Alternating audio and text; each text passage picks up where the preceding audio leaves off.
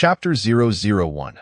The scoundrels and slave traders. The port of Free Island was a bustling spectacle, with a majestic four-masted sailing ship docked there. Perhaps it was due to the twilight hour that the island's sole noble, Mr. Kane, chose to sequester himself in a modest chamber, engaged in business discussions with the proprietor of the grand vessel. Opposite him sat Mr. Mars, a cunning and treacherous old slave trader, who begrudgingly acknowledged that this captain of the infantry unit belonging to the Storm Legion possessed an innate obsession and aptitude for maximizing profits. At that moment, Kane was unceremoniously stuffing a cigar, imported from another continent, into his mouth while attempting to ignite it with a rather clumsy fireball spell. Without any peculiar sound, a fireball emerged from Kane's fingertips, lazily drifting upwards and igniting the cigar. This was a rather lamentable display of skill, for no self-respecting battle mage would allow their fireball to travel so slowly. It wouldn't even be able to dispatch an ant. Yet, Kane was no mage, nor even an apprentice, so this languid fireball perhaps served to highlight his own peculiar sense of decorum that Mr. Kane, Mars, eager to strike an agreement on pricing before darkness fell, was the first to break the silence. Seated across from him, Kane was a young man, tall and poised, destined to be a handsome figure, were it not for the murky darkness of his black eyes, which held a glimmer of something elusive when he smiled, something that Mars found utterly detestable. Kane set the cigar down, inhaled deeply, and interrupted Mars. "Dear Mars, if you would be so kind, I would prefer to be addressed as General Kane rather than that wretched title of Mr. Kane. As the highest-ranking noble on Free Island, I expect Mr. Mars to show me due respect." Though Mars harbored countless disdainful thoughts towards this man with whom he had transacted multiple times, he forced a smile upon his face. "I apologize for my rudeness, General Kane." Kane nodded, feigning concern as he inquired, "It is already dusk. If we do not settle on a price before nightfall, Mr. Mars, how shall your goods find their way into the warehouse?" "That simply cannot do. As the island's only noble, I have a duty to safeguard the interests of the merchants who traverse our shores. So, Mr. Mars, might I ask why you have yet to unload your substantial cargo from the ship?" Mars thought to himself, "I senti it because you're obstructing me in my efforts to lower the price. Who would willingly linger in this desolate place at such a time?" "Indeed, General Kane." Mars replied with a bitter smile, "You are aware that the northern nations have outlawed the slave trade, and down south, such unpleasant sentiments are also gaining traction. In short, business is becoming increasingly difficult, especially with this batch of slaves from the north, half of whom are female elves, not to mention the losses incurred during capture and the substantial compensation I must pay. Furthermore, the bribes required to facilitate passage over the months it takes to transport from north to south have cost me thousands of gold coins, thus raising my costs considerably. Yet, General Kane, you still expect me to lower my prices. That would leave me utterly destitute. Therefore, you maintain a price of 93 gold coins per slave." Kane, possessing ample patience, spoke in an increasingly measured tone. "No, that is for ordinary slaves. A female elf demands 130 gold coins." Mars would not budge on this point. As a notorious slave trader from the northern continent, Mars had honed the skill of speaking to both men and fiends alike over the years. Though Kane was merely a fallen noble with the rank of an infantry squad leader, he found himself in a position to negotiate, as Free Island was the only route through which his captured slaves could be legally transported into the territories of the Snow Lynx Empire. Mars was left to endure Kane's unreasonable demands. "Please believe me, I am a fair merchant." "That is beyond question," Kane nodded. "However, I possess other reasons that necessitate persuading you to lower the price to 80 gold coins for an ordinary slave." Mars countered, "The current market price for ordinary slaves in the Snow Lynx Empire is 250 gold coins. General, you have already reaped enough profit. Please do not make things difficult for a mere merchant." Kane lamented, "Mr. Mars, you know well that while the profits may be substantial, the number of mouths to feed is also considerable. Each year, thousands of slaves flow from here to the Empire, yet the returns are distributed among many. Although I am negotiating this matter with you, I am but a minor player in this game. I cannot influence the desires of those in power. If the prices of these slaves are exorbitant, I fear that even selling myself would not satisfy the greed of those lords. I see that your ship carries the largest batch of slaves this year. If you could first lower your price and announce it, I would be willing to secretly supplement you with 6 gold coins for each slave. which effectively means you would be selling this batch for 86 gold coins apiece. How does that sound? Mars remained resolute, rejecting the offer. No, I cannot afford to alienate my fellow traders over a single transaction. The circle of those engaged in the slave trade is quite small. If I acquiesce now, my ship may well find itself unable to leave port tomorrow. Kane recognized that this old rogue was not easily swayed and understood that persuading him would be more formidable than scaling a mountain. Thus, he was not surprised by the response. Yet he was determined to extract some profit from these slave traders. Since this old fellow was impervious to reason, he would have to resort to subtler tactics. Unbeknownst to him, the cigar had nearly extinguished, a consequence of the fireball he had ignited, which was composed of an exceedingly pure elemental fire. After Mars finished speaking, he fell silent, merely gazing at Kane. As both engaged in a game of silent intrigue, waiting for the other to speak first. Time slipped away swiftly, until Kane felt the moment was ripe. He clapped his hands, and his secretary promptly entered the room. Austin was an old friend of Kane's from their days in the imperial capital, but having failed to inherit even the most modest title, he had unfortunately found himself unemployed and had thus accompanied Kane to this exceedingly remote island as his secretary. "Captain Kane, what can I do for you?"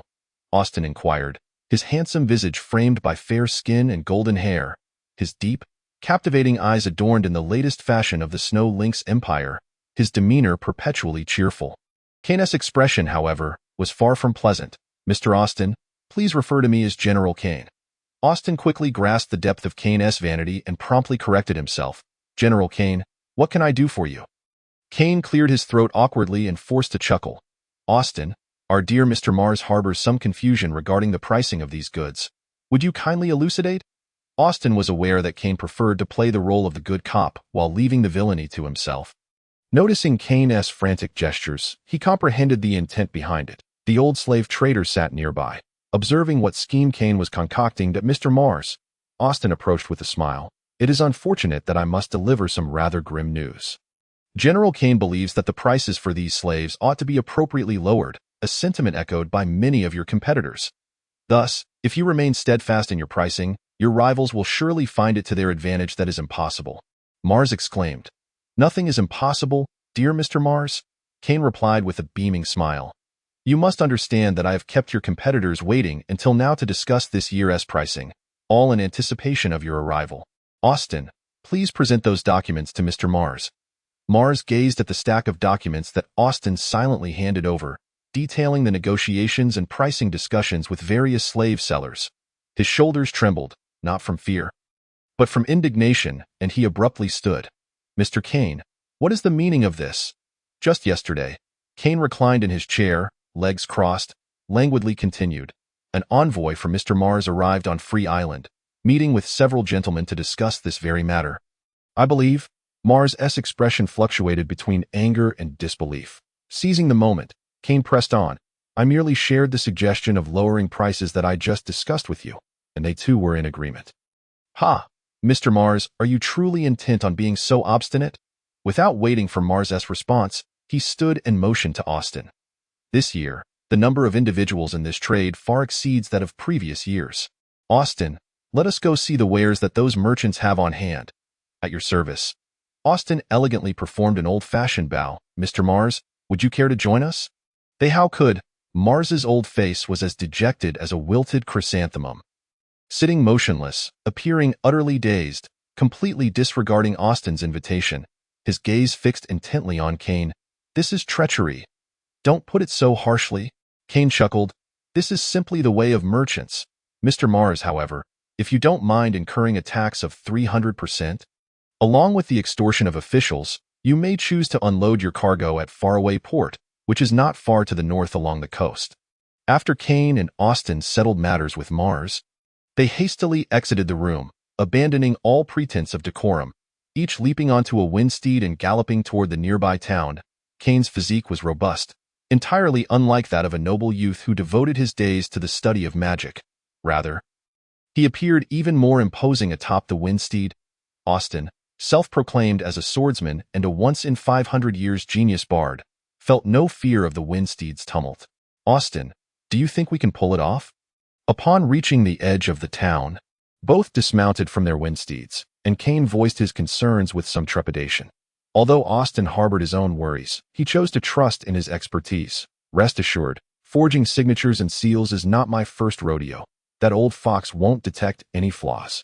Kane took a few steps, feeling his pride wounded, and cursed under his breath. Damn it, good thing I was prepared. That old coot is as stubborn as they come. If he pushes me too far, I might just have to discreetly find someone to take him out. Austin, fingers brushing the hilt of his sword, plucked it lightly, producing a sharp, resonant sound. Let it go. We ought to inform those slavers in town of Mr. Mars's new decision. I believe they will reconsider. At that point, what is false can become true. With his hands clasped behind his back, Kane muttered like a middle-aged woman. When you first told me, you said it was a foolproof plan. The documents you forged are those written agreements where the slavers consented to lower their prices, complete with their seals and signatures. Mars would never think to verify their authenticity. I don't want to trip over this, Austin. All right, Kane, those slaves are ultimately within our grasp. Whether we can make a fortune from this will depend on our luck. Austin nonchalantly scratched his nose. Chapter 002. In truth, I am a good person after a busy night. When Kane emerged from the residence of those slavers the next day, he was invigorated, while Austin followed closely behind, a smile adorning his lips. As anticipated, the slavers were embroiled in their own infighting, making it far easier to deceive them. The two split up to sow discord and capitalize on their misfortune, and Mars ultimately capitulated. Mars was a notorious slaver from the northern continent, but much of his infamy was built upon the suffering of his peers. While the forged documents could easily be exposed, Mars was a big fish, and Kane was willing to take the gamble. Since March of this year, Kane had begun proclaiming to the slavers that the prominent figures overseeing their businesses hoped to renegotiate prices. The main reason for this was Mars's involvement, which had led to an oversupply in the slave market, and the slavers were rife with internal strife. Kane sought to exploit this gap to earn some extra coin. Barring any unforeseen circumstances, Mars will not obtain the answers he seeks from those slavers. While Kane was lost in thought, Austin remarked, if they start quarreling or fighting, that would be even better. Perhaps we could lend a hand, if they can't manage to brawl, Kane said with a sinister grin, unashamed to reveal his unscrupulous nature in front of an old friend. It would be best if they become so preoccupied that they forget the authenticity of those initial documents, ultimately begging us to take in those slaves. At that point, I can fleece him again. While your vision is quite splendid, I must remind you that it is impossible. Austin doused him with a cold dose of reality. Not only is that old fox Mars unlikely to act impulsively, but just look at his lackeys. Each one is shrewd in their own right. As Kane and Austin exchanged these words, they were en route to the old town mayor's residence. After all, he was merely a captain, unable to wield absolute power. The old mayor was indeed quite aged. People referred to him as Old Blant, with graying hair, a balding crown, and spectacles perched on his nose. He was a genuine enthusiast of magic, yet remained merely an amateur due to his woeful lack of talent. To this day, he could only conjure a low-level fireball. Thus, whenever he witnessed Kane, like a nouveau riche, lighting a cigar with a fireball, Old Blant could not resist tapping him on the head with his old wooden staff. Old Blant was lacking in many skills, yet he had managed to attain his position due to being a distant relative of the powerful Blant family in Weisheng province. Old Blant was admirable in many respects, save for one glaring flaw: his unwavering integrity, which made Kane feel ashamed, and rendered it inconvenient for him to engage in many sordid dealings. However, even the most upright individuals could be swayed. For instance, Austin could sacrifice a bit of charm, not concerning the old mayor, to entice Old Blant's comely daughter, Elisa, who had now become quite enamored with him. Additionally, Kane annually invited the most renowned healer on the continent, in his words, to tend to Old Blant's youngest daughter. Eileen's mother had unfortunately been attacked by a few mercenaries during a previous necromancer assault, as her face was deemed too peculiar. This unfortunate incident had inadvertently affected Eileen, who was born with an unknown ailment. Old Blant's estate was located in the town center, and the two strolled there, taking little time to arrive. After much hesitation, Kane finally said to Austin, "Currently, we are spending far too much. Whether we can earn some back is uncertain. Why not have Elisa whisper sweet nothings to Old Blant, so we might siphon off some of the profits from the slave sales bound for Weisheng province?" "You must be out of your mind." Austin exclaimed nervously. You know those folks inland have their eyes on those gold coins. How dare you even think of taking such risks? It's not as if I have no options, Kane muttered, furrowing his brow for once. I'm desperate for money. I'm nearly broke. Don't forget about our neighbor. He hasn't visited even once this year. When he extorts, it's 100 times worse than I do. Austin, of course, understood the predicament concerning Freeland and sighed. We'll cross that bridge when we come to it. Young Kane, what brings you here? Old Blant inquired. Lounging in his yard, shirtless, beside a conjured breeze magic circle, one hand adjusting his spectacles and the other clutching a thick tome. Despite his advanced age, he remained oblivious to the ways of the world, still believing Kane to be a kind-hearted young man. Old Blant's yard was expansive, adorned with a lovely garden filled with an abundance of local flora, now in full bloom, presenting a riot of colors and an enchanting spectacle. The gate stood open, and Kane approached along a pebbled path, embracing the old man warmly. Just came to see you, you old rascal. Is that so wrong? Ha, come to see this old fellow? And who would believe you?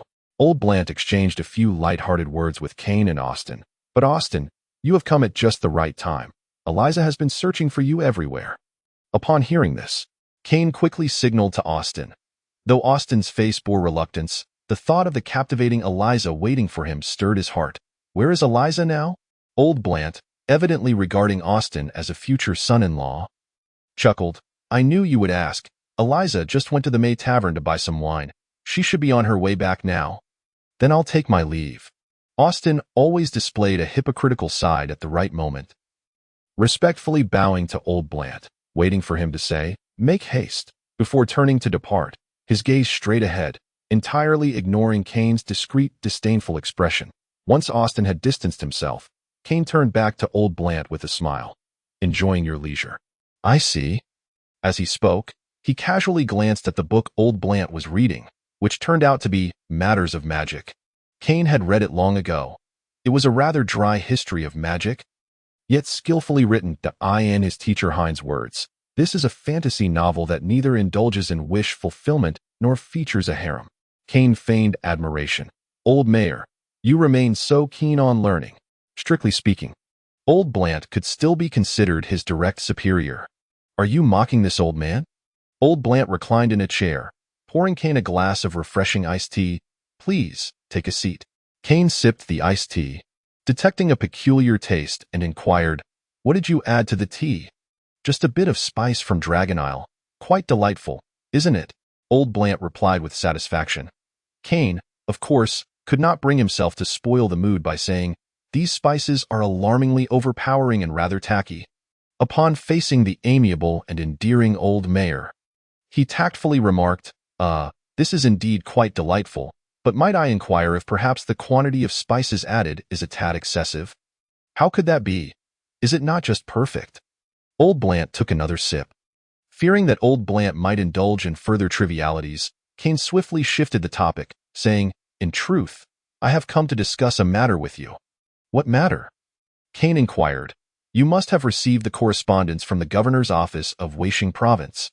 Have you not? I received it just 2 days ago, Old Blant replied. Sensing the seriousness of Kane's tone, he too adopted a more solemn demeanor. Mr. Christopher, the governor's son, will be arriving on Freeland Island with his niece, Miss Angela, in a month. Do you know the purpose of their visit? Kane probed. Old Blant nodded, placing his book on the ground, his eyes betraying a hint of concern. Officially, they are coming to Freeland Island for leisure. However, this place is perhaps the most remote corner of the Snowy Squirrel Empire, making it an odd choice for relaxation. I have received word that they may have ulterior motives, and it seems this purpose is somehow linked to the pirates to the west of Freeland Island. Chapter 003. Freeland Island is not particularly small, measuring roughly 1/16 of Weishing Province, yet it is pathetically defended with only over 200 station troops. However, considering its status as the most distant southern territory of the Snowy Squirrel Empire, with a sparse population and diverse ethnic groups, not to mention the frequent incursions by pirates in the surrounding waters, maintaining even a small contingent of infantry here is no small feat. The island's geography is quite peculiar. The southeast corner is dotted with extensive rocky hills and numerous caves that have existed since time immemorial, while beyond the southeast lies vast plains, where dense forests dominate, save for a few agricultural fields along the rivers. To the north, towering mountains twist and turn, stretching from the northeast to the west, with many forks along the way. The northern port is not particularly large. Flanked by dilapidated warehouses, where only vessels seeking fresh water and food or evading taxes dock, alongside some merchant ships, such as those belonging to Mars, which unload their cargo here before transporting it across the strait to Weisheng province. Due to Kane's expansion of the slave trade, there are no residents near the port. However, not far from it lies a small town, Stonebridge Town. Following the river that originates from the northern mountains southward, one encounters numerous villages where the human populace primarily relies on fishing and farming, alongside orcs and a few merfolk. The further south one travels, the more treacherous the roads become. Hence, Kane's infantry typically only operates near the port and the town, occasionally venturing into the mountains for hunting. Kane and his men are stationed at the juncture of the town and port, tasked with maintaining order and ensuring an escape route during pirate attacks. The total number of intelligent beings on Freeland Island does not exceed 10,000, with the human population being even less, mainly concentrated in Stonebridge Town, to the southwest of Freeland Island. There are several small islands, most of which are uninhabited, save for a few that host some uncivilized indigenous inhabitants. Further south lies the territory of the dragons, in contrast. The Weisheng province, visible across the sea to the north of Freeland Island, is the largest of the 8 provinces of the Snowy Squirrel Empire and grows increasingly affluent as one travels northward. The Snowy Squirrel Empire, located in the southern continent, is plagued by rampant piracy along its coastline.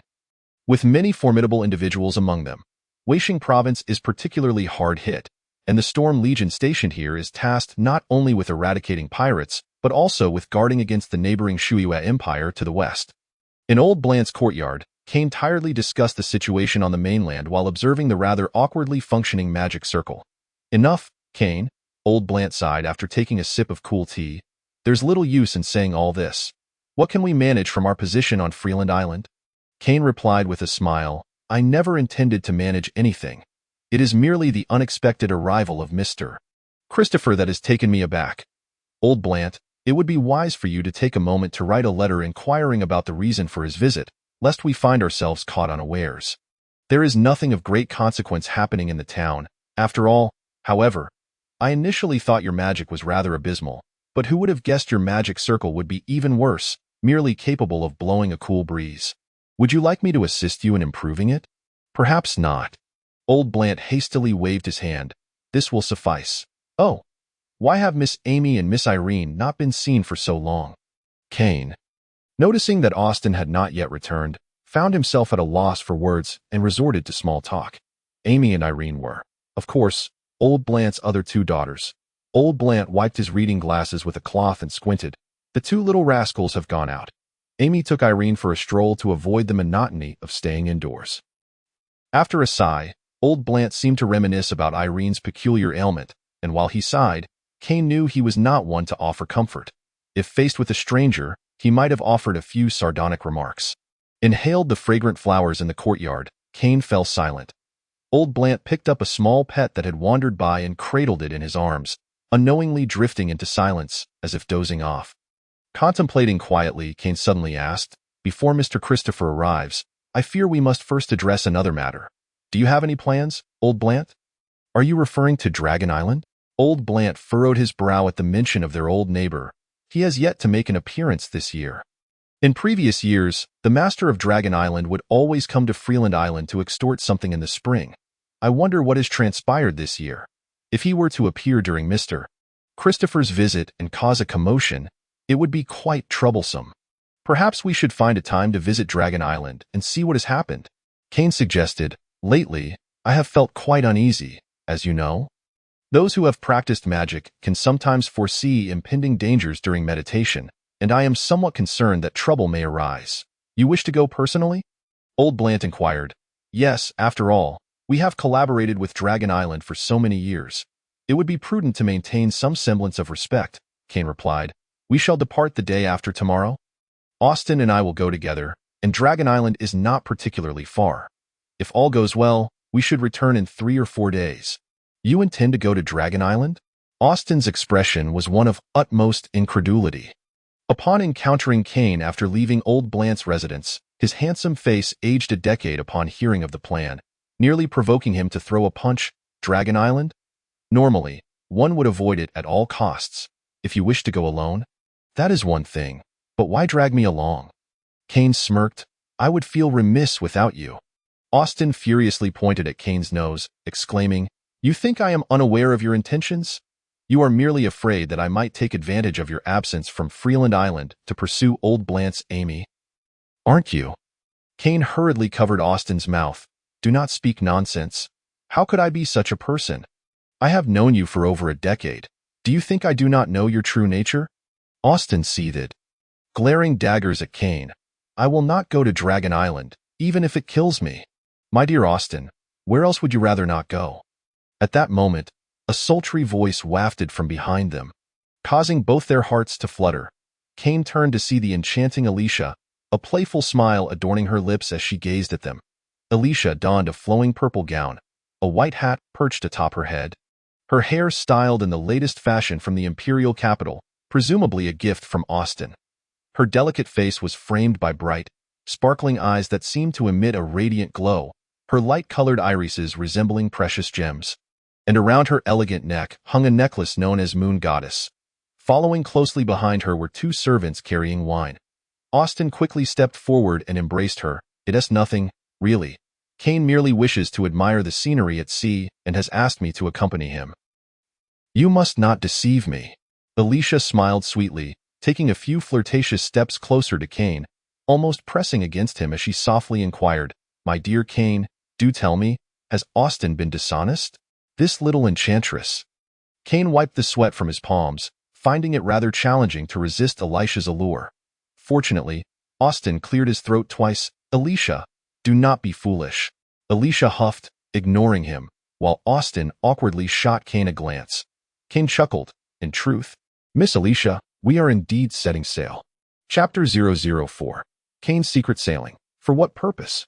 Elisa asked, astonished. Kane replied with a smile. Naturally, to assess the market conditions at sea this year. You need not worry. Austin will be back shortly. Right, Austin? The last statement was directed at Austin, who, noticing Kane's furtive gestures, grew increasingly agitated, but found himself unable to voice his thoughts before Elisa, and could only awkwardly say, Yes, that is precisely what I was about to say. Well, Elisa, you should return now. Your father is growing anxious. Oh dear, I almost forgot. Elisa tucked a strand of hair behind her ear, stepping away from Kane. Suddenly, she turned with a captivating smile. If I find out that you too are deceiving me, Austin, just wait and see how I deal with you. Elisa had long been a force to be reckoned with. Austin dared not offend this fierce tigress. Although she appeared gentle and soft-spoken, her wrath could easily transform Austin's cherubic visage into that of a piglet. As Austin quivered at Elisa's veiled threats, she sashayed away, leaving him to endure Kane's smug expression. Unable to contain himself, Austin swung a fist the size of a bowsy at Kane's head, cursing, If you want me to go to Dragon Island, you might as well just kill me. Few were privy to Kane's ulterior motives. Yet it was evident that Austin was among them. Despite his delicate, handsome appearance, Austin's words could be vicious. The ancient dragon on Dragon Island is a man-eater. Dragging me there can only mean you intend to use me as a scapegoat. Am I such a person? Kane retorted, feeling the sting of two punches to his forehead, nearly losing consciousness. He knew well that Austin was not one to pull his punches, and with a smattering of swordsmanship under his belt, he could hardly hold his own. He hastily turned to flee, declaring with righteous indignation, I swear on my honor, I, Kane, would never stoop to such treachery. Austin spat disdainfully on the ground, his face a mask of sorrow. If you possessed any semblance of honor, you wouldn't have tricked me into this forsaken place to serve as your secretary. Kane, despite the pain, attempted to reason with him. Isn't this for your own good? What can you achieve in the capital? Before you even make a name for yourself, you'd starve to death. It's better to venture here. Who knows, you might strike it rich one day. Strike it rich, my foot. Austin interrupted, shattering Kane's hopeful dreams. It is either slave trading or raiding merchant ships. And you'll need to bribe those lords in the interior with a fortune in gold. Joe put it plainly, we are mere small fry. Do you understand? The day you can sit back and have gold delivered to your doorstep without lifting a finger. That's what it means to be prosperous. Otherwise, no matter how much gold you earn, it merely enriches others. Kane quickly covered Austin's mouth. Why say such things? You were eager to come to Fleary Island in the first place. Do you think it was easy for me? Austin waved a finger in front of Kane's face. Don't lecture me. Do you think I care? How can you say that? Austin, Kane smiled weakly. No matter how you look at it, had you not come to Fleary Island, how would you have met Elisa? Austin shot him a glare, falling silent. Kane continued, All right, this isn't the time for grievances. We must go to Dragon Island. Then you go alone. Don't involve me, Austin insisted. Kane recognized that he could not persuade Austin at the moment, waved his hand dismissively, and chuckled awkwardly. Let us discuss this once we return to camp. We can all deliberate together. The summer sun cast a languid glow over Fleary Island, and the once familiar sight of three-tailed pigs and long-beaked birds had retreated to the shade. The main road was overgrown with wild grass, uneven and unkempt, while various footprints from the rain left their mark on the dry earth, which crumbled underfoot. The sun above bore a blood-red hue, and the wispy clouds were almost imperceptible. Trees, some ancient and towering, others lowly and young, lined the roadside. By this time, the townsfolk had largely remained indoors, and the dirt road from the town to the port saw little traffic. A fork in the road led to a hillside estate. Though it belonged to Kane, it had become home to nearly all his subordinates. The original rooms were insufficient, leading to the hasty construction of numerous wooden structures. Kane and his men were the epitome of aesthetic ineptitude. Their haphazard wooden buildings marred the once beautiful estate gardens, and crude trophies of forest beasts hung from the grass, intended for evening barbecues. Austin, of course, was deeply dissatisfied, lamenting daily about how he would manage the estate if it were his, returning to his spacious bedroom. Kane exhaled heavily, fatigue washing over him as he collapsed onto the bed, drifting into a hazy sleep. Upon waking, he found it was already dusk. Rubbing his heavy head, he felt uncertain of what to do next. He couldn't concentrate on meditation or even read. So he reclined back on the bed, fiddling with the spoils he had recently seized. In the end, I am just a small fry. Kane mused self-deprecatingly. In his hand was a beautiful bracelet, guarded by several magic crossbows on the ship. Crafted from an unknown metal, likely produced through some arcane alchemy, it felt warm and smooth to the touch, reminiscent of jade from the eastern continent. The bracelet bore intricate carvings of ancient mythology, vividly depicting a serpent-like creature coiling around it, its dark eyes seemingly alive, sending a chill down Kane's spine. What on earth is this? With only a smattering of knowledge about alchemy and magical artifacts, Kane could not fathom the bracelet's purpose beyond its decorative allure, though he sensed a faint magical aura emanating from it. It was far too clandestine to be mere junk. Kane slipped the bracelet onto his right wrist, daydreaming of the day he would uncover its secrets and ascend the ranks to wealth and power. Teacher Hayne must surely know what this is. The fact that it had been so carefully concealed suggested that it was recognizable to many, and the original owner had even employed magical crossbows for its protection. If its origin traced back to Fleary Island, it would spell trouble. Though Kane was confident his tracks were well covered, he could not guarantee that none of his subordinates might inadvertently spill the beans. Thus, taking this opportunity to set sail was a wise decision to avoid the brewing storm. With troubles mounting, he had previously wished for more challenges to arise, but now that they had come knocking, they had only turned into nuisances. Kane splashed water on his face, feeling more alert. He entered a modest little room and began crafting the magical artifacts that Hayne had taught him. These shadowy items, which Hayne euphemistically termed the power of knowledge, included both instant use and delayed effect mechanisms, complemented by various traps, making them nearly foolproof. As he prepared for the impending journey to Dragon Island, it was essential to hone his skills. His magical prowess was still rudimentary. Hayne had instructed him, no matter how powerful the magic, it's useless up close. A mere firewood stick is more effective, and no matter how formidable a swordsman, I'll just bombard him with ranged spells, not to mention digging traps, creating barriers, or even siphoning the magical elements from an entire space. Currently, he was focusing on a scroll that would release fireballs and wind blades on a timer, hoping it could save him in case of an emergency on Dragon Island. The scroll was merely a component of the magical artifact. Intricate designs could amplify its power and render it compact and efficient. Alchemists understood the art of crafting various alloys to meet the material demands of these artifacts, a field in which Kane excelled, thanks to Haynes' teachings and his own talent. Simultaneously, the scroll's activation required a corresponding magical circle. Comprising heuristic and automated designs, the two primary categories used for real-time and delayed activation. Wise Master Kane. The flying creature Ankh always appeared at the most inopportune moments. Just as Kane was troubleshooting a circuit issue, Ankh stumbled in. Lord Aaron has returned and is waiting for you outside. Chapter 005. The plan to set sail, though Kane's subordinates were nominally foot soldiers, ever since his friend, Sir Aaron, had joined them on Fleary Island. He had incited Kane to form a small cavalry unit, albeit consisting of only 10 riders. Aaron was ruggedly handsome, sporting a thick beard, and when he grinned broadly, his 2 rows of gleaming white teeth were on full display. He was a robust figure, standing beside Kane and Austin like a mountain. As the eldest of the trio, Aaron was devoid of the dark scheming that occupied the minds of the others. Instead, he was fervently dedicated to becoming a true knight, akin to the legendary heroes of ancient times who accomplished remarkable feats. Aaron proudly displayed a knight's badge that Kane envied, treating it like a treasure.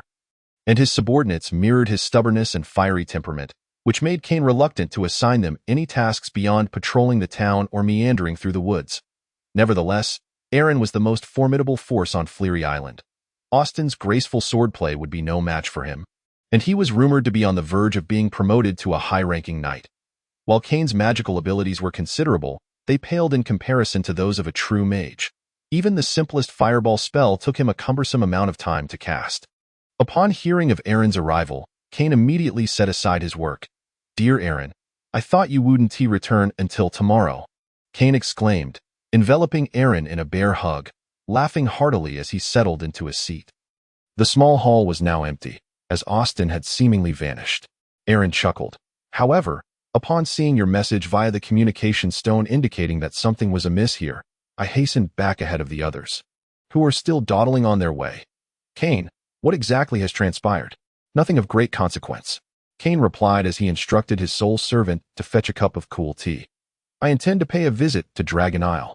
"Dragon Isle? How many companions do you plan to take?" Aaron reacted similarly to Austin, though he restrained himself from throttling Kane in surprise. "Why is that?" Kane responded. "No particular reason, merely to ascertain if something is amiss on Dragon Isle. I shall return swiftly."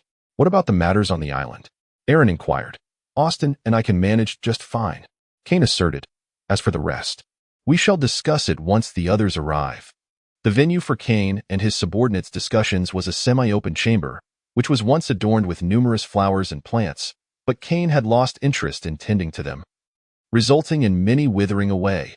Above the chamber hung a magical chandelier, while the corner pillars bore ruggedly carved reliefs resembling the handiwork of an orc artist, exuding a desolate grandeur. The carpet on the floor was quite worn. Its original patterns nearly faded away, and one corner had even curled up, singed in places, as it was summer. The cooling magic circle operated tirelessly, a gentle breeze wafting through as Kane lounged lazily in his chair, letting out a long sigh.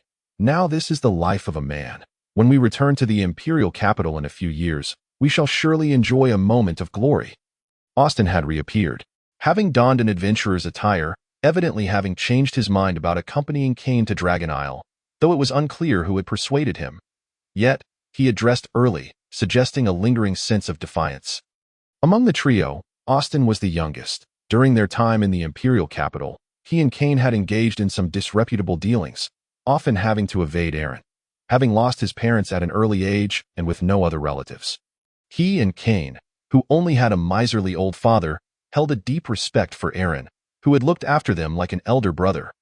This respect was not merely verbal but stemmed from an intrinsic trust.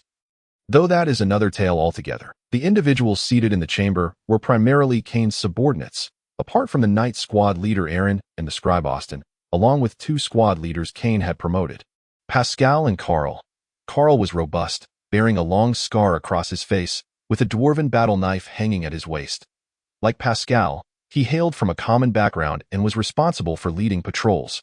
Being a local, He was well acquainted with every nook and cranny of Free Island. In contrast, Pascal was significantly younger yet acted with prudence, his tasks executed in an orderly manner, earning Kane's trust. Kane smiled. Now, let us call everyone together to discuss the arrangements for when I leave Free Island. What arrangements could possibly be necessary? Austin blurted. There are merely a few hundred people. Those who need to patrol will patrol, and those who need to train will train. What else is there to do? Kane cleared his throat, casting Austin a sidelong glance. After Austin and I depart from Free Island, the affairs of the island will fall under Sir Aaron's supervision. Pascal, Carl, you two are to heed his commands without any dissent. Understood. They both replied immediately. Austin's comment left Kane momentarily at a loss for words. After a lengthy pause, he continued. The merchants residing at the port are likely to be departing soon. Pascal, keep a close eye on them to prevent any disturbances. Mr. Mars is our major patron, so be sure to favor him when necessary. Also, rein in the subordinates. Ensure they do not wander into the taverns in town, but rather patrol the streets more frequently.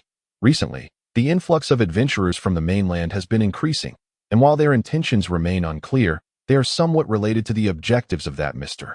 Christopher, so we must avoid any troubles. Indeed, Austin concurred earnestly. The governor's son and his niece arriving unexpectedly in this backwater certainly isn't for sightseeing. Even if it were, encountering too many unsightly things on Free Island would spell our doom. Therefore, we must show no mercy to anyone causing a ruckus at this time. There are also many pirates at sea who have yet to reach an agreement with us. Should anything unfortunate occur, Pascal voiced his concerns. Rest assured. Kane laughed heartily. Not long ago, we captured several magical flame crossbows. While we lack specialized bolts, I can modify them. With my crafted bolts, dealing with those dilapidated pirate ships will be no trouble at all. Moreover, I am aboard a magically powered sailboat, which is at least twice as fast as a typical pirate vessel. Unless those pirate captains personally intervene, I doubt they could catch up to me. Once we reach near Dragon Isle, few will dare to set their sights on me. But what about that old dragon? Pascal's words echoed Austin's concerns. Dragon Isle earned its name for being home to a notoriously greedy old dragon, which annually plundered from Free Island, a creature Kane despised deeply. Yet now, Kane intended to confront it directly, risking being devoured like a morsel. Who will consume whom is yet to be determined, Kane asserted with surprising confidence, this time. If I do not return with some spoils, I shall no longer be Kane. When heading to Dragon Isle, prepare plenty of glass shards. They are quite effective against dragons, affordable and plentiful, if it desires them. We could pile them onto several ships to bury it. Austin laughed, noting that glass had only recently become a well-developed technology over the past 2 years. The slothful dragon on Dragon Isle would likely remain oblivious to these advancements for centuries. Austin's suggestion delighted Kane, who nodded. These matters shall be your responsibility. I shall not meddle. Kane, what have you been busy with lately? Aaron inquired. Gathering some life-saving items. They might not be needed, but one can never be too careful. Kane squinted. Managing a dry chuckle. Chapter 006. The daughter of the old Blanford family. It is common knowledge that the old mayor has 3 beautiful daughters. Kane, of course, was aware of this when he secretly facilitated the slave trade for his superior, General Garfield. To profit from it was Austin, who had seduced the eldest daughter, Elisa, of the Blanford family, thereby intertwining their fates with the old mayor's family. Some matters could thus be conveniently overlooked, especially since the old mayor was originally from the Blanford lineage. Kane had long harbored his desires for the 3 daughters of the old mayor, yet he had never found an opportune moment to act. With Austin and Elisa now on the verge of marriage, Kane remained a bachelor, the fleeting charms of the imperial capital having long since dissipated. Although Free Island was not devoid of women, the local native standards of beauty left much to be desired, making it exceedingly difficult to find a human female, let alone one of remarkable beauty. Moreover, during his time in the imperial capital, Kane had developed a taste that rendered him disinterested in anyone but the daughters of the Blanford family. With Elisa now out of reach and the youngest daughter, Aileen, still a mere child and frail, Kane could not dare to pursue her. Thus, only the middle daughter, Aimi, remained. Aimi was not particularly old, unlike her sister Elisa, who had already attended a magical academy in the Weishing province, making her the only true sorceress on Free Island. Aimi was gentle and serene, rarely speaking, yet her face always bore a smile, as though she were innately cheerful. Since Elisa's return from Weisheng province, she had been instructed by her sister in the ways of magic, but due to the genetic limitations inherited from the Blanford family, her progress had been stunted. Aimi possessed a small face and large eyes, with a cascade of silky black hair that danced lightly in the breeze, occasionally tied up with colorful threads woven by elves. Her gait was not as alluring as Elisa's but rather tranquil, resembling a woodland sprite, arriving silently by your side before you even noticed. When she smiled, her dimples were prominently visible, creating an inviting warmth. Kane found himself increasingly drawn to her, often seizing various opportunities to strike up conversations. Yet, Aimi's thoughts remained inscrutable. She had a penchant for visiting the stream outside the town, where flowers bloomed as vibrantly as she did. Having experienced the imperial capital's social scene, Kane was at a loss for how to capture the heart of a lady beyond the direct approach, resorting to the clumsy method of penning a love letter. Kane faced quite the dilemma. His first love letter was penned by his dear friend Austin, who fancied himself a great bard and displayed no humility in this regard that in mere moments. He had crafted a poem. It began thus: "Beneath the leaves, a tome of poetry, a jug of wine, a loaf of bread, this desolate place, yet with you beside me singing, the wilderness transforms into paradise." Setting aside Austin's execrable self-indulgence, when Kane delivered the letter, he was met with Aimi's enthusiastic response, "Mr. Kane, I didn't know you could write." Kane's face flushed with embarrassment, mortification threatening to consume him, for his infamous reputation as a debauched scion seemed to have permeated the town. Beyond the oblivious old Blanford, nearly everyone regarded him as a frivolous young man, lacking in any true skill. Nevertheless, he felt a thrill at Aimi accepting the letter, which suggested there might still be hope. Aimi cherished fantasies of unrealistic scenarios, particularly those found in chivalric novels. Kane soon recognized this trait and endeavored to present himself as a noble gentleman. "Aimi, what do you think of Kane?" As dusk fell the following day, old Blant sat in the yard, surveying the scenery as usual, with Aimi and Eileen contentedly by his side. The old mayor felt that his life was devoid of regrets, despite having spent over 40 years on this remote island. Life often brings solitude, leaving vast stretches of memory unrecallable. At this moment, to discern a hint of happiness amidst loneliness was indeed a stroke of fortune. Aimi, ever gentle and considerate, sensed the old man's melancholy and comforted him, saying, "Father, you are growing old. Perhaps we could return to the old manor in Weisheng province someday. You always mention wanting to go back, but since you were appointed mayor of Shichiao town a few years ago, you have never brought it up again, have you?" "I have no particular desires. It would be fine to grow old here." Old Blant understood that Aimi was subtly urging him to resign from his position, and he interrupted her with a smile, saying, "Besides, I am still young.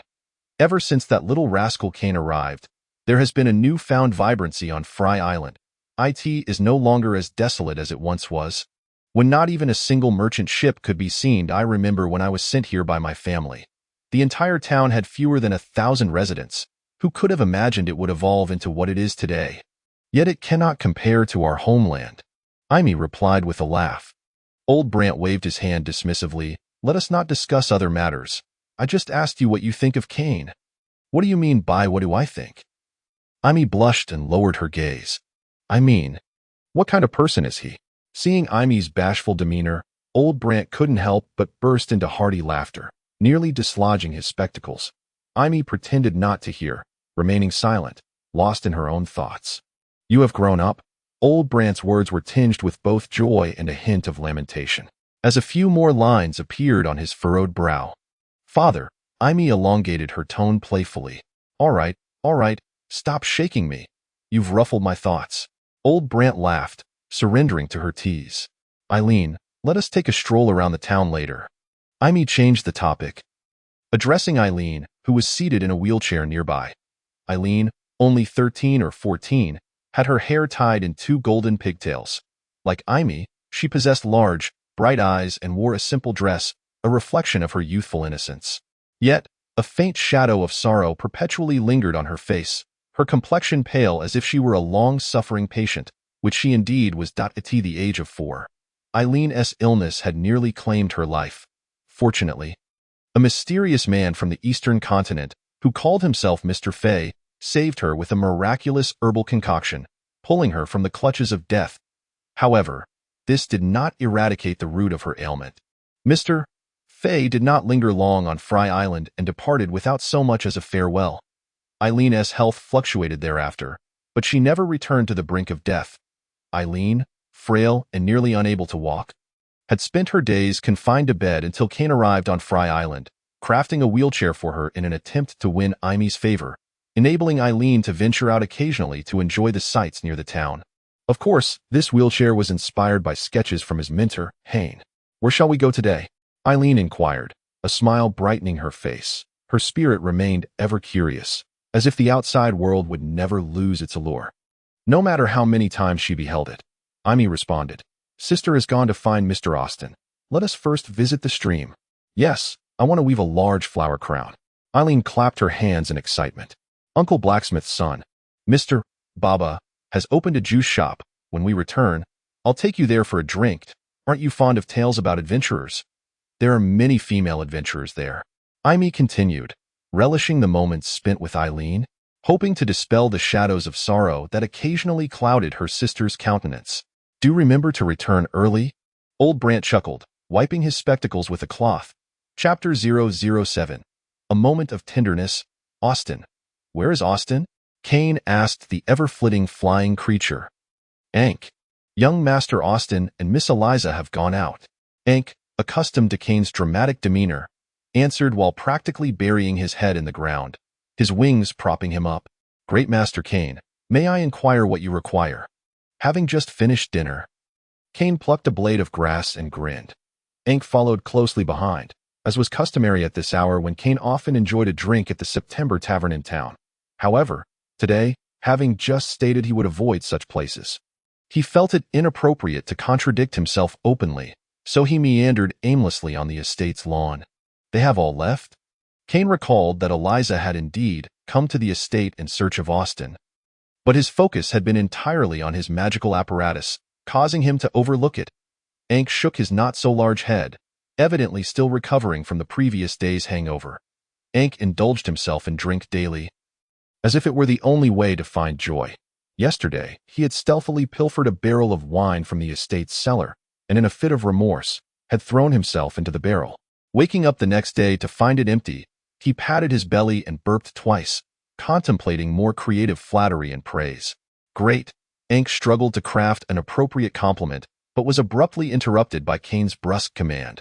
"Since Austin is not here, let us head to the September Tavern and see if anyone is violating the newly established rules. Ankh, lead the way."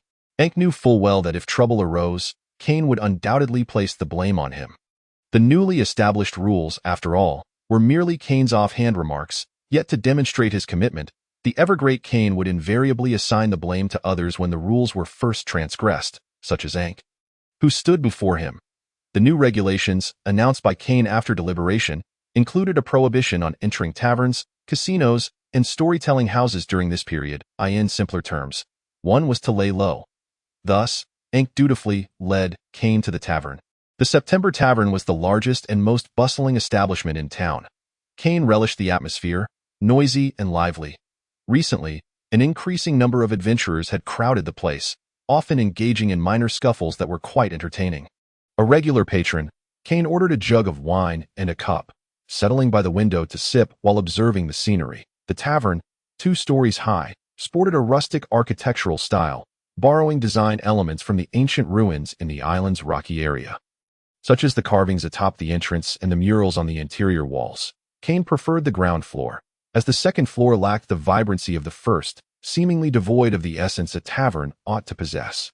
Many heavily adorned courtesans flitted about, enticing customers.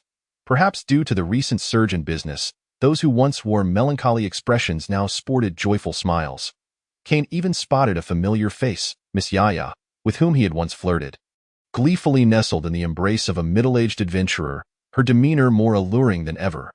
Adorning her arm was the bracelet Kane had once gifted her, a glimmering remnant of value, perhaps the only precious item she possessed. Upon sighting her, Ankh immediately sensed impending trouble, and indeed, Kane's brow furrowed at the sight of Yaya. He gulped down a drink and staggered to his feet, pushing past the women who approached him. Still clutching his freshly poured drink. Yaya, long time no see. Kane drunkenly interrupted the adventurer's conversation.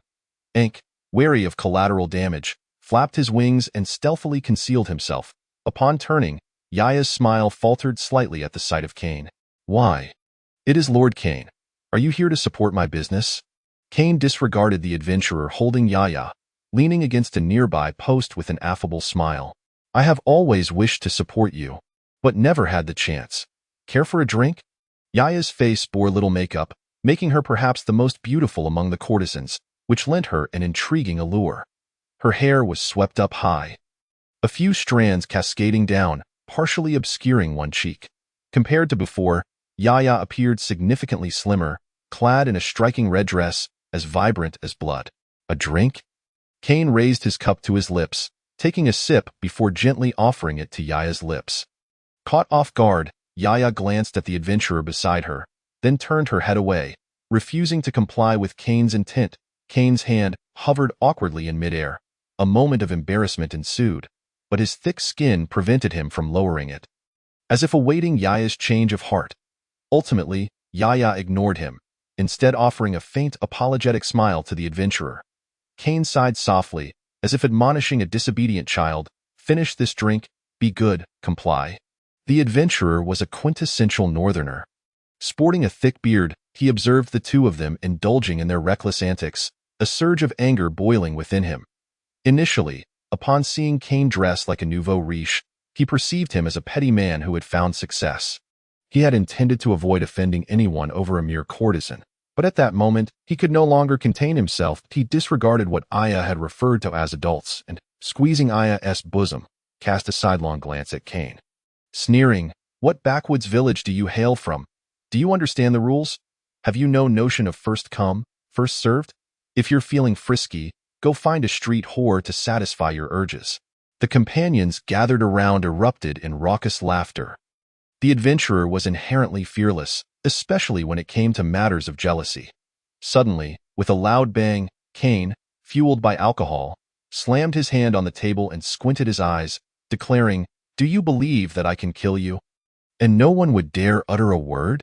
Oh, how frightening, the adventurer mocked, mimicking his tone. Do you believe that if I killed you, no one would dare say a thing? The adventurer paid no heed to Kane's threats, retorting with the same words. Kane had nearly forgotten that he was not a warrior, and in a fair fight, he would undoubtedly lose. However, he could no longer concern himself with such thoughts. He roughly yanked Aya toward him, causing her to gasp in shock as she landed in his embrace. Kane inhaled the fragrance of her hair deeply, slowly closing his eyes, and whispered softly in her ear, Didn't I tell you to stop doing this? Stop doing what? Aya trembled, tears streaming down her cheeks. Being a discarded courtesan? A shameless wretch? Kane sighed softly, tenderly adjusting her hair, his expression remaining unchanged. You must be careful. Go home. Return to your house. Where else can I go? Aya pushed Kane away, wiping her tears, and stubbornly shouted, My business is none of your concern. Kane felt his entire day's worth of bad mood resurface. He loosened his grip, causing the cup to tumble to the ground and roll a few times. A faint smile appeared on his face, and then, with a swift motion, he landed a punch squarely on the adventurer's face, and then another. The adventurer, caught off guard, took a heavy blow, and laughter erupted from the onlookers. Kane, appearing frail, seemed an unlikely contender, yet the adventurer was struck, spitting blood and losing a tooth, his face paling. Kane's second punch naturally missed, and the adventurer drew a dagger, glaring fiercely at Kane, cursing, I'll make sure to take you down today. Many onlookers recognized Kane and expressed their pity for the unfortunate adventurer. Fully aware that Kane would never engage in a fair fight, he would either rally a gang or employ underhanded tactics. However, they were not kind enough to offer a warning. There is a certain etiquette in observing such spectacles. Kane scoffed, a cold smile gracing his lips. Kill me? Do you believe you will walk out of this tavern alive today? Chapter 008. A finger in Kane's solitude. Kane was neither a sorcerer nor a warrior, to be precise. He possessed the weaknesses of both. The common folk living on Friday Island often bore a reckless disposition, free from worries in life and indifferent to death. They were akin to foul, hardened stones, piled at the southern edge of the Shueli Empire. The majority of the traffic in Stone Bridge Town consisted of land-bound adventurers, and the taverns were never devoid of lively banter. Death was hardly a novelty, life was deemed lowly, and a fire could erase all, leaving naught but ashes in the soil. Since his arrival on this nearly otherworldly island, Kane had found little to incite his wrath. Time had taught the once impetuous youth to temper his edges. Yet, the adventurer stared blankly at the gaping wound in his body, blood seeping profusely, quickly staining the hand he tried to press against it.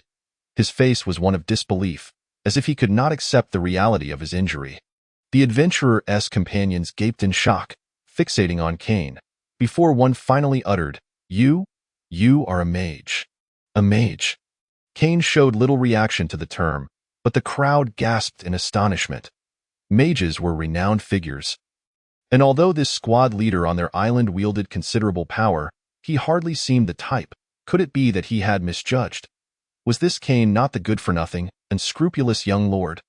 While the crowd pondered, Kane extended a finger. His hands were long and slender, yet even the longest of fingers could not kill. However, the adventurer truly felt a pang of fear, as even a fool could sense the ominous energy gathering around the red ring on Kane's outstretched finger. It was that very finger which had nearly stripped him of his fighting spirit, the same delicate finger that had shattered his sword. But that ring, this is bad. Lord Aaron, this is terrible. A flying creature. Having departed the September Tavern, collided with Aaron, who was patrolling the streets with his subordinates, frantically exclaiming. Aaron's knights were evidently more efficient than he had anticipated. Almost as soon as he returned to the outpost, the remaining knights followed closely behind. Aaron was a knight of great responsibility, and thus, early that morning, he had set out with his men to patrol the town. Stone Bridge Town had grown significantly livelier than when he had first arrived.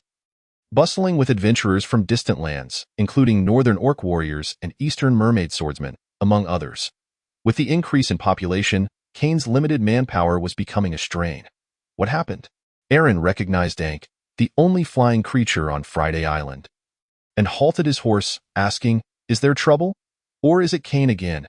Ankh, of course, was not foolish enough to mention Kane's involvement in the ruckus.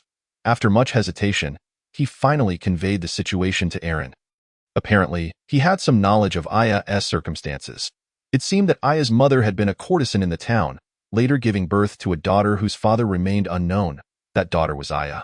As Yaya grew older, she blossomed into a striking beauty, and her mother, unwilling for her daughter to follow in her footsteps, had kept a tight rein on her until Kane appeared. Kane's arrival marked a tragedy that altered many lives, including Yaya's. Yaya had become a topic of great discomfort for Kane and his raucous companions. Years ago, Yaya's mother had suddenly passed away, and the one responsible for her death was none other than Kane. This was not some klitsch plot. Had Kane and Yaya been in love, only to uncover the truth behind her mother's death, it could have been framed as a tale of love turned to hatred. However, in reality, Kane had never loved the beautiful Yaya, nor had Yaya ever loved Kane. Many, including Kane himself, initially failed to grasp why no one wished to take up a post on Friday Island. While those in service preferred to pay exorbitant sums for reassignment, it was only after arriving on the island that Kane understood the reason. Every year, a greedy old dragon named Abbas from a small island to the south would raid Friday Island. With a particular fondness for human women, the island's residents were required to offer abundant food and the most beautiful women as sacrifices. Naturally, Kane could not abide by this, and along with Austin, he devised a plan to ensnare the dragon using a woman as bait, tricking it into signing a magical contract laden with hidden clauses that bound the dragon to accept treasures from Friday Island periodically, rather than taking them by force. The dragon race placed immense importance on contracts signed in the name of their deity, and even Abbas was no exception. Out of respect for their dignity, they would not violate contracts they had accepted. The woman in question was Yaya's mother. The magical array that had ensnared the old dragon could not operate indefinitely, and upon realizing he had been deceived, the dragon, in a fit of rage, killed Yaya's mother. With her mother gone, Yaya was left with no means of support, thus taking up her mother's profession. wandering the taverns of the town until she encountered Kane, who had come seeking pleasure. Kane was, of course, aware of who Yaya was. Austin had jokingly suggested, her mother died at your hands. If it were the old way, you'd have taken her to the Dragon Island as well, using her as a pawn. But she is a beauty. I imagine you would hesitate. Why not look for an opportunity to keep her? Austin's first half of the statement was jest, while the latter half reflected Kane's primary duty as his secretary, seeking women. Upon hearing this, Kane grinned slyly and immediately set his plans into motion. After some time, Kane and Yaya's relationship became rather ambiguous. Yet inexplicably, 2 months prior, Yaya suddenly left Kane's estate, returning to her original dwelling. At the September Tavern, Kane let out a soft sigh, a rare expression on his face. With a bitter smile, he dissipated the energy from the ring. You should be grateful you escaped with your life. Reckless adventurer. Kane fixed his gaze on the adventurer and uttered this line before turning to leave. The adventurer had been bandaged up by his companions, his face pale. He had not anticipated encountering such a formidable opponent on this remote island. He remained oblivious to the fact that Kane's strength derived entirely from external sources. The weather was truly dreadful today. All the onlookers sensed the impending end of this spectacle, feeling both hot and disheartened. As Kane took a few steps away, he suddenly turned back and said, "Tell the owner to charge the damages in the tavern to my account." Just as the crowd was perplexed by Kane's sudden transformation into a benevolent figure, he continued, "Find a room upstairs in the tavern for her to stay, but if I catch wind of her causing any trouble within these walls, humph, you all ought to be aware of my formidable reputation." The tavern owner, Mr. Elliot, had already sensed the commotion and hurriedly emerged, his face a mask of distress. "My Lord Kane, is this not a predicament for me?" "What predicament? Is it not merely accommodating one person?" Kane dismissed the owner's lament.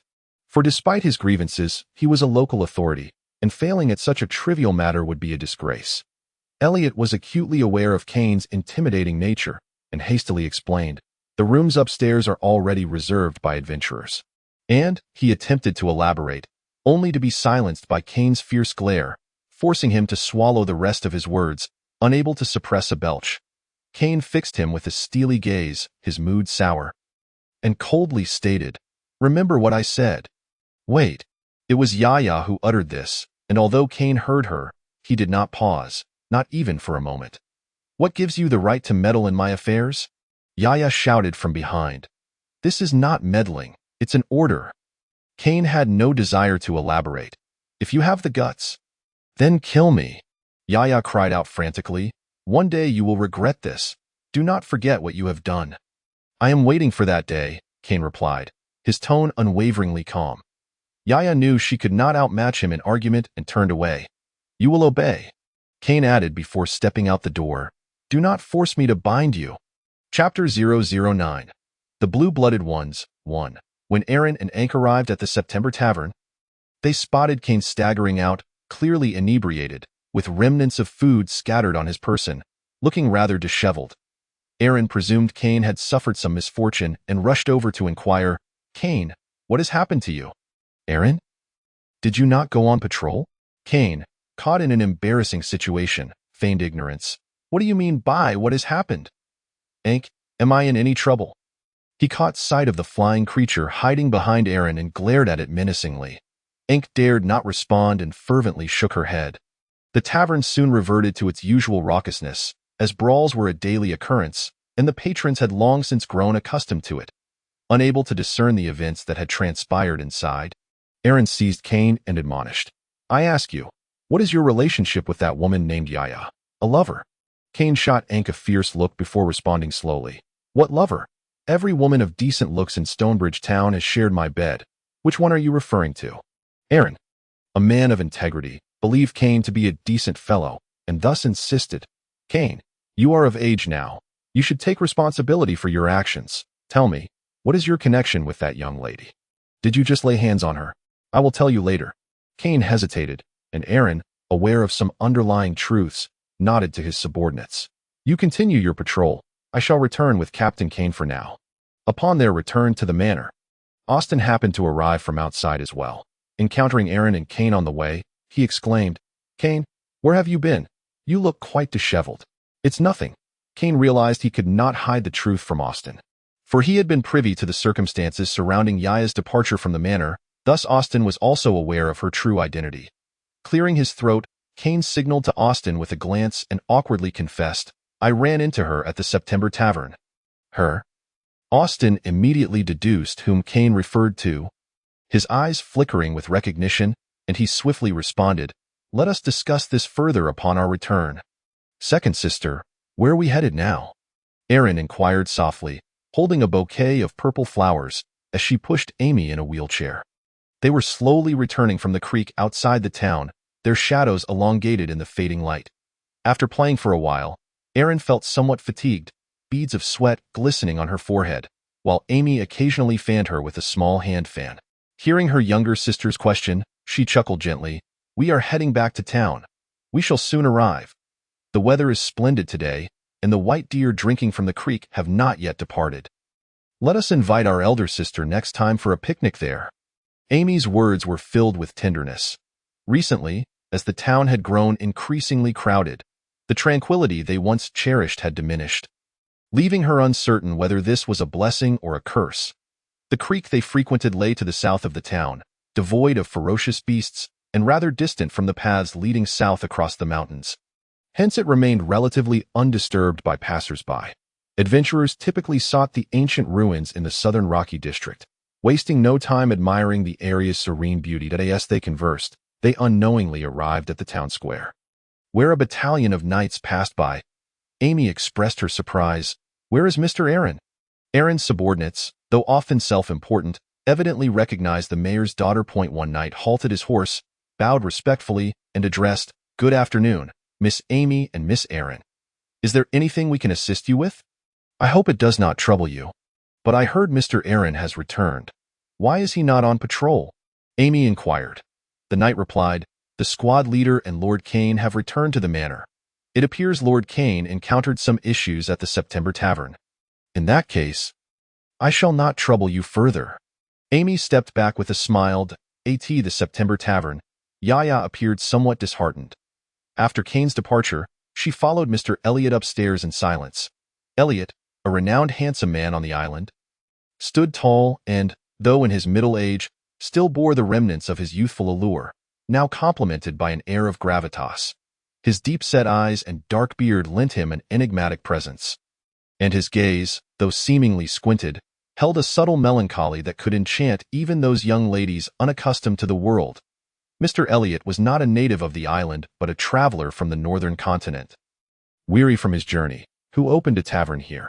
I have long said it is futile. How could Mr. Kane ever have a change of heart for you?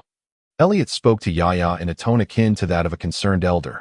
He opened a door to a secluded room and stepped inside, with Yaya trailing behind in silence. The room was small, clearly previously occupied, its decor quite austere, with a wooden bed taking up most of the space, and a painting in the imperial style adorning the wall.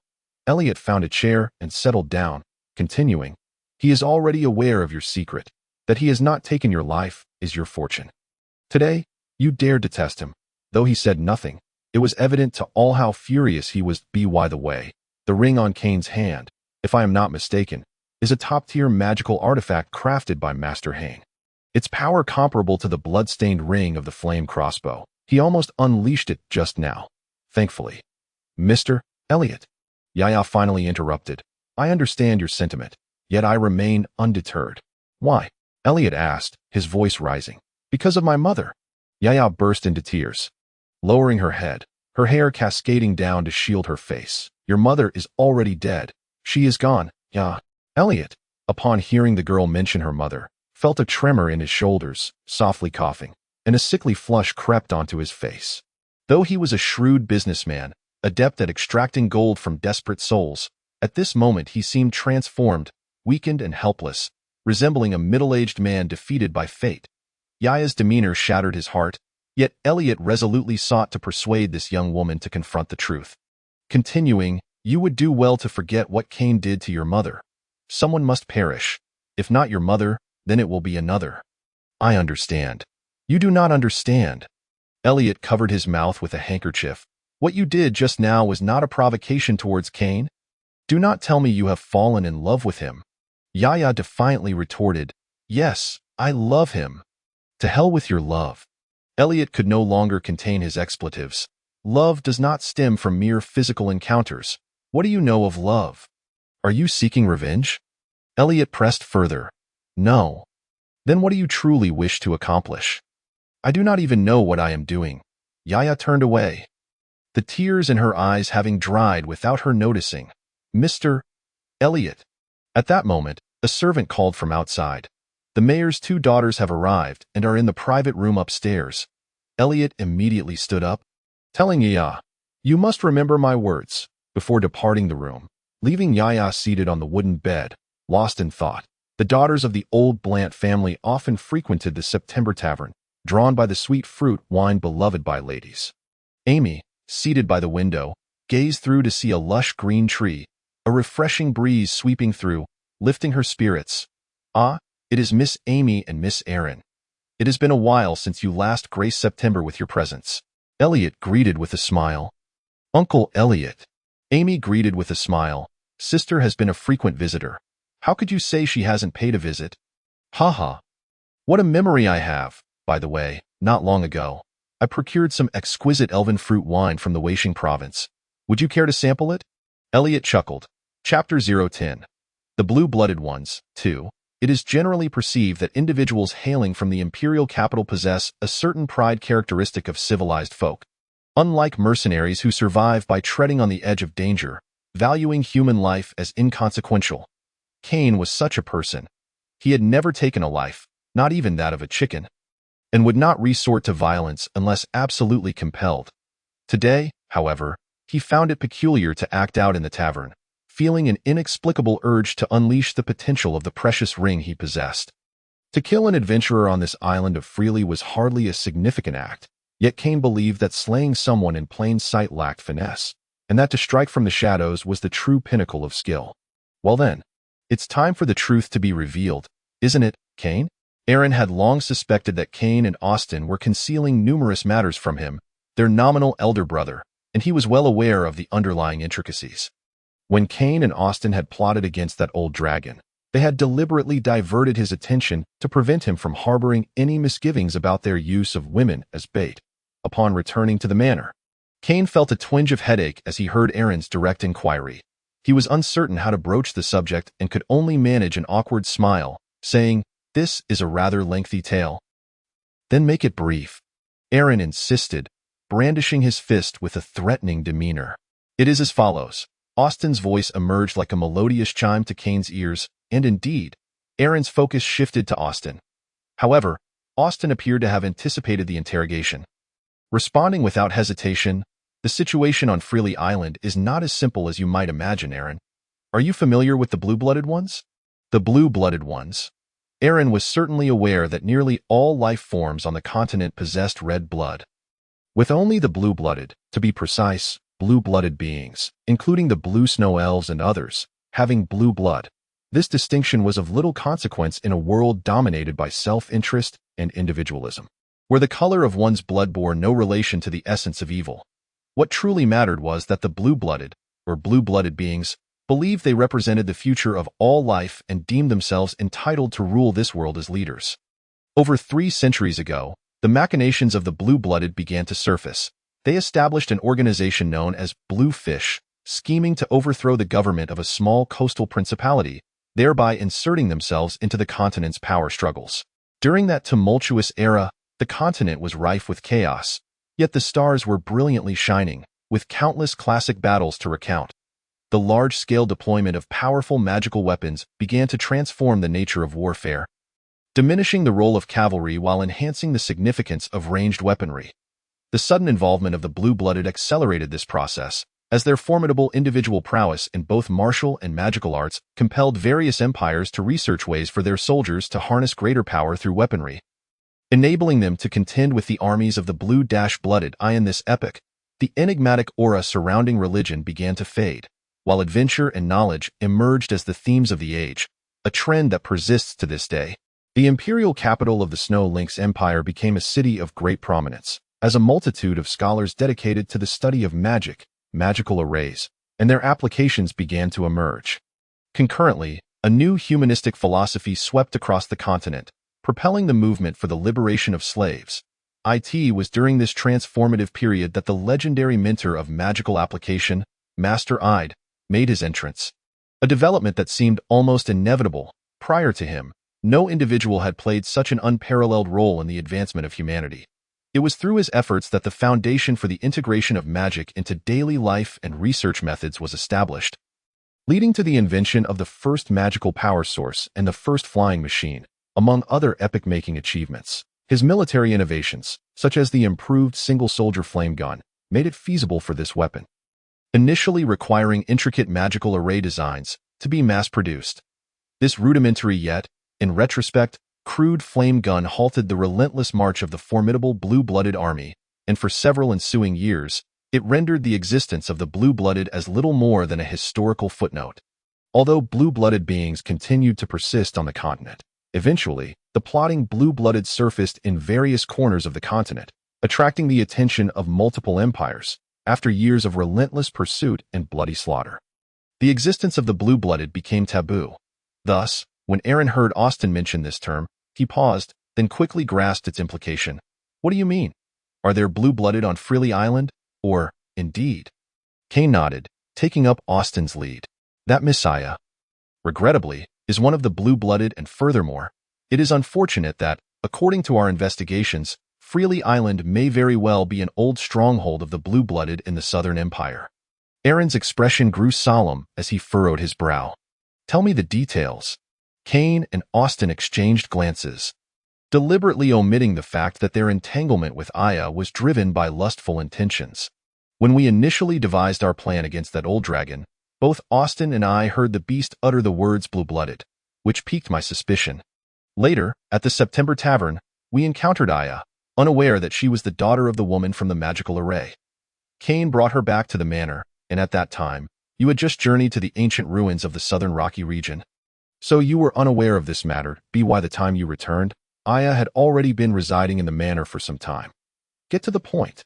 Aaron interrupted Kane's rambling. Naturally, we could not harbor a blue-blooded being. That is simply the case.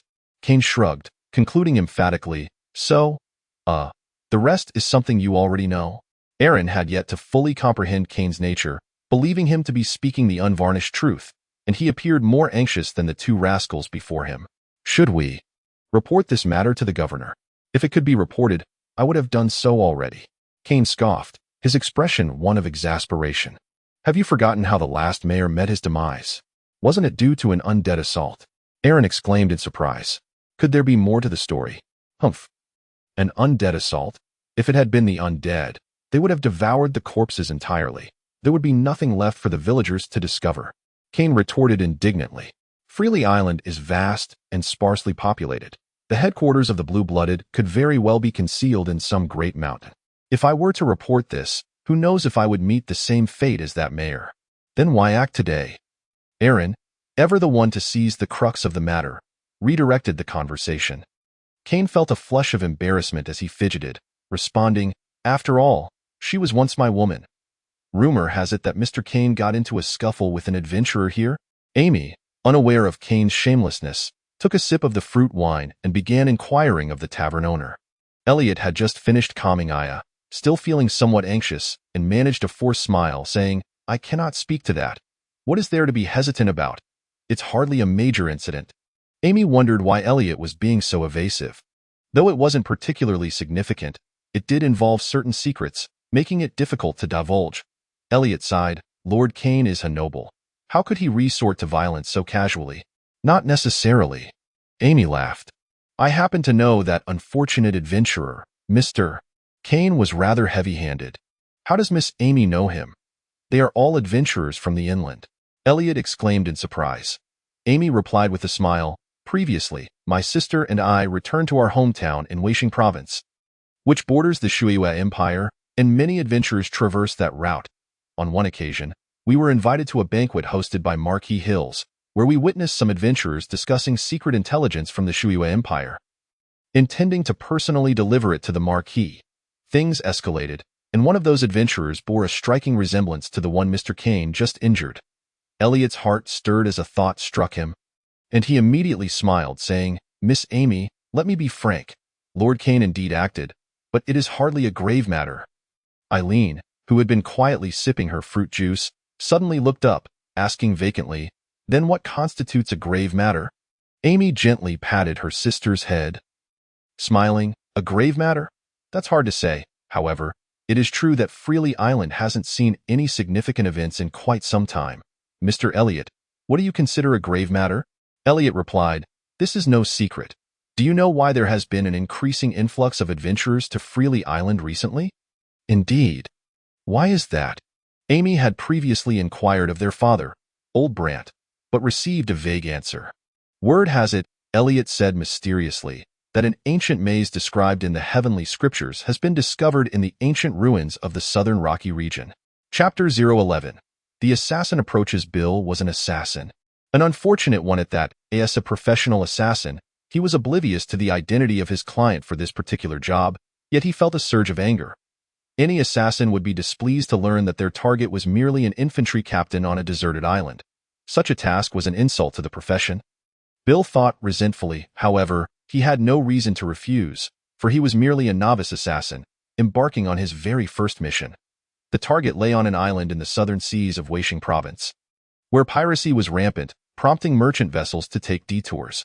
Additionally, due to its recent development, the population was sparse, thus posing minimal danger. He directly rented a small boat from a quaint harbor and set sail under the cloak of night towards his destination. If this mission succeeds, I could earn at least 10 gold coins. After deducting travel expenses, I would still net a profit of 8 gold coins and 13 silver pieces. Bill mused silently, perhaps influenced by his orphaned upbringing. The rookie assassin held a profound affection for gold coins. This ingrained habit had seeped into his very bones, and he was prepared to engage in some thievery after completing his assignment. In these times, earning a livelihood was no easy feat. Assassins and adventurers were among the quickest means to wealth, and Bill was determined that his first job would not end in tragedy. According to the map provided by his superiors, Bill skillfully navigated the path to a grand estate. He was confident that after fulfilling his task, he would still have time to enjoy a drink and flirt with the alluring women at the tavern. The estate was eerily silent under the night sky, devoid of any sound save for the chirping insects in the thickets. The blood-red moon peeked out, casting a dim light, and as the night was dark and windy, it was indeed an opportune time for murder. The grand entrance was firmly shut, with no guards in sight, save for a lone watchdog, dozing lazily at the threshold. The walls were low, revealing the tall and short purple maple trees within the estate. Alongside indigenous-style buildings, the estate was expansive, with the walls not entirely enclosing it. One side bordered a small river, and it housed some boar-like creatures, as the intelligence report had indicated, with little in the way of special defenses. Bill recited the 10 principles of assassins, dusted himself with scent-masking powder, and stealthily approached the entrance. The shadows of the trees skillfully concealed his figure as he drew nearer. 10 meters, 5 meters, and now just 2 meters from the slumbering watchdog. He used a blade of grass to gauge the wind direction, then retrieved a small vial from his pocket, uncapping it. After a brief wait, the watchdog awoke from its stupor, collapsing onto the ground. Drooling uncontrollably, Bill felt a surge of pride, ensuring there were no other watchdogs around before scaling the wall. The distance from the entrance to the main building exceeded 100 meters, and along the way, he discovered over 100 traps. From Bill's expert perspective, these rudimentary trigger and sensor traps were indeed alarming, yet their placements bore no logical connection, rendering many ineffective. Nonetheless, Bill remained exceedingly cautious as he disarmed the alarm devices. Should we hire someone to keep an eye on those adventurers? He overheard from within a brightly lit study, where Bill concealed himself among the shrubbery, catching snippets of conversation. It appeared there was more than one person inside, as elongated shadows danced across the curtains, mingling with the sound of footsteps. Wiping the sweat from his brow, Bill realized that dismantling these traps had consumed most of his energy. Despite being the top trainee in his camp, he found himself exhausted by such sheer physical labor. No need, another voice responded from inside. You must understand.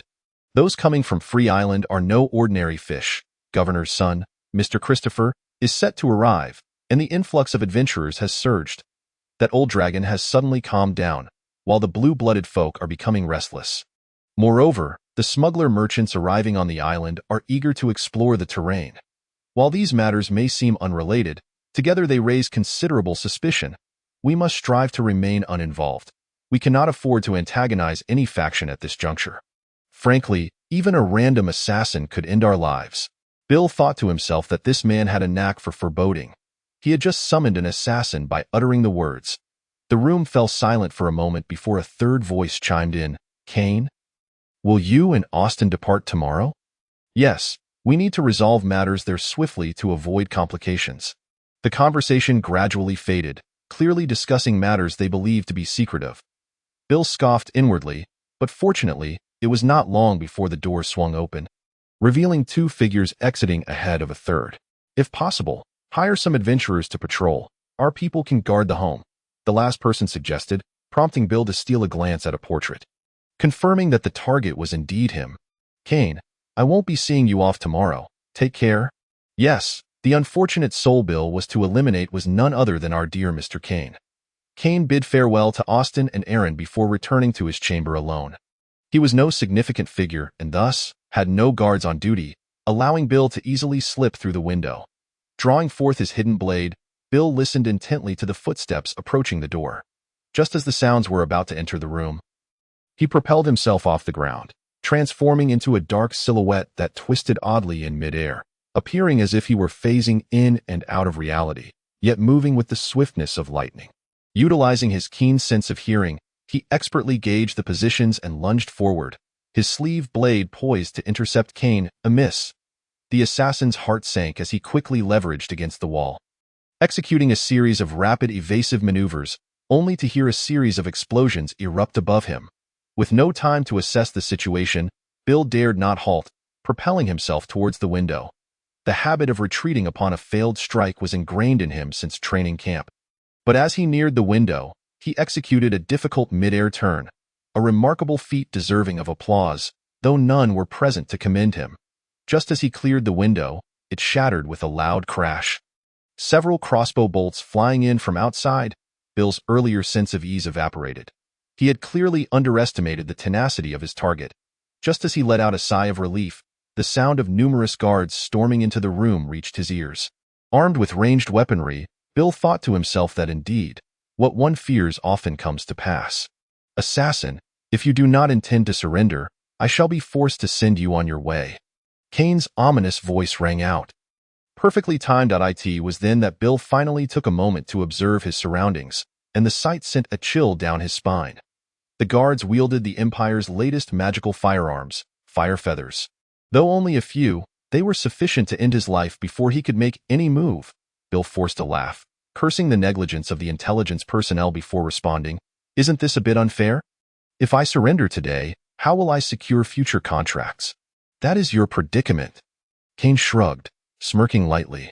Then, Bill unfastened his sleeve blade and tossed it to the ground, forcing a sheepish smile. Very well, I choose to surrender. How delightful. I detest violence. However, I must ask you to relinquish your other weapons, Mr. Assassin. Kane showed no signs of easing up, his smile unwavering. Bill waved his hand, conceding, all right, you win. With that, Bill promptly began to produce and discard an array of items from his person. Causing Kane's heart to race, it was akin to a complete arsenal of assassination gear. From narcotics to various small crossbow bolts, he displayed an impressive array of tools. Bill patted his now significantly flatter stomach and quipped, Am I free to surrender now? My dear sir, it is rather unpleasant to be out in the open like this. You wouldn't want me to strip completely to prove my intentions, would you? Kane nodded in agreement. Good point. Before Bill could fully grasp the implications, Kane continued, Since this gentleman has consented, you too, go assist him in removing his clothing. The subordinates of Kane were evidently well trained. All the magical weapons fired simultaneously, not aimed at the mist, but rather surrounding the area to seal it off completely. Bill, seeking to buy time, aimed to find an opportunity to escape, while Kane, on the other hand, was stalling to allow his hastily assembled subordinates enough time to encircle the place for a live capture. Suddenly, a burst of sparks erupted in midair, and Bill fell, disregarding the blood streaming from his wounds, as he hurled himself against a wall. He had noticed earlier that beyond the wall lay a stream flowing out of the manor. Want to escape? Not so easily, Kane proclaimed amidst the chaos, just as Austin, disheveled, rushed over, protesting, "What is going on? What is all this noise? I was about to sleep." Austin's face was a mask of frustration. He had just left Kane's quarters to retire for the night, only to be awakened by the commotion, unaware of the assassin's infiltration, mistakenly believing it was another of Kane's accidents stemming from his inventions. Soon, others began to arrive, though Pascal and Carl were somewhat distant, one still on night watch in town. Unable to assist, however, upon hearing of the disturbance, Aaron promptly led a dozen cavalrymen to the scene. By the time he arrived, the situation was nearly resolved. "What? You didn't catch anyone? With so many of you? How could you let a nearly dying assassin escape?" Kane's voice boomed from afar, and the scene was clear. The area was ablaze with light, as the manor's inhabitants had converged here. Some had come to curry favor with the officer, while others merely sought to witness the spectacle. Those attempting to flatter were rebuked by Kane, leaving them drenched in sweat, while the onlookers kept their distance. Untouched by the unfolding drama in these times, the audacious thrived while the timid endured. Aaron had traveled a considerable distance on his windhorn steed, a breed known for its remarkable short-distance sprinting abilities. Typically utilized by cavalry. "Kane, what has happened?" Aaron shouted. "Aaron, I bear bad news. An assassin has arrived," Austin replied. Kane turned, his expression darkening. "What assassin? Just a petty thief. Relay the orders to the port. Impose martial law. Anyone attempting to set sail without permission will be treated as colluding with pirates and executed on the spot." Bill had never anticipated such misfortune. He had thought this would be a simple task involving a minor character, easily accomplished. Yet, he had failed, almost leaving himself behind in the process. It should have been evident that if the mission were truly easy, it would not be classified as a top-secret assignment. Regret was futile now. The failure of his first task marked a stain upon his reputation as an assassin, compelling him to remain on Free Island and seek an opportunity to eliminate Kane. Finding such an opportunity was a matter for the future. For now, his immediate concern was to locate a hiding place and survive. "Where am I?" Bill managed to prop himself up and gaze at the stream flowing before him. He had walked through the night, his strength utterly depleted, with his provisions left at Stonebridge Town, now inaccessible. Since he was to return upon completing the task, he had not thoroughly surveyed the geography of Free Island. He could not even discern his location. During training, he had been notorious for his poor sense of direction. The wounds on his body, scraped by branches, had yet to be treated, and the blood that flowed sluggishly from them was sapping his energy. Kane's attack had been merciless, and after such a duration, there were no signs of healing. It was painfully obvious that the wounds were poisoned. Yet, Bill found himself powerless, as everything he had learned in training now seemed irrelevant. "Is this how I am to die?" Bill certainly did not wish for death. Summoning all his remaining strength, he cast a basic spell, striking a large insect nearby, then crawled over desperately, closing his eyes and stuffing it into his mouth. He had never felt such a fervent desire to live, even as the creature's vile taste threatened to induce his gag reflex. Without hesitation, he swallowed it down. One day, he muttered to himself. Leaning against a large tree to regain his strength at that moment, he was oblivious to the fact that Kane, the very target he sought to assassinate, would leave Free Island the following day. In a city within the province of Wei, a cloaked figure tightened his robe as he navigated through the crowd, seemingly unimpeded. Upon reaching the bustling market and approaching the slums, he entered a narrow alley and paused before a dark door. This was a middle-aged man, exuding a calm demeanor, with a stubble-covered face, piercing eyes, and skin as pale as jade. Resembling a woman, though he certainly was not one, the aura surrounding the cloaked figure was inexplicably oppressive. Simple yet suffocating.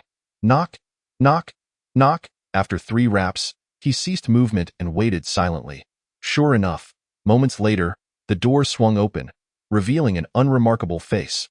Neither spoke as they entered a small room, one following the other. "You've arrived." An elderly man sat within, as if he had been expecting the cloaked figure for some time. The guide closed the door behind them and departed, while the cloaked figure removed his outer robe. Smiling, "Were you waiting anxiously?" The old man chuckled. "You are invariably punctual.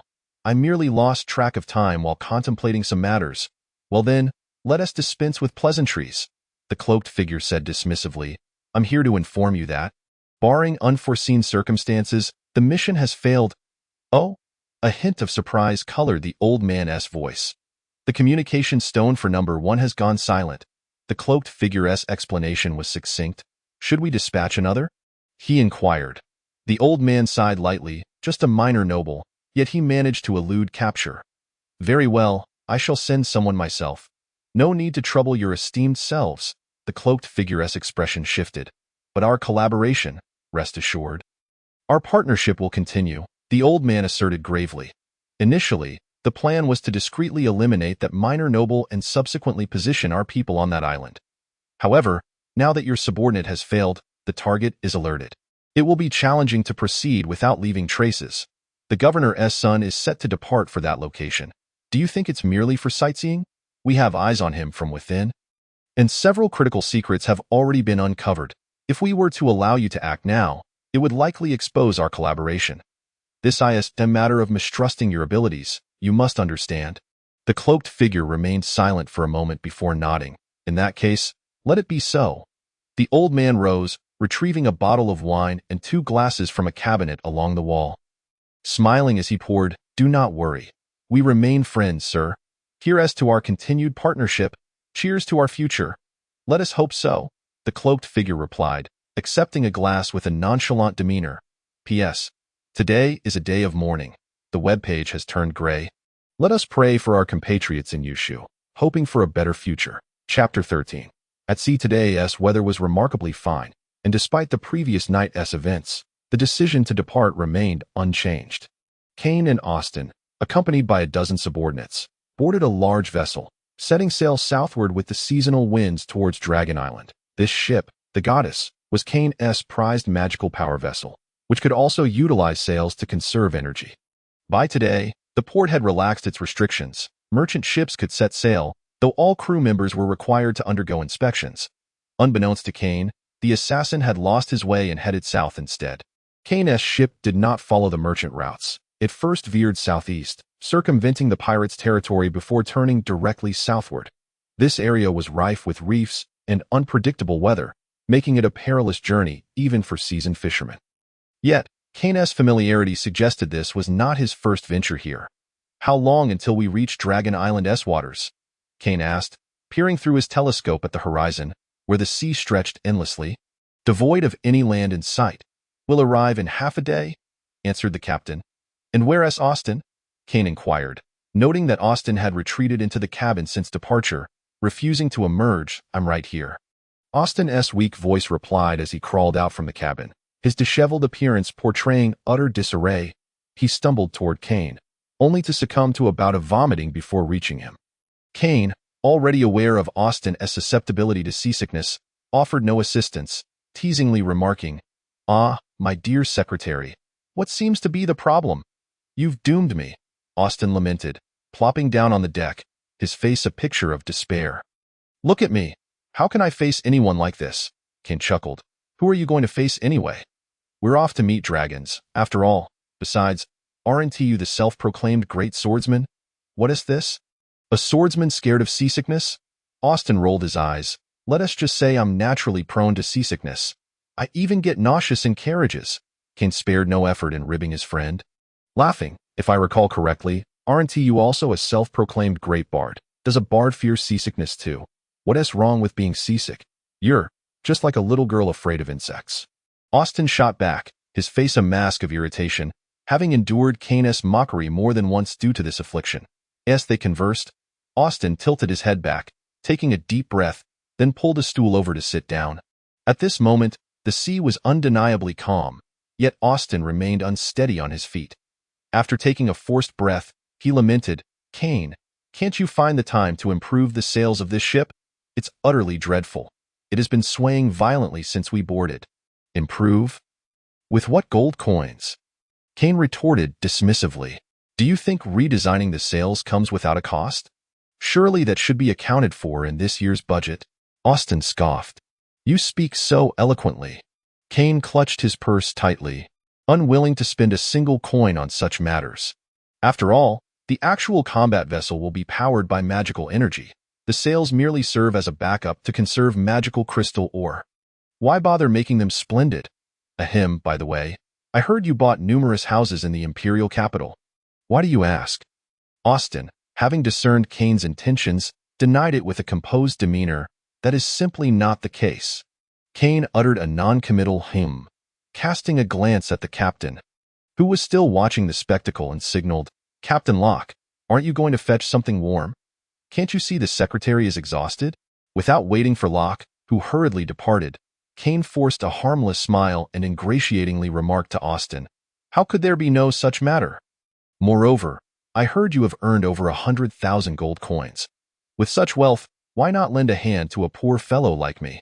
"You are a poor man?" Austin burst into laughter. "If you are a poor man, then I must be a rat in a beggar's home, reliant on your charity to survive. Spare me your nonsense. You simply wish to borrow money.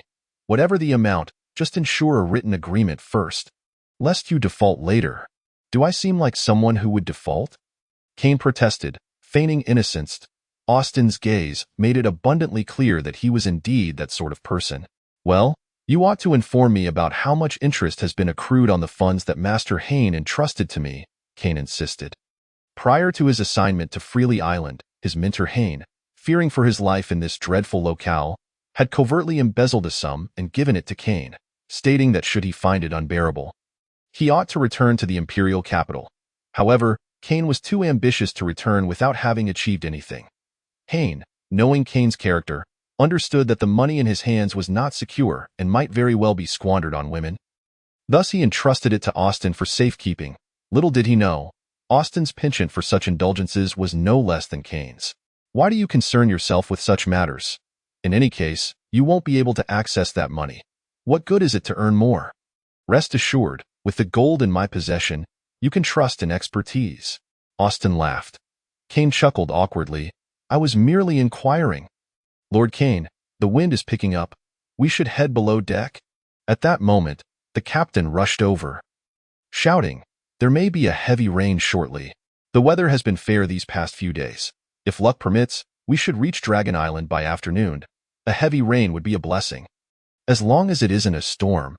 Austin, brimming with scholarly airs, intended to ramble on, but was promptly pulled inside by Kane. Dense clouds swiftly engulfed the sky above, and the previously tranquil sea was suddenly beset by towering waves.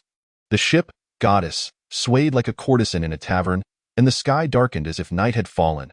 Then came a thunderous clap, and before they could react, torrential rain descended. The sailors scrambled to cover the cargo with tarpaulins and steady the helm. Soon, the wind shifted to a southern gale, compelling the captain to order the lowering of the mainsail and activate the magical propulsion. Lord Kane, Lord Kane." "What is it, Locke?" Kane poked his head out from his cabin. "I have unfortunate news." The captain wiped the rain from his face. Speaking hurriedly, the storage room aboard the Goddess was struck by lightning. "How could this happen? What damage has been incurred?" Austin shrieked, standing right behind Kane. Upon hearing of the storage room's trouble, he felt a pang of anguish. The captain grinned. "No fire, and no one was injured." "Then why the uproar?" Austin complained. "Because," the captain relished the thrill of suspense, "all our magical crystal ore is gone." Kane's expression darkened. He mused that this fellow had a talent for storytelling, making a simple matter sound convoluted. Austin had already reacted, shouting as he rushed toward the storage room. By the time the three arrived, several sailors were already sorting through the chaos. Upon witnessing the scene, Kane could not help but lament. "This is disastrous. Just a moment ago, a bolt of lightning struck down," a sailor recounted, still shaken, gesturing dramatically.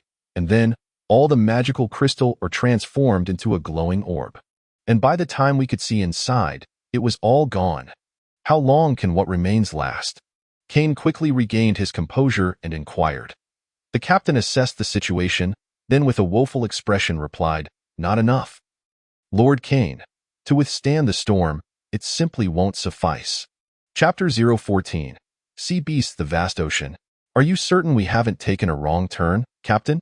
The tumultuous waves finally subsided, and to avoid being blown off course, the magical propulsion had exhausted its last reserves, rendering it useless. The sails were raised once more, and the Goddess now moved at a snail's pace. The weather at sea is notoriously fickle, and without warning, The skies had cleared, revealing a boundless blue above, devoid of clouds or even a whisper of wind. As dusk approached, Kane could no longer suppress his inquiry to the captain. Captain Locke, with a weathered face that bore the marks of hardship, appeared to be a man of integrity. Unfortunately, this honest man had once engaged in ventures without capital, and after finding himself cornered, sought refuge with Kane.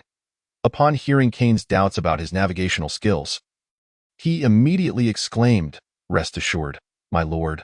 I have spent decades at sea. How could I possibly confuse directions? Then can you explain why we are currently heading towards the sun?"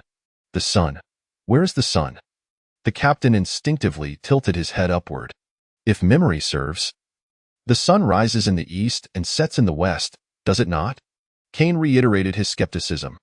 The captain, unappreciative of interference in his decisions, even from his superior, wore an expression of indifference, embracing a somewhat reckless attitude, and casually replied, "Indeed, but our compass clearly indicates we are sailing southward. Do not let habitual thinking cloud your judgment, Lord Kane." "Kane, we must trust expertise." Austin, relishing Kane's embarrassment, chimed in with a smirk, "There can be no mistake." Kane. An hour later, Kane could no longer contain his curiosity. "Locke, are you certain of the direction?" The captain confidently asserted, "Absolutely." Another hour passed. Captain, something is amiss." A sailor suddenly burst from the helm, shouting frantically. Captain Locke turned with an air of nonchalance. Irritated, "What are you yelling about? Do you not know what decorum is? Can't you see Lord Kane and Secretary Austin are present?" The sailor, quick-witted, immediately tempered his demeanor, approaching the captain with hesitation. "Captain, what is it?" The captain coughed a couple of times, adopting a serious tone. "The compass is broken." The sea remained placid, and unbeknownst to them, the goddess had unfurled the pirate flag, which was the best way to avoid drawing attention in these waters. Captain Locke was unsure whether they had drifted outside the pirate-infested zones, and moreover, the goddess had indeed engaged in piratical dealings before. The waters near Dragon Island were free of pirate activity. As they belonged to the Dragon Abbas, and whether or not pirates passed through, you would not leave unscathed. However, Kane was an exception. Having visited there before, Kane possessed certain means. Soaking up the sun on the deck? Kane glared at the captain's exceedingly honest face, his irritation rising. "No wonder you cannot survive among pirates. If you delay my affairs, I will toss you overboard." "My lord, this cannot be blamed on me," the captain protested. "Who could have predicted that the compass would malfunction? I have used it for decades without issue." Kane was rendered speechless. "Do you not have a spare compass? Furthermore, without a compass, you cannot discern directions?" Austin lounged lazily atop a wooden crate, legs crossed, having recovered from seasickness. Half-jokingly remarked, "If a mistake is made, then so be it. If the captain were truly capable, he wouldn't have come to rely on you." Kane shot him a glare, then turned back to the captain. "Before nightfall, we must reach Dragon Island. Mr. Locke, I care not what means you employ. Do not disappoint me." Locke, a man of 56, a commoner born in a mountain village in the northern regions of the Snowy Lynx Empire, relocated with his father to a small town in the western province at the age of 3. His father perished in the conflict with the Shu Empire. As an adult, he ventured to sea, achieving nothing of note, later joining a band of pirates. After many years, due to mismanagement, his pirate ship was seized, and left with no options, he sought refuge with Captain Kane, the local warlord of Freely Island. This resume appears to be fraught with tribulations, yet in reality, it is exceedingly mundane. He has scarcely commandeered a handful of vessels, spending the majority of his time trailing behind other pirates, merely spectating. Possessing a modicum of cleverness, he remains quite muddle-headed, yet retains a rare innocence. The term innocence applied to an old pirate is ambiguous, as it could be interpreted either positively or negatively. Were it not for Kane's crew being genuinely skilled seafarers, they would not have employed such an individual. In summary, even if Kane were to complain, he finds himself without alternative options. In these times, the truly adept navigators are predominantly pirate captains, individuals he cannot afford to dismiss lightly. The greatest peril of maritime navigation is becoming lost, particularly in certain waters where a peculiar red mist may arise. Should one inadvertently enter this fog, the likelihood of emerging unscathed diminishes significantly. Fortunately, Kane had yet to encounter such a fate. After an indeterminate passage of time, Captain Locke finally calculated the position of the goddess, which lay not far from the northwest of Dragon Island. Adjusting the sails accordingly, the goddess continued its voyage. "Heavens, what do I see?" a sailor atop the mast exclaimed. "What is it?" Kane turned to gaze in the direction the sailor was pointing, and his mouth fell agape in astonishment. The surface of the sea suddenly bubbled violently, as if brought to a boil, with numerous white frothy bubbles rising, churning the waters into a murky chaos. A massive object, nearly 1,000 meters in length, floated in the distance, swelling in size. Though still several kilometers away from the goddess, it appeared colossal to all eyes present. "It's a sea leviathan." The captain, displaying his extensive knowledge, was the first to react. He bellowed, "Dodge! Quickly change course." The sea leviathan reigns as the sovereign of the ocean and occupies the apex of the biological chain. Lacking intelligence, it nonetheless commands a certain respect from even the dragon kin due to its sheer size. According to numerous accounts from mariners, sea leviathans are generally docile, possessing their own territories. Any intruders will inevitably become their foes. When angered, they unleash cataclysmic waves capable of destroying vessels, their movements unpredictable, often lurking beneath the waves. Once disturbed, ships rarely escape their wrath. "What a massive creature!" Austin exclaimed, his face awash with awe. "You won't think so once it unleashes its fury." Kane shot him a sidelong glance, his expression dripping with disdain. "Move swiftly," the captain shouted fervently at the crew. "If you wish to survive, act quickly." Under the captain's command, the goddess struggled to alter its course, attempting to navigate a wide arc to evade the Leviathan, which was estimated to be at least 3,000 years old. As if misfortune were compounded, Kane found himself in dire straits. Having only just navigated half the distance, a sudden resounding crash erupted. A gray shadow burst forth from the domain of the sea leviathan, soaring through the sky in a graceful arc before crashing violently onto the deck of the goddess, resulting in another deafening roar as a considerable hole appeared in the deck. "Damn it!" Kane, despite his usually placid temperament, felt compelled to curse. Chapter 015. The mysterious boy before them stood a youth, a strikingly handsome boy.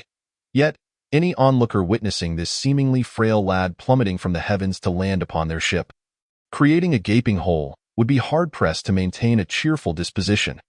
The boy's lineage was uncertain. He bore a resemblance to a human, yet his survival from such a great height raised suspicions about his true nature. As Kane observed him emerging from the breach, he felt a twinge of nausea, for the boy not only appeared unscathed but also began to extort Kane. "Whose ship is this?" "Whose ship?" "This is my ship. Who are you?" Kane asserted, feeling confident he could subdue him. Just as he prepared to demand compensation for the damages, the boy interrupted, exclaiming, "Your ship? Are you out of your mind? Did you not see me fall? Had I landed in the water, I would be fine, but landing on your ship has caused me injury. You owe me recompense." At this juncture, the boy seemed to suddenly recall something, clutching his chest dramatically before collapsing onto the deck in a theatrical manner. One finger pointed accusingly at Kane as he groaned, "Oh dear, I am injured. Is there no humanity left? I demand compensation. I want medical expenses, relocation fees. Are you also seeking damages for emotional distress?" Kane scoffed, kicking aside the splintered wood. A seasoned extortionist himself, he could not resist mocking the boy. "Pray tell, what is your name, young lad?" "Ah, right. Additionally, I claim 300 gold coins for damages, but, seeing as you all appear rather innocent, let's settle for half, provided you take me to a certain place." The boy, entirely disregarding Kane's inquiry, shouted back. Kane chuckled, "A fair deal indeed. 300 gold coins is certainly manageable, but having boarded my ship, you shall naturally incur travel expenses which amount to 10 gold coins per minute." The boy raised an eyebrow and retorted, "What a greedy merchant you are, even more ruthless than I." "I am no greedy merchant. Observe the flag flying above your head," Kane replied with a sneer. "Ah, pirates!" the boy shrieked upon recognizing the unmistakable skull and crossbones. "Now, shall you disclose your name?" Kane inquired with a grin. "What do you intend to do?" The boy tightened his clothing, an expression of wariness on his face. Do not presume I fear you simply because you are a pirate. At this point, Kane had nearly regained his composure. He blinked, suddenly altering his approach. With a congenial demeanor, he proposed, I do not wish for you to fear me. Did you not mention a destination? Thus, I shall waive your gold coins.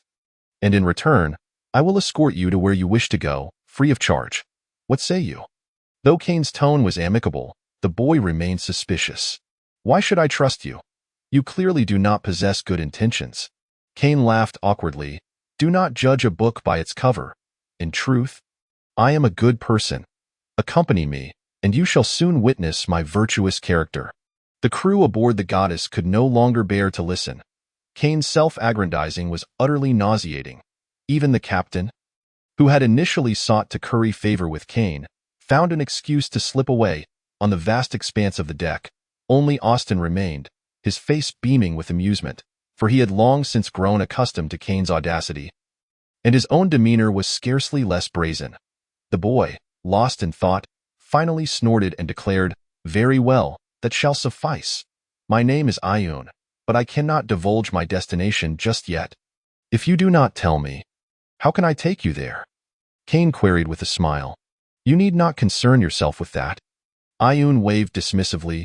Surely you did not set sail merely for leisure. I shall accompany you, wherever you go. I shall follow. The sea leviathan eventually vanished from sight, and a collective breath of relief swept over the crew. Perhaps Kane's fortunes had begun to shift, or perhaps Lady Luck was merely capricious. Regardless, no further incidents occurred, and after an indeterminate time, the towering ancient trees bordering Dragon Island finally emerged above the horizon, signifying a temporary reprieve from the threat of pirates. The goddess did not dock here but instead anchored at a nearby islet, from which they would board a smaller vessel to reach Dragon Island. Consequently, Kane and Austin lingered below deck, engaged in conversation. I can't shake the feeling that something is amiss with him, Austin remarked to Kane. Although Ayun had ostensibly become a sailor aboard the goddess, serving Kane, the young man's origins remained shrouded in mystery, and it was no wonder Austin harbored doubts about his sudden willingness to join the crew. Kane, having anticipated Austin's concerns, dismissed them nonchalantly. My dear secretary, for one who claims to be half a merchant, what do you call this? It is a calculated risk. Look at Ayun. His background is evidently extraordinary, and his physical prowess is akin to that of a beast. He'll emerge unscathed from the territory of a sea leviathan speaks volumes about his capabilities. I cannot afford to let this opportunity slip away. Austin shook his head. The boy seems to embody the naivety of youth. While it may be advantageous to deceive him into staying, what if he hails from a powerful family seeking him out? It could turn out that he is of noble blood, and you would no longer find amusement in your situation. Noble blood? Kane mused. As long as he is not of the blue bloodline, all shall be well. Well, we are yet to reach Dragon Island. Let us test the waters and ascertain the color of his blood. Kane proposed to Austin. If we can bring him to Freeland, he may prove to be a valuable ally. Ayun appeared to be merely 13 or 14 years of age, though one could not definitively ascertain his humanity. His long hair, still damp from emerging from the sea, was hastily tied back with a towel, his bright eyes sparkling with vitality, and his dark skin accentuated his robust physique. Clad only in a newly donned short shirt, he was currently consuming food voraciously. Perhaps due to his unremarkable first impression, Kane entrusted the task of testing Ayun to Austin. Austin approached Ayun from behind and suddenly remarked, Ayun, is this enough? Yes, yes, you truly are generous. Ayun devoured the equivalent of 2 sailors' meals in an instant. Still yearning for more, Austin inquired, how much do you eat in a day? Not much, not much. Previously, I would be satisfied with a single walrus, Ayun replied, not even glancing up. Austin felt a pang of discomfort in his heart, but quickly regained his composure and resumed the conversation as planned. Pointing towards the distant Dragon Island, he inquired, by the way, we are to venture onto that island shortly. Have you ever been there? No, Ayun replied casually. Attempting to cram the remaining food into his belly, Austin felt relieved and chuckled. You do know that one must carry provisions when visiting there. If you intend to eat so much, you must be bringing a substantial amount. Correct? Don't worry, I am quite strong. Ayun boasted, flexing his muscles and effortlessly smashing a nearby wooden post with a punch. However, we are going to stay for quite some time. Austin continued, if you pack like this, it will surely be insufficient. What should we do then? Ayun, not one to be easily fooled, caught the underlying meaning in Austin's words and asked cooperatively. Austin sat beside him, pulling out a ring from his attire, and with an air of mystery said, this item is the legendary space ring. Space ring? Ayun exclaimed in surprise, rising to his feet. Is this truly the fabled space ring? Indeed, this is the legendary space ring. If your first drop of blood touches it, you shall be its master. Austin continued to entice him. However, Ayun furrowed his brow, skepticism evident in his expression. Why would you so readily give me something so valuable? Chapter 16. Ambushed. Austin thought to himself that such a bargain was too good to be true. Yet his smile remained unchanged. The youth, after all, was naive and unaware of the treachery of human nature, nor did he grasp Austin's ulterior motives. Austin feigned a sigh and said, Mr. Ayun, the reason I am offering you this ring is that no one here can utilize it. Why is that? Ayun's curiosity was piqued. Prompting him to inquire further, Austin explained, it is because our bloodlines are not sufficiently powerful. It is said that this ring can only be wielded by those of pure ancient lineage. I see. Ayun responded, eager to give it a try. Are you suggesting that I should attempt it? Precisely. In this day and age, it was indeed rare to encounter someone so innocent yet greedy. Austin chuckled. Just a drop of blood on the ring, and if it emits a red glow, you will be good to go. Kane is quite generous. He would be more than willing to gift you the ring. Ayun hesitated. Isn't that a bit inappropriate? Austin reassured him. What's inappropriate about it? I will take responsibility for anything that arises. Ayun, no longer harboring doubts, picked up a small knife and forcefully jabbed it into his finger. With a muffled thud, his finger remained unscathed. Not a drop of blood, nor even a scratch appeared. Watching this, Austin felt his heart race. Ayun, however, had anticipated such a result and continued to stab with increasing force, yet still failed to pierce his skin, causing the blade to dull. Looking at the knife in his hand, Ayun felt a rare twinge of embarrassment. I won't have to compensate for this, will I? Austin, feeling disheartened, replied, no need. How about I try another knife? Just wait. Austin dashed over to Kane to borrow a magical dagger. Fearing it still might not suffice, so he also brought along his prized slender sword. By the time Austin returned, Ayun had finished his meal, reclining on the shelf with a grin, while the nearby sailors, having witnessed the boy's remarkable strength, were eagerly trying to curry his favor with endless flattery. The excessive praise made even Austin feel overwhelmed, but Ayun remained unfazed, graciously accepting their compliments. Austin coughed twice, causing the sailors to scatter. He grinned and said, Ayun, in a few days, would you be interested in visiting our island? Seeing Austin approach, Ayun stood up. Sure, I don't have to go to that place right now. Did you bring the knife? As expected, the magical dagger borrowed from Kane turned out to be a counterfeit, and Ayun managed to create a small cut with his own slender sword, extracting half a drop of crimson blood. Austin breathed a sigh of relief. As long as Ayun was not of blue blood, everything would be manageable. Yet, Ayun remained oblivious to the results, waiting eagerly, but after a long pause, the ring remained unresponsive. Austin, unflustered, sighed, It seems you are unworthy. This ring shall serve as a memento for you. With that, he promptly made his exit. Despite Ayun's formidable physique akin to a small monster, he was rather inexperienced with magic.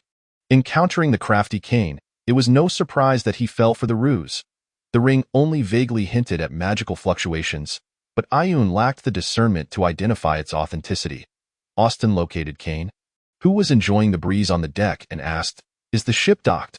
When shall we set foot on Dragon Island? What's the situation there? Kane inquired about Ayun. All is well. Austin nodded. Perhaps it is an ancient race from some island, certainly not human. However, from their appearance, no one can tell. That's for the best.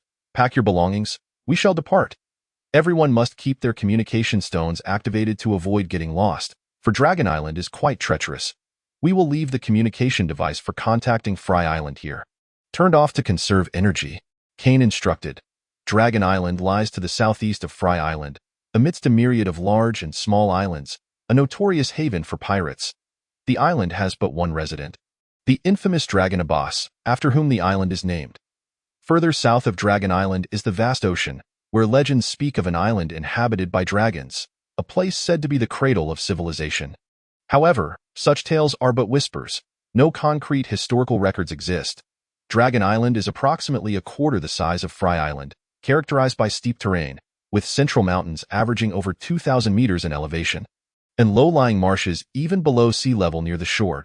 A small river meanders through the northern part of Dragon Island, ultimately flowing into the sea. There are no ports, which is why they must arrive by small boat. Alongside Kane, Austin, and Ayun, a dozen sailors accompanied them, while the captain remained behind. Fully equipped, each person carried a short sword, 2-inch fire feathers, along with communication stones and protective gear. Kane even bore a large chest filled with his magical items. The river on Dragon Island is home to man-eating fish, so Kane and the others proceeded with caution, landing at a small river bend. Kane remarked, "I have an arrangement with that dragon. At this time each year, I can come here to purchase some rare specialties from him, so we are definitely safe. However, do stay alert."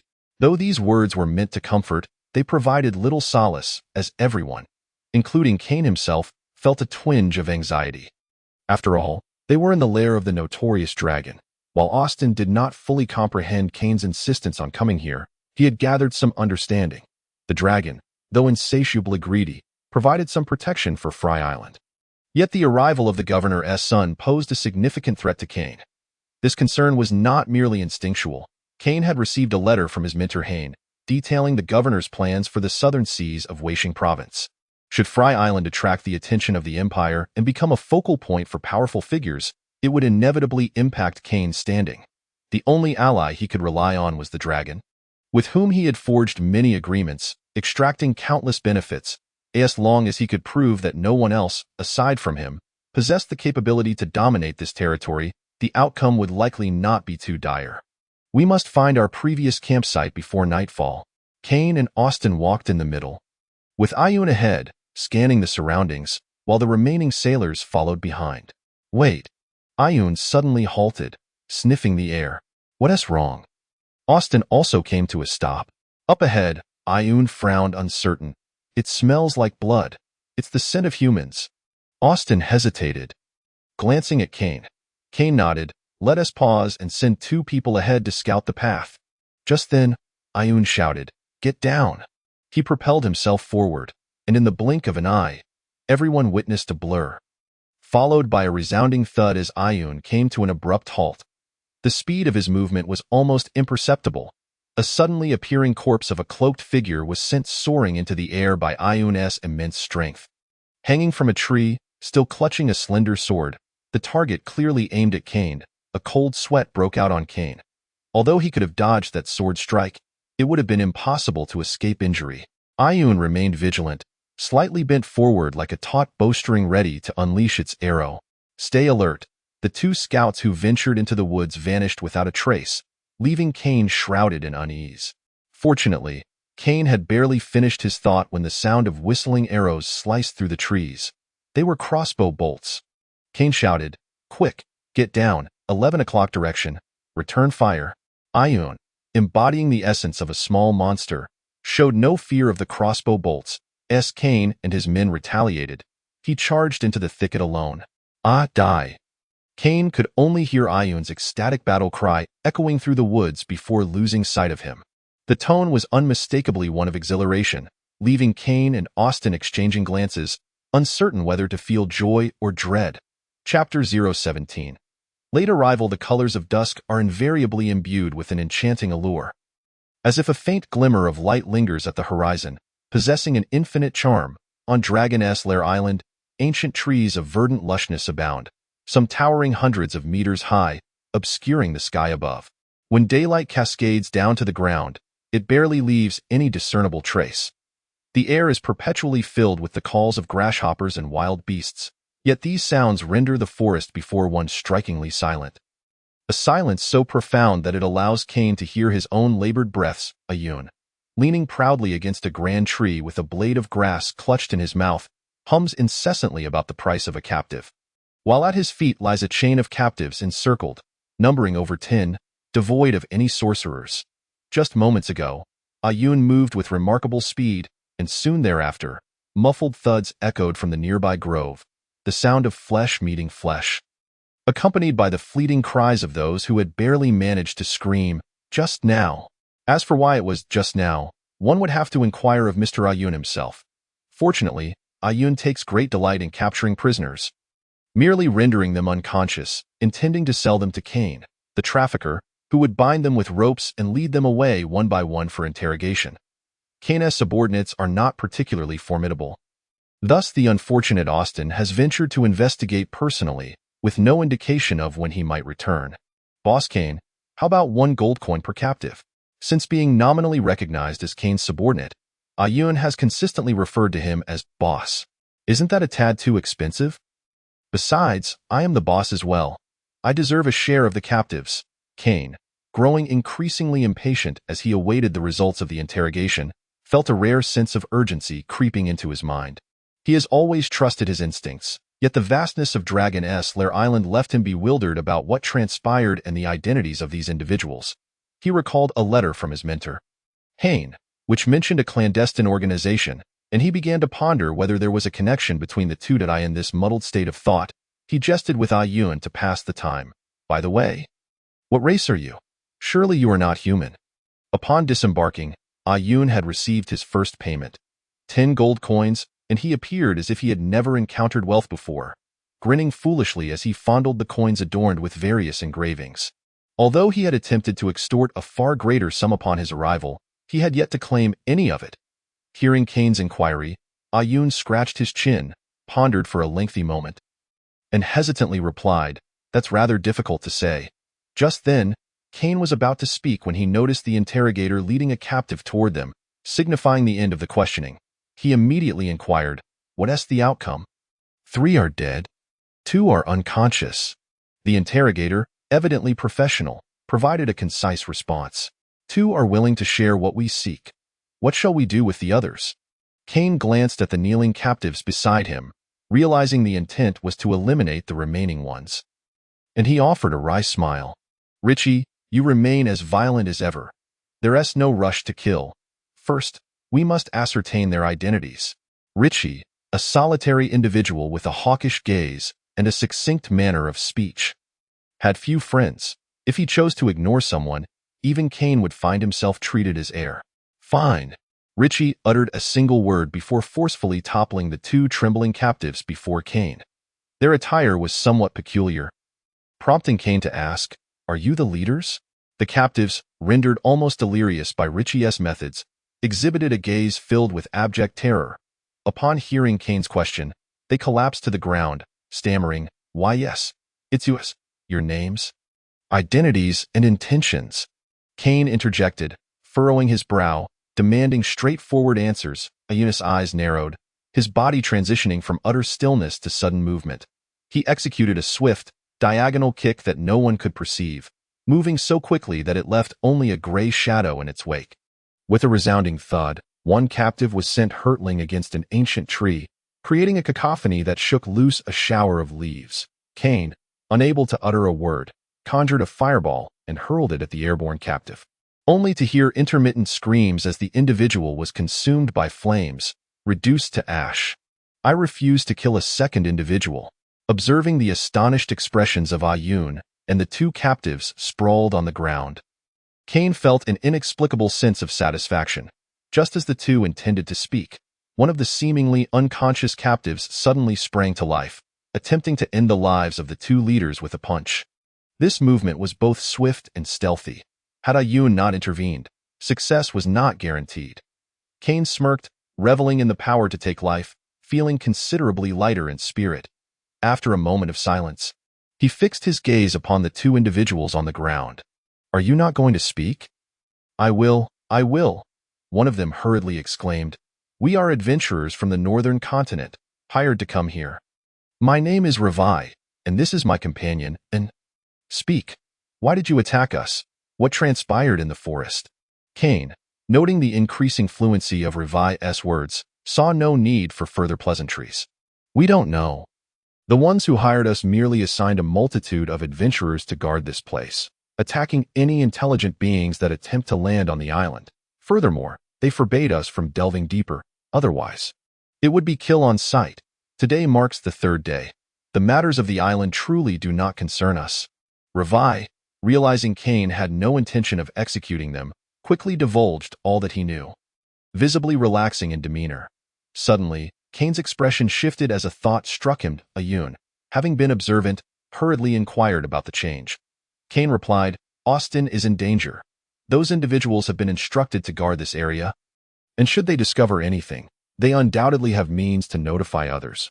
Or something else. In other words, they are already aware of our arrival.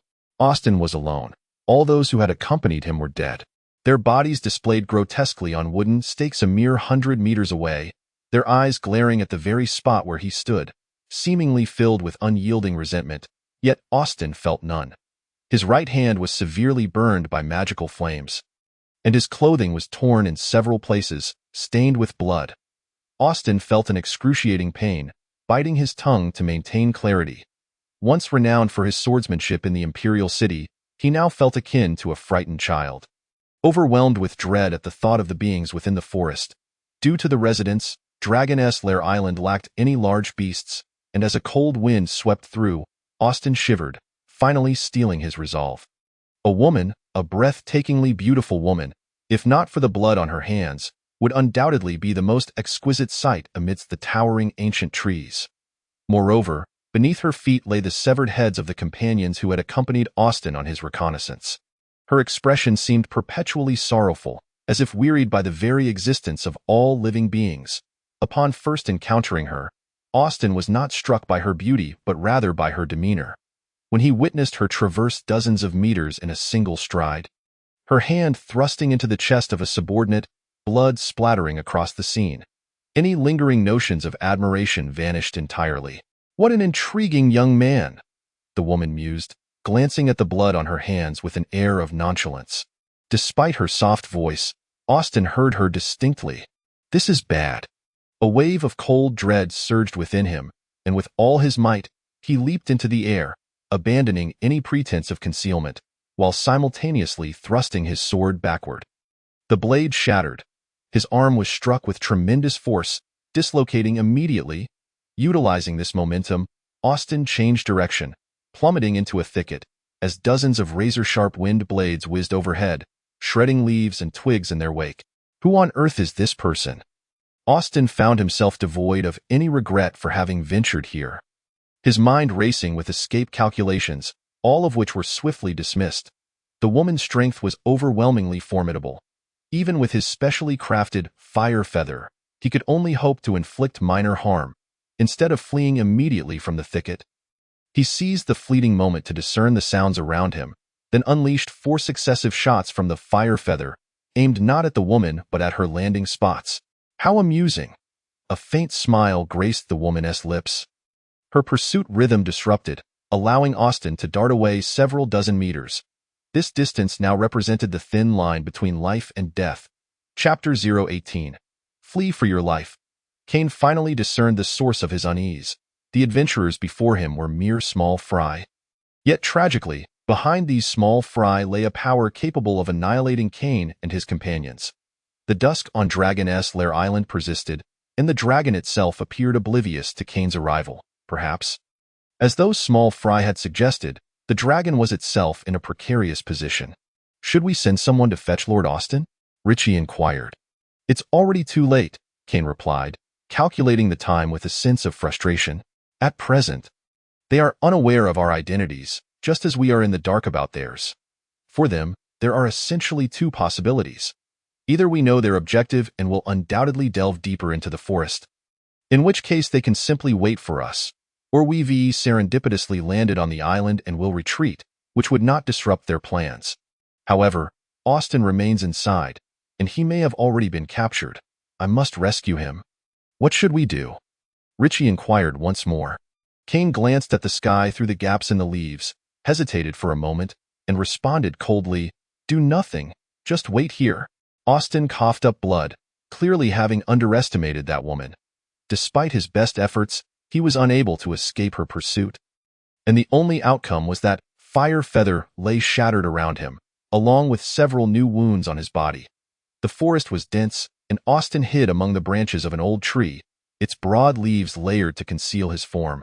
The woman was perched on a rock 100 meters away, her demeanor exuding an indescribable allure. Had they been on Free Island, Austin would almost certainly have approached her, but now he wished only to distance himself as far as possible from her presence. "Will you come out willingly? Or shall I force you?" The woman smiled, her gaze drifting subtly toward Austin's hiding place. Such tactics were familiar to Austin, who had played this game since childhood. He feigned ignorance and remained motionless, fearful of revealing any vulnerability. Her voice, melodious and graceful, allowed Austin to discern her age with ease. It was merely his intuition, yet he could tell she was no youthful hag, but rather younger than his deceased mother. The notion that such a young woman possessed such terrifying power sent shivers down his spine. "Since you refuse to come out, I shall take matters into my own hands." Before she could finish her sentence, she was already in motion. Austin felt the air around him suddenly thicken, prompting him to retreat hastily, all the while lamenting his fate. This was clearly a formidable magic. The woman had cast it with little preparation, far surpassing Kane's amateurish level. Her slender hand swiftly reached Austin, and as the blade sliced through the air, leaves flew about. Austin desperately defended against her elusive attacks, but he could no longer match the speed he had at the beginning. The woman seemed to toy with him. Aside from the initial spell, she employed only the most basic magics, yet it was precisely these that rendered Austin powerless, leaving him no chance to gain distance. "Damn it. I'll fight back." Overwhelmed, Austin gritted his teeth, enduring her low-tier magic, and drew a scroll from his waist. The woman exclaimed in surprise, evidently astonished by the subtle magical aura emanating from the scroll. If not for her exceptional prowess, she would never have suspected it was a scroll at all. In truth, it was a specially crafted item by the great Mr. Kane. Anything bearing the label "specially made" immediately became extraordinary. This scroll, painstakingly created by Kane, was no exception. Although Austin was oblivious to its true value, he could not even recall its name. True to Kane's style, this scroll had a magnificent effect. It first granted Austin a protective shield and then unleashed a barrage of explosive fireballs in all directions. The woman, not being a goddess, could not simply disregard such an assault, yet it still failed to harm her. Cursing the scroll under his breath, Austin quickly retreated, while the woman danced through the air like a butterfly. Assuming the scroll was merely a triviality, she pursued him without further suspicion. In her haste, she underestimated the cunning of Kane's design. An inconspicuous fireball suddenly changed direction, hurtling toward the unsuspecting woman. This fireball was small, appearing no different from the other explosive fireballs, and its flight path mirrored Kane's magical habits, wobbly and unpredictable. The woman furrowed her brow, sensing an impending danger, and just then, the tiny fireball struck her from an unexpected angle, forcing her to retreat hastily. Austin's injuries worsened significantly. His once delicate face now bore a grimace of agony. He dared not linger, fearing another encounter with that woman when he reunited with Kane, and thus hastened deeper into the forest. Once he felt he had sufficiently shaken her off, he hurriedly retrieved a communication stone from his pocket, in the midst of their earlier skirmish, to avoid revealing his location. The stone had been deactivated. After several frantic attempts to reactivate it, Austin shouted into it, "Kane! Kane! Hurry and save me. I'm going to die." Kane abruptly stood up. He had been awaiting Austin's message for quite some time. And now there was finally a response. "Where are you?" Kane's demeanor turned calm, ignoring Austin's frantic pleas for help, and directly asked, "Do you know what faction it is? How many of them?" Austin, ever cooperative, replied while running, "I'm approximately 2,000 meters at your 7 o'clock. I am afraid I can't meet up with you. They are not human, and I am no match for them. Just now, a woman nearly killed me, but thankfully your scroll bought me some time. I don't know what faction they belong to, but they seem to have seized control of the entire central region of Evil Dragon Island.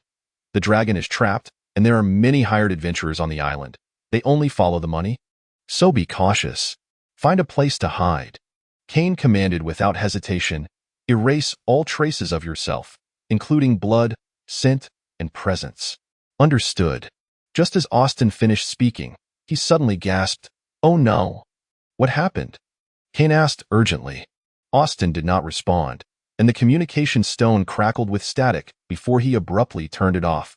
"What is wrong?" Ayun inquired. Having noticed Kane's fluctuating expression, they had only seen Kane stand and speak a few words into the communication stone before falling silent. Moments ago, Kane had employed some subtle tactics to threaten several adventurers, sending his men to scout the way they had come, only to discover it had been sealed off. In other words, whether advancing or retreating, they would fall into ambush. Kane had no escape route left. "It's Austin. He is still alive." When Kane announced this news, his tone bore no hint of optimism. Ayun exclaimed, "Do we know his location? Shall we go to meet him?" "No." Kane cast a glance at the others, clenching his fists tightly. "We will continue to wait and see who can't endure it first." Although Kane understood that the first to lose patience would certainly be himself, the enemy's strength was overwhelming. The fear exhibited by those adventurers and Austin's flight had made it clear that their side relied heavily on the mysterious Ayun to hold the fort. Contemplating this, he couldn't help but admire his own foresight. The only option now was to feign strength, to appear formidable enough to instill fear in the mysterious forces of the forest. Only then could they find an opportunity to fight back. Since the encounter with those adventurers, several groups had come to test their mettle, including some skilled individuals, each subsequent encounter further unsettling Kane. Had it not been for his ample preparation, they might have already met with disaster. What exactly was this organization? Chapter 019. Silent killing of 1 inch. Did you intentionally let him go? In the forest, the shadow of a large tree suddenly trembled, rippling like waves as if it had broken free from something, slowly solidifying into the figure of a person cloaked in black robes. In this world, not all beings are necessarily human. Many intelligent life forms refer to themselves as people, such as orcs and others. Yet, the figure before them, draped in black, clearly bore human ancestry, speaking in a stilted and exceedingly dull manner. He appeared abruptly behind the woman who had been pursuing Austin, coolly uttering a single sentence. The woman looked somewhat disheveled. The small fireball had proven unexpectedly powerful. The fabric of her silk attire remained unblemished during her chase of Austin, yet it had been burned through by that small fireball, leaving her once snow-white skin marred and charred as the cold wind lifted her frost-like garments. The woman blinked and unexpectedly broke into a smile. "No wonder people say that Miss Marfa is most beautiful when she kills." The black-robed man attempted to smile as he spoke, but his lips stiffened, making his smile more grotesque than a frown. The woman, referred to as Miss Marfa by the black-robed man, seemed unfazed by his sudden appearance, treating him with the same disregard as the fallen branches and leaves beneath her feet. A reflection of her innate confidence. She turned to face him, her smile fading. "I merely encountered something novel, Mr. Eisen. If I recall correctly, you were tasked with dealing with the intruders at the forest's edge? I advise you to act swiftly, as it is your job." Eisen shook his head. "No need to rush. There are plenty of adventurers to test their strength." Marfa replied. "The leader's intent was not to test, but to eliminate them. I am well aware of that, and there is no need for Miss Marfa to worry." Eisen's voice was slow and calm, his form still resembling a wisp of shadow, like a flickering black flame. "What brings you here? To spy on me?" "I wouldn't dare," Eisen replied coldly. "The leader has asked me to inform you that the old dragon's power has suddenly surged significantly, and the magic circle is becoming difficult to maintain. Please, Miss Marfa, attend to the magic circle personally to prevent any unforeseen incidents. Furthermore, regarding the second matter, the intelligence from Meat Sai indicates that some intriguing discoveries have been made on Free Island. The leader wishes for you to join the festivities there once the affairs here conclude." "Why should I go?" "This, my lady, you must inquire directly with the esteemed leader. However, it is worth noting that the leader's temper has been rather foul of late." Eisen replied, shaking his head. "I understand." It was evident that Ma Fa and Eisen had little rapport, and neither was particularly skilled in conversation. However, Ma Fa appeared even more distant. A beautiful woman invariably garners ample respect. And Eisen chose not to rebuke the lady for her rudeness, retreating back into the shadows of the trees. "What about the outsiders on that island?" Ma Fa inquired, furrowing her brow. Eisen's figure began to blur. his voice ethereal. Before dawn, there shall be no living outsiders left. Once Eisen vanished, the forest returned to its eerie silence. Mafa stood quietly atop the treetops for a moment, casting a silent glance in the direction where Austin had disappeared before departing from the scene. In many respects, Mr. Austin could hardly be deemed a good man. He trafficked in slaves, preyed upon the weak, was incorrigibly lazy, and had a penchant for grandiloquence. Whether this was a manifestation of his self-destructive tendencies stemming from his status as a commoner, Austin was undoubtedly a scoundrel. Yet, upon witnessing the horrific scene before him, a surge of rage erupted from the depths of his soul. The twilight sun bled crimson, ancient trees draped in a somber gray hue, and the ground littered with broken branches and fallen leaves. None of this was of consequence. Austin pressed onward, but ultimately, he could no longer contain his retching. In a hollow, there lay a gruesome tableau of over a dozen human corpses, their skin expertly peeled and hanging from nearby trees. All that remained of these bodies were halves, meticulously severed from head to toe, exposing their colorless entrails, with congealed blood staining the earth. Austin's right hand, bracing against the trunk, brushed against something. He picked it up and discovered a bone still attached to its flesh. Ugh! Austin recoiled violently, then succumbed to his nausea, for he had never encountered such a ghastly sight. It was evident that this was the aftermath of some dark religious ritual. Tattered strips of cloth flapped in the breeze, inscribed with sinister black lettering. Austin continued to retch until he felt nearly faint. Finally managing to stand, squinting slightly, too horrified to gaze upon the great pit. This terrifying scene exceeded his imagination, seeming an act only the most uncivilized of races would commit. Sacrifices, human offerings. What could be more chilling to Austin? Especially considering that the force behind such horrors was undoubtedly the enigmatic power to which that woman belonged. Recalling the bloodied hand that had pierced her subordinate's chest, Austin's sole hope was to escape as far as possible. Vowing never again to heed the provocations of others, nor to join Kane's band of thieves. Though this was not Austin's first foray onto Dragon Island, his respect for the island's inhabitants had kept him from wandering too freely. Thus he only had a vague sense of his current location, some small basin to the west of the island's center. Here, vegetation flourished, the climate was humid, and drops of water frequently fell from above. As night approached, a sense of dread crept over Austin. I must locate the old dragon's lair, but where is the old dragon's cave? Austin was not adept at discerning directions, and he dared not linger in such a terrifying place. Stumbling forward, he pressed on, only to be met with a chilling discovery. Austin cautiously circumvented the great pit and ventured deeper, only to encounter several more pits of varying sizes, each containing human corpses, flayed and laid bare. Someone's here. Austin crouched low, carefully concealing himself. More precisely, it was a pair of female demons that appeared before Austin, beings of the Fae, the most distantly related to humans. Yet these female demons bore impossibly beautiful faces, captivating even by human standards. The two he beheld were no exception, and Austin harbored no particular thoughts about them, aside from the haunting memory of the stunning woman who had pursued him. He now witnessed these two demons engaged in murder, slaying 10 humans. If the sight of the corpses filled Austin with dread, the sight of these two demons, smiling wickedly as they brandished their knives, extinguished any remaining fear within him, leaving only a seething fury. An unfathomable wrath. Among the 10 victims were the elderly and children, nobles and commoners alike, garbed in a myriad of attire, yet sharing the singular trait of lifeless, pallid faces. They were all bound to a crucifix, arms secured, their toes barely grazing the ground, and their mouths barely able to draw breath. The two demons held skinning knives, meticulously dissecting the head of a child. One demon rolled up her sleeves, a lock of dark hair cascading down, while the child's despairing gaze tightened Austin's heart. The demon's crimson lips curled in a sinister smile as the knife arched, poised to sever the child's throat. Suddenly, a gray shadow burst forth from the underbrush, a slender blade slicing through the air.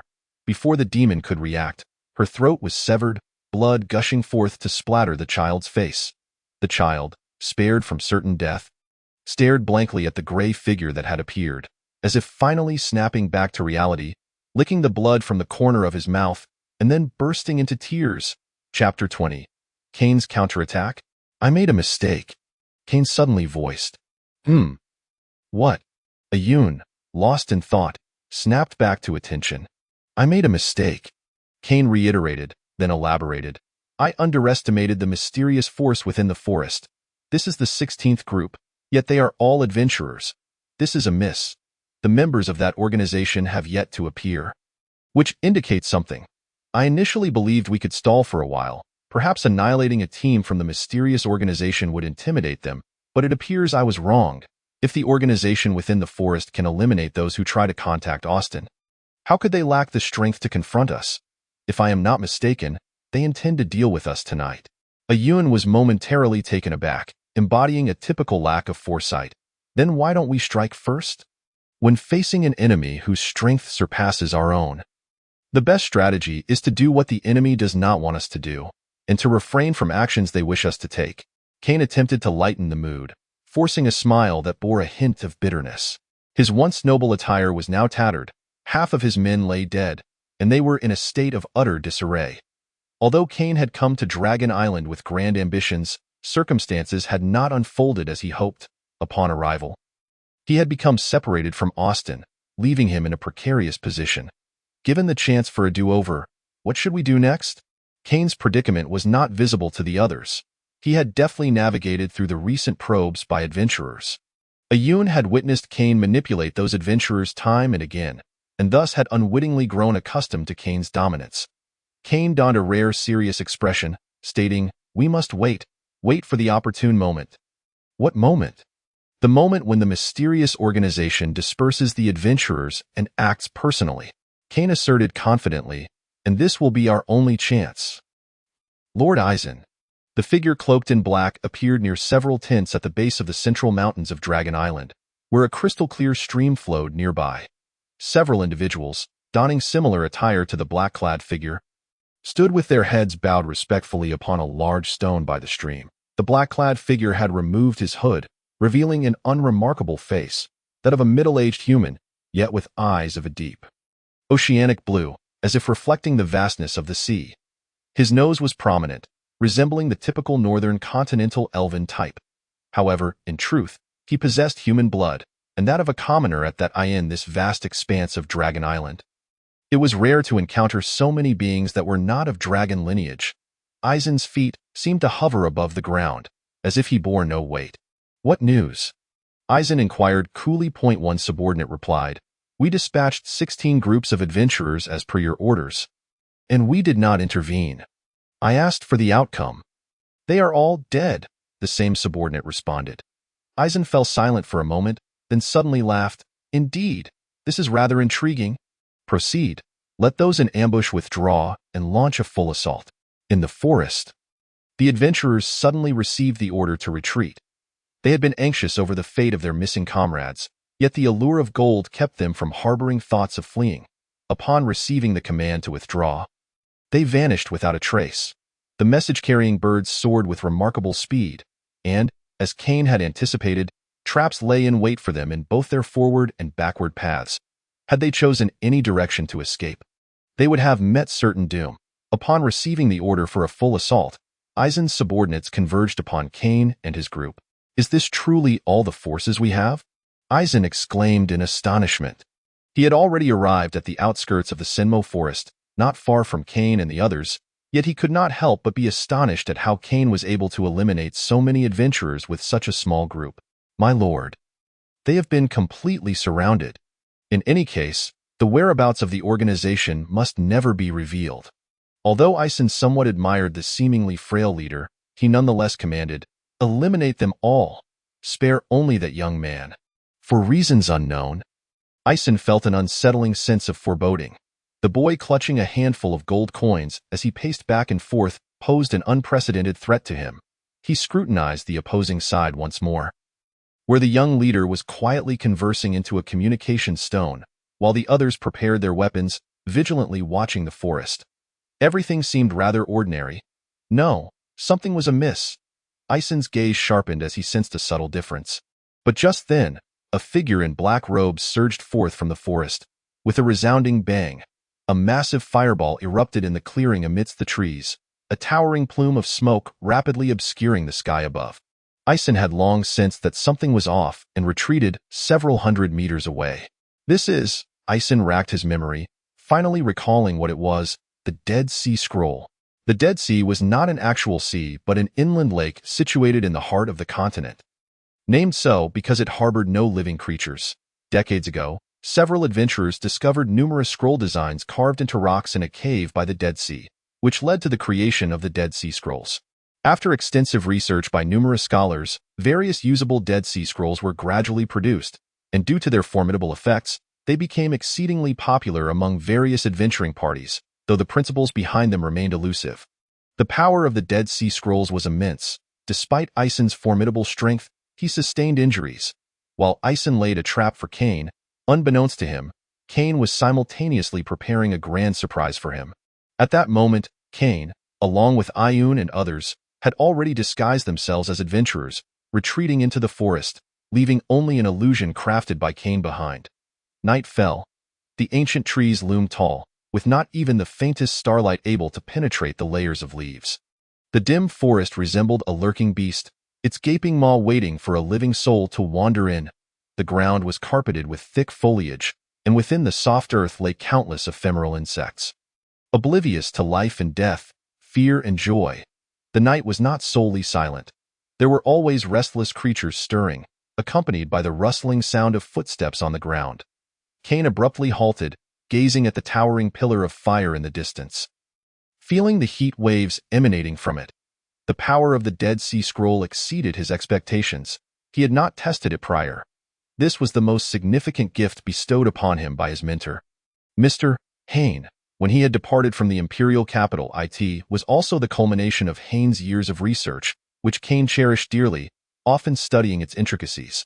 Had it not been for necessity, he would never have wasted it here. Kane, boss, has it worked? Ayun, evidently unaware of what the Dead Sea Scroll entailed, stared blankly in the direction Kane was looking, equally astonished by the scroll's immense power. Kane chuckled derisively and replied, I have an abundance of escape methods at my disposal. Do they truly think they can kill me? Humph.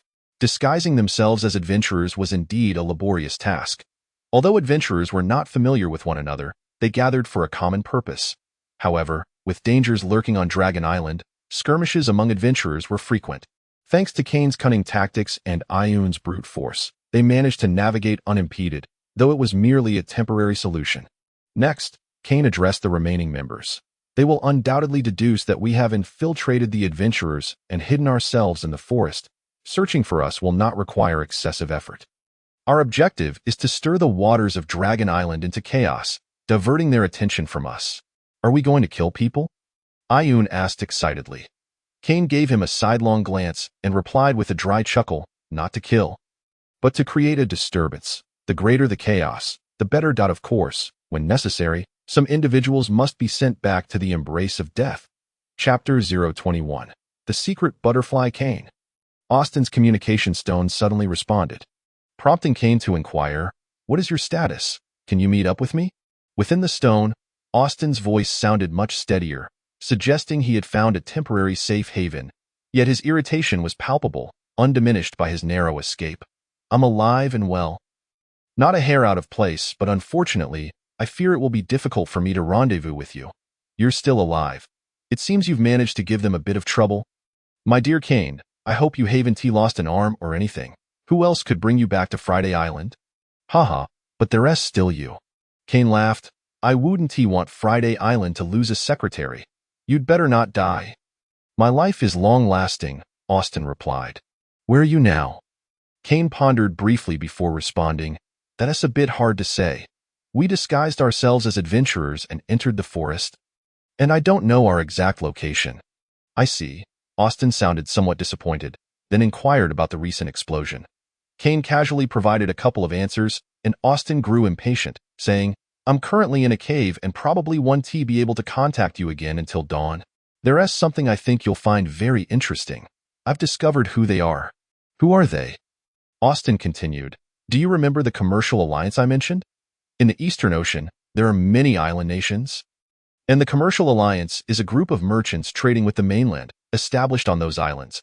However, that's not the main point. About 100 years ago, the infamous Redbeard pirates suddenly emerged there.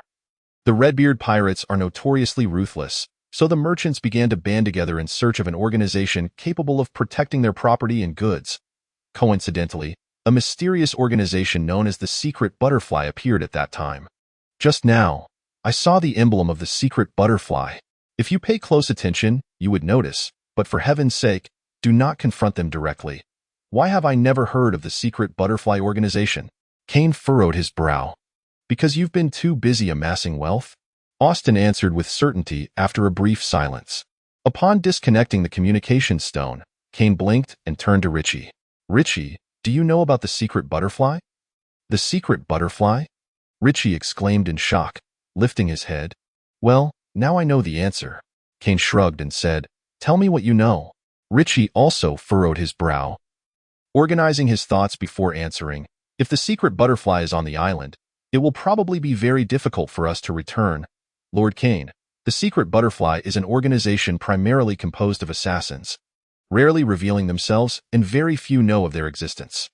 However, since their emergence, they have been involved in nearly all significant events on the continent. For instance, a few years ago, during the court turmoil in the imperial capital, the rebels relied on them and nearly stormed the royal city. I want to know why they are here, Kane asked, calculating his odds and feeling increasingly vexed by the uncooperative turn of events. Had Lady Luck truly turned her back on him? He did not come to Dragon Island merely for sightseeing. He had to meet the Dragon Boss and reclaim something of utmost importance. That might be beyond my knowledge. Let me ask a question. Ayun raised his hand. Is the Secret Butterfly very powerful? Richie glanced at him and replied, Not powerful. It's terrifying. Why do you say that? Kane inquired. Because the Secret Butterfly is not only an assassin organization, but also a religious one. It is said that their members do not include humans, as humans are generally their sacrificial offerings to the divine. They worship the god of death, believing that all humans are sinners, and only through their deaths can they attain salvation. If that were all, it would merely be a cult. However, for over a century, the Secret Butterfly has manifested miracles 7 times, each time resulting in the deaths of countless individuals. The feeling, I cannot quite describe it. I experienced it firsthand over a decade ago. Not far from the imperial capital in Phoenix City, where the Secret Butterfly secretly held a sacrificial ceremony to summon the god of death to the mortal realm, I was in the city and felt as if a great mountain was pressing down on me, making it nearly impossible to breathe. Just from the sheer aura, several hundred people died. Compared to it, the might of dragons seems trivial. Richie was evidently stirred by memories, speaking with excitement. All those who laid eyes on the god of death perished without a single wound, save for the members of that organization. Sacrificial ceremony? Kane stroked his chin, curiously asking, What kind of ceremony? Richie, having far more experience than Kane, was a person of cold exterior and warm interior. Thus, his voice carried a hint of anger as he responded, The followers of the Secret Butterfly believe that the cries of humans in agony are the best offerings to their deity. The so-called sacrificial ceremony involves skinning humans alive, letting them suffer and scream to death, then cutting their bodies in half from head to toe and discarding them in the wilderness.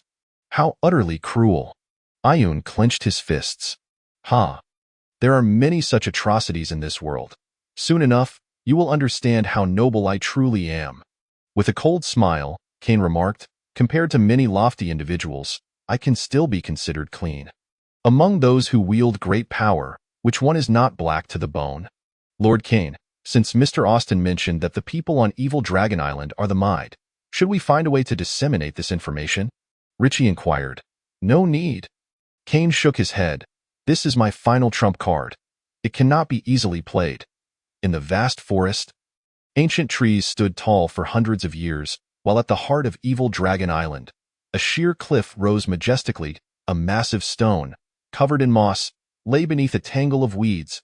If one were to venture into the underbrush, they would discover a cave concealed by the overgrowth, which was not entirely shrouded in darkness. Faint light filtered through the crevices of the rock above, as one descended deeper into the cave.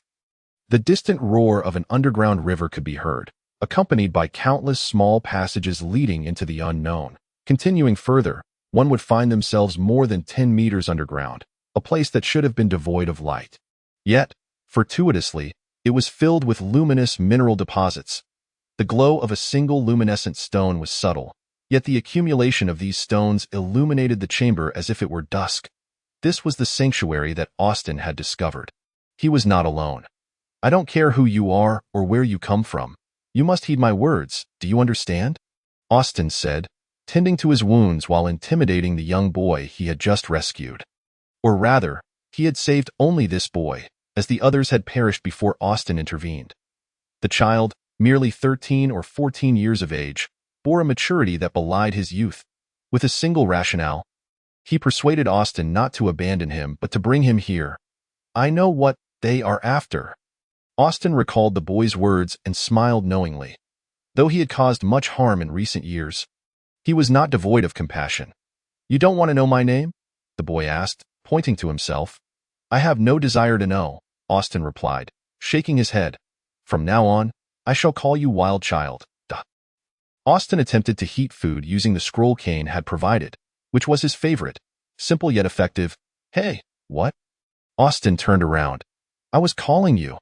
The Wild Child blinked, speaking up. Speak. What is it? The boy hesitated for a moment.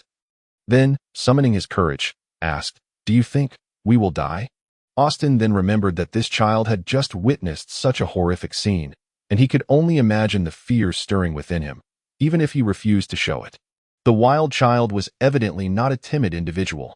Although fear and timidity are unrelated, he clenched his fists, trembling involuntarily. Austin was not one to offer comfort, and he paused his actions, falling into silence. It's a trivial matter. With me here. You will not die. Austin turned back, casually uttering a lie laced with humor. Chapter 022. The bound evil dragon. The night on Evil Dragon Island saw the towering central mountain range dominate half the sky. At the summit of this mountain range, on a flat expanse of barren land, a colossal magical tower loomed high. This newly erected tower was adorned with magical arrays designed for confinement and bondage. Originally the dwelling of the dragon Abbas, at the base of the tower, deep within the caverns, lava surged beneath, casting a fiery glow that illuminated the entire cave, with occasional flickers of flame leaping from the molten rock. For a human body, this cavern was vast, its walls marked by signs of fire. Even though the rocks on Evil Dragon Island were incredibly hard, they had begun to flake away due to some intense heat. A stone from the lava had been carved into a simple platform, upon which a dragon lay asleep. Abbas was an ancient dragon, his massive head resting listlessly on a bed of grass-covered stone. His enormous body, over 10 meters long, curled into an arc, with smooth scales reflecting the light emitted by the lava, shimmering brilliantly. Though it was night, the old dragon showed no inclination to slumber, his enormous eyes opening to glance at the darkened cave entrance. Roar! The old dragon bellowed. You wretched insects dare to imprison the great me. The claws of the dragon Abbas were firmly shackled by a golden chain.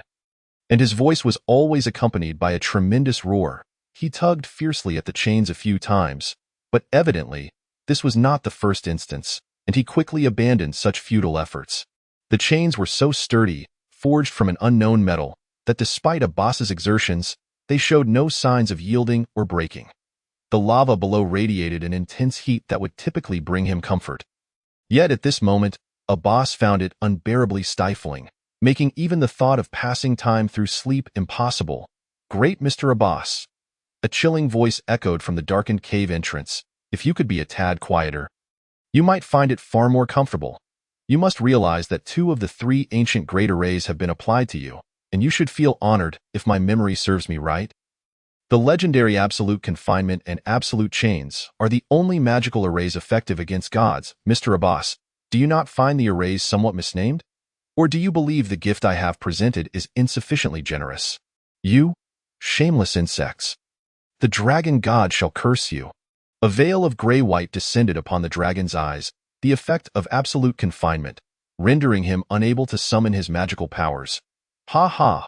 When did the great dragon god resort to the tricks of curses? The voice replied leisurely. Moreover, we are hardly shameless. This was originally a palace bestowed upon you, a magnificent magical tower.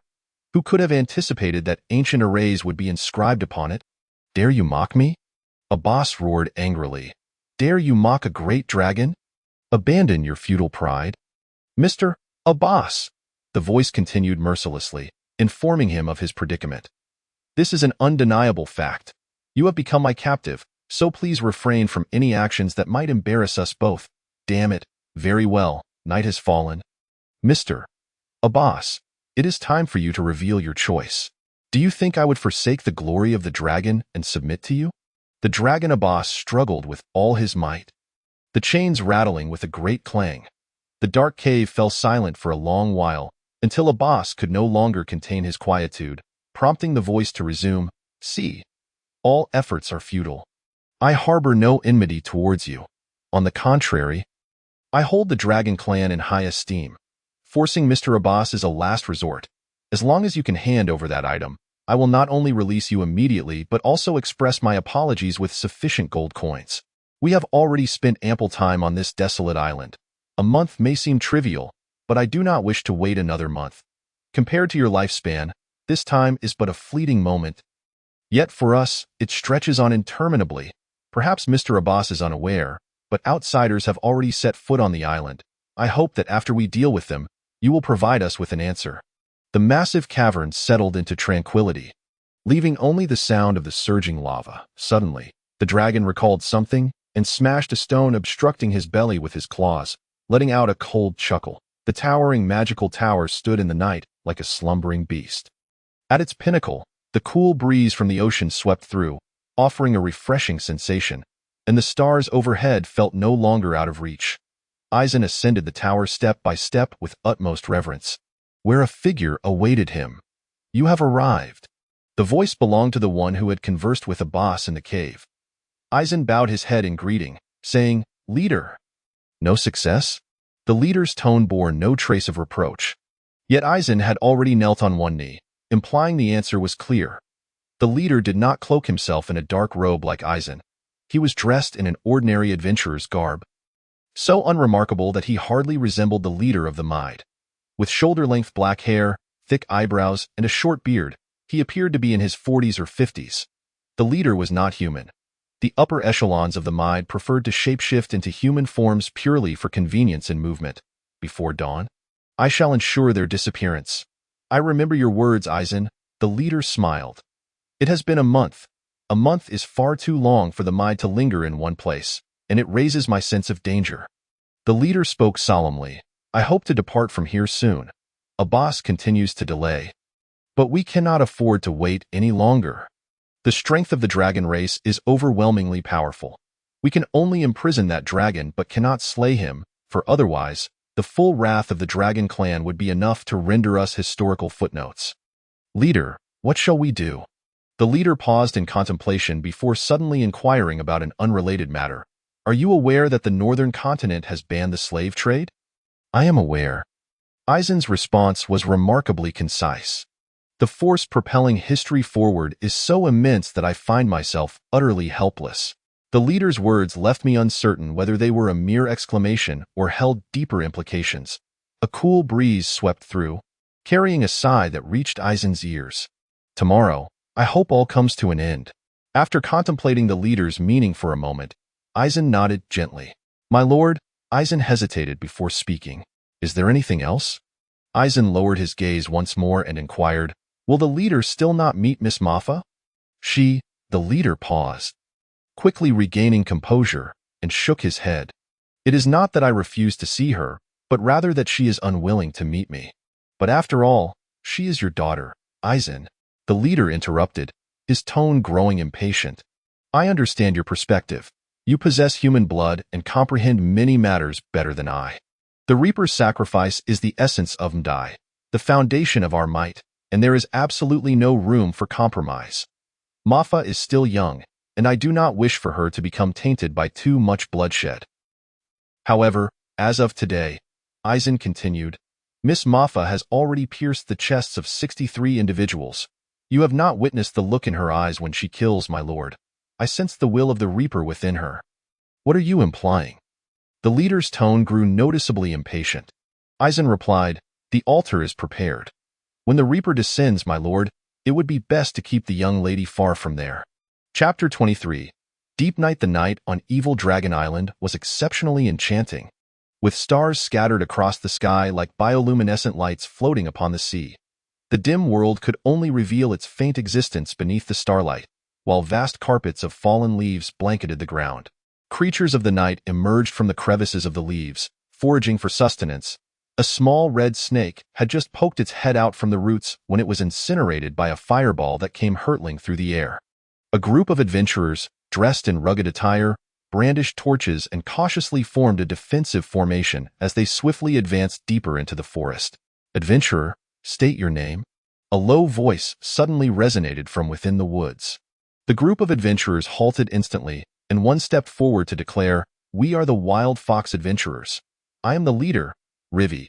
We have just received orders to retreat into the forest." Silence enveloped the dark woods for what felt like an eternity, until a somber voice finally responded, "You are the Wild Fox Adventurers? Why is your number so few?" "We were ordered to eliminate those outsiders and suffered some losses," Rivi replied cautiously.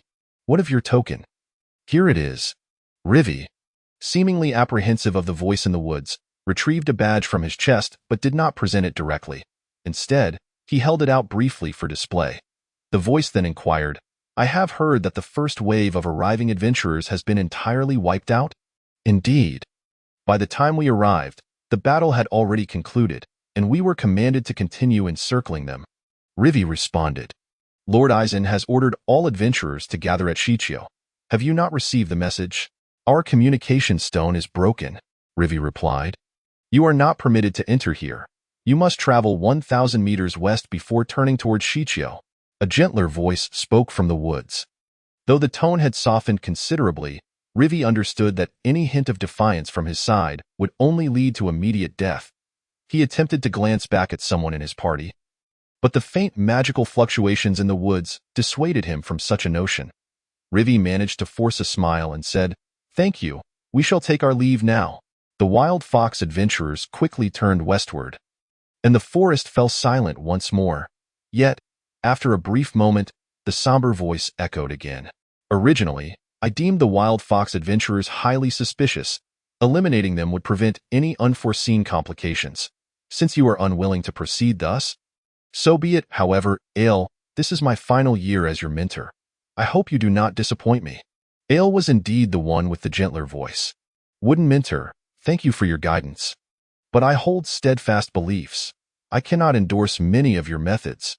As night fell, footsteps echoed. He relished the sensation of firm ground beneath him. "Is the mentor departing?" "Lord Eisen has summoned me. You will be responsible for the vigilance here, for reasons unknown." The previously somber voice now carried a hint of warmth and tranquility, an emotion rarely gleaned from his mentor's tone. Ale, an orphan raised under the teachings of the wooden mentor, was well acquainted with the melancholic man. The mentor often spent considerable time on missions. In simpler terms, he had long since grown accustomed to killing and remained perpetually silent. The subtle magical fluctuations finally dissipated entirely, and Kane exhaled in relief. Thankfully, magic users are highly sensitive to magical energy. Otherwise, they would have failed to detect the hidden stakes in the woods. This group of adventurers was, in fact, a disguised Kane and his companions. Along with the temporarily allied Rivi and Anne, they originally intended to infiltrate the summit of the Central Mountains, but the vigilance of Mdai was so stringent that they found themselves with no opportunities whatsoever. "What shall we do, Lord Kane?" Rivi asked, somewhat flustered. He was merely an adventurer, with gold being his sole creed. Kane had provided him with sufficient coins, freeing him from any moral qualms about switching allegiances. However, having witnessed the might of Mdai, he naturally doubted Kane's chances of escape and was already mentally prepared for another capitulation. "What else?" "We charge straight in," Ayun interjected with a grin. "Cough, cough. Be quiet, Ayun." Kane shot him a glare before continuing. "As those individuals suggested, let us first head to Shichio to Mr. Rivi. Do you know where Shichio is located?" "That was the name given by the employer upon our arrival. I have seen the map and know its location," Rivi replied. "Then we shall head there." Kane pondered for a moment before stating. Shichio was a small hill, an open grassy expanse amidst the woods, where tents had already been erected. Adventurers of various backgrounds came and went, yet due to the employer's gag order, each group remained oblivious to the origins of the others and the reasons for their movements before nightfall. Aside from bickering and exchanging insults, there was little interaction among them. In certain respects, the power of gold was immeasurable, especially in this era of grand adventures, even though the adventurers were unaware that their employer was the fierce and malevolent organization Die. This ignorance did not diminish their requisite reverence for him. There were over a dozen adventurer groups present, none of which were particularly renowned, the largest comprising merely a handful of individuals. By the time Kane and his companions arrived, nearly all the tents had been claimed, and Rivi could only helplessly inform Kane, "It appears we have no choice but to camp in the open." "That is not an issue. However, Mr. Rivi, I fear we still require your assistance in gathering information about our situation." Kane replied with a smile. "Very well." Having accepted payment, Rivi was bound to fulfill his obligations, and considering the life of Kane's dear friend, he had no intention of betraying him. The night for adventurers was typically tranquil, a time to regain strength for the following day's endeavors. Seasoned adventurers were reluctant to squander time on idle chatter. It seemed that Mdai had begun to perceive something amiss. The adventurers were no longer able to fulfill their intended roles against the outsiders. Rivi had not been gone long, and although the Wild Fox adventurers were solitary, he often exchanged information with other groups, which made this inquiry particularly smooth. "Lord Kane, what news?"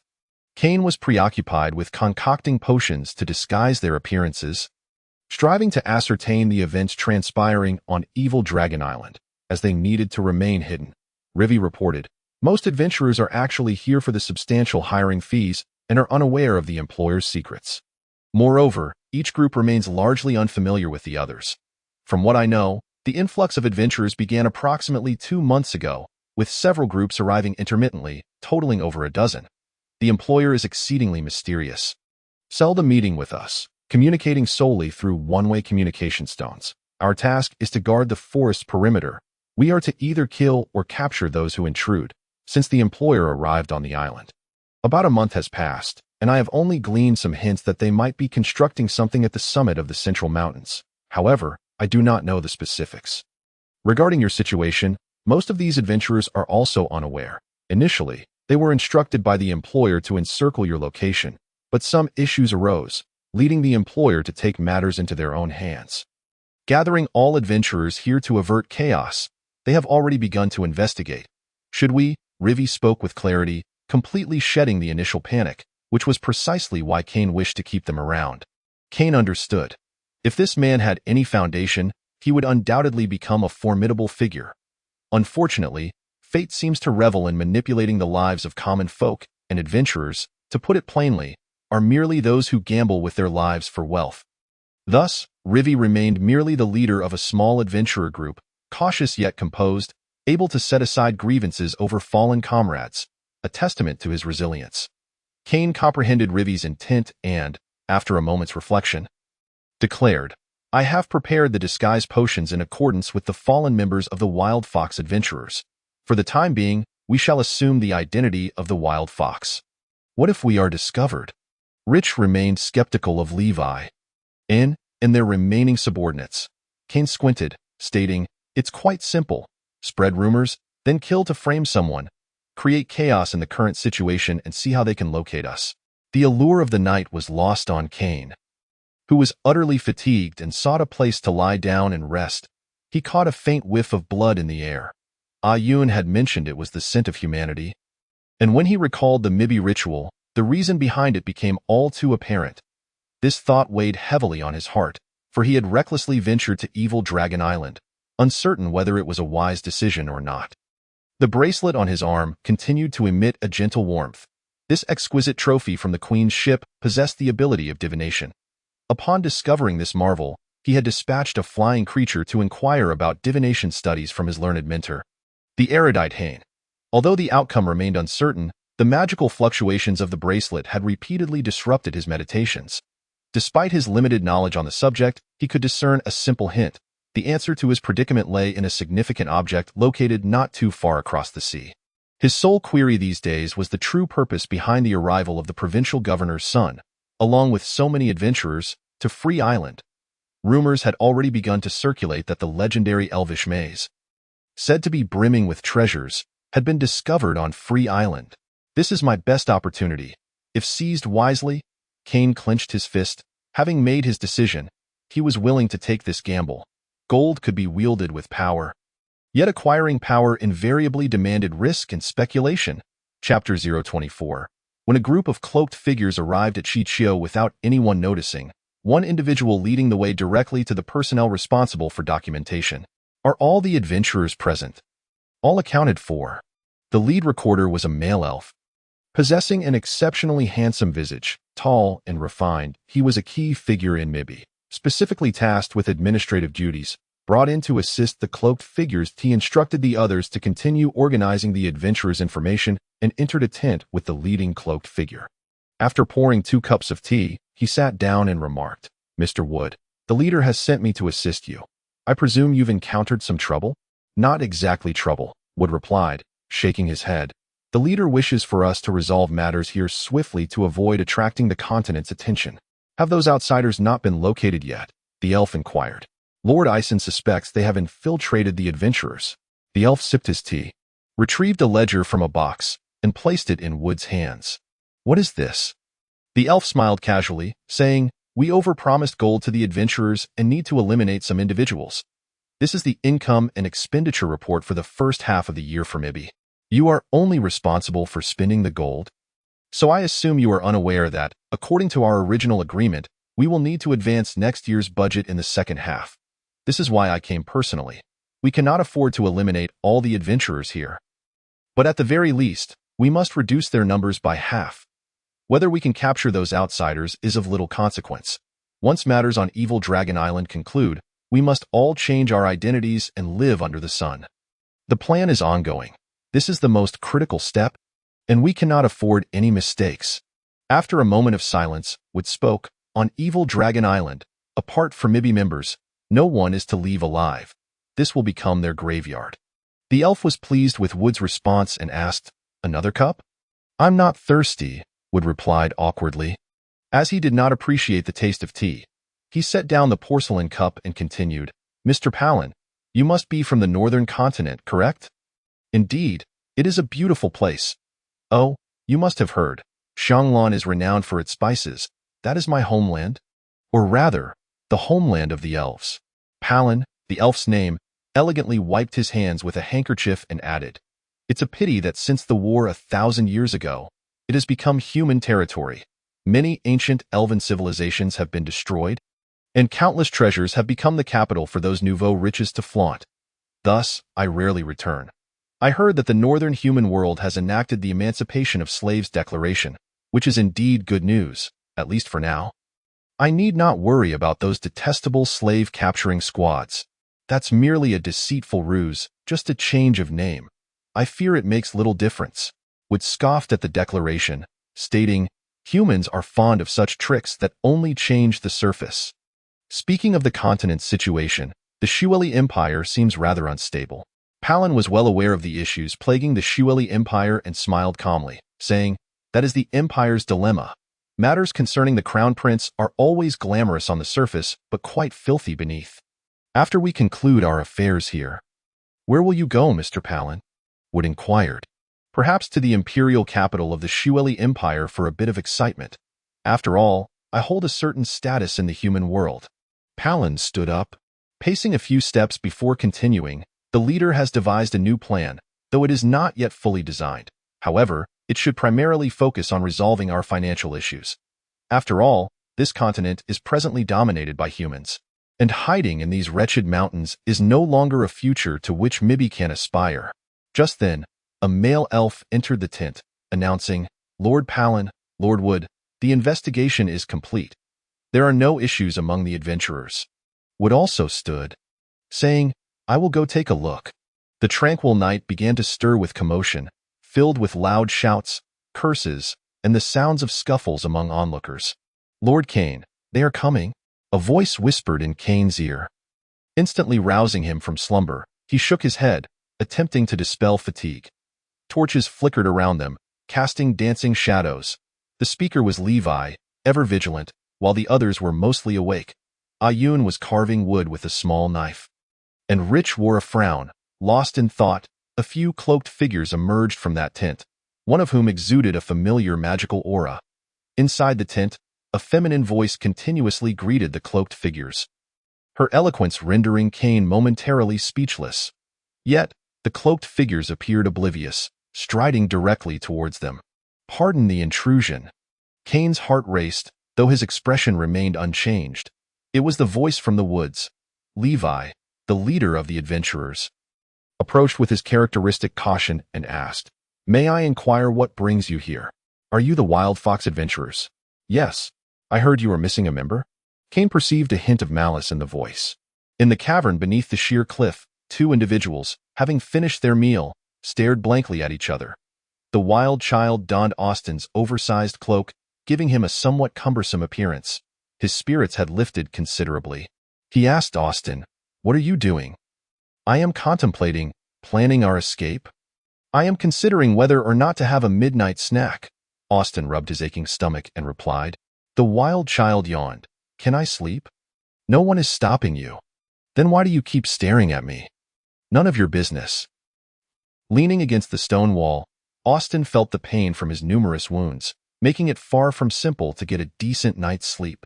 "How many others were captured and brought to this island like you?" Austin suddenly posed the question. "I don't know." The wild child was reluctant to recall those tragic stories, stating, "But there were over 20 with me, and they are all dead now. My best friend is gone. I must seek revenge." The wild child had not shed a tear, yet Austin could see he was trying to appear strong. Even as tears trickled down his cheeks, by the end of his statement, his tone turned resolute. "Given your current condition, revenge may prove quite difficult." Austin poured cold water on his hopes, for it was indeed, as he said, the power of Mibby was beyond doubt. And for a mere wild child to escape evil Dragon Island would be a remarkable feat, let alone seek vengeance. After uttering those words, Austin's heart softened, and he added, "However, there will surely be opportunities in the future." Upon saying this, he felt it was somewhat inappropriate. Was he not encouraging the wild child to throw himself into danger? Truly, being a good person was no easy task. Austin mused silently. The cave was stiflingly hot, prompting Austin to fetch some water and wash his face, asking, "Would you like to wash up?" "Of course." The wild child cleaned his face with a rag, then continued to stare at Austin. Austin turned his head away, uncertain of what to say. "Are you waiting for dawn?" The wild child implied he was asking if Austin intended to do something, such as scout the terrain or assess potential threats. Austin shook his head, responding, "In a little while, I will check if I can reunite with my companions. Stay here and do not wander." "Uncle, you have companions?" "Do not speculate about my affairs. Remember my words and do not wander." Austin coughed lightly and rose to his feet. However, before seeking Kane, he needed to make contact first. Austin moved to a corner and activated the communication stone. "Kane, it's me." Austin endeavored to maintain an air of nonchalance. "Of course, I know it's you." A cacophony of sounds emerged from the communication stone as Kane seemed preoccupied with some task. "I knew you were doing just fine. Now, tell me, what's the matter?" "Cut the nonsense. Let me ask you this. Did I come looking for you, or did you come looking for me?" Austin swore under his breath. "What the hell are you up to?" "Of course. It was you who sought me out." Kane replied dismissively through the stone. "I am currently at Shichio." "Oh, I almost forgot. You wouldn't know Shichio.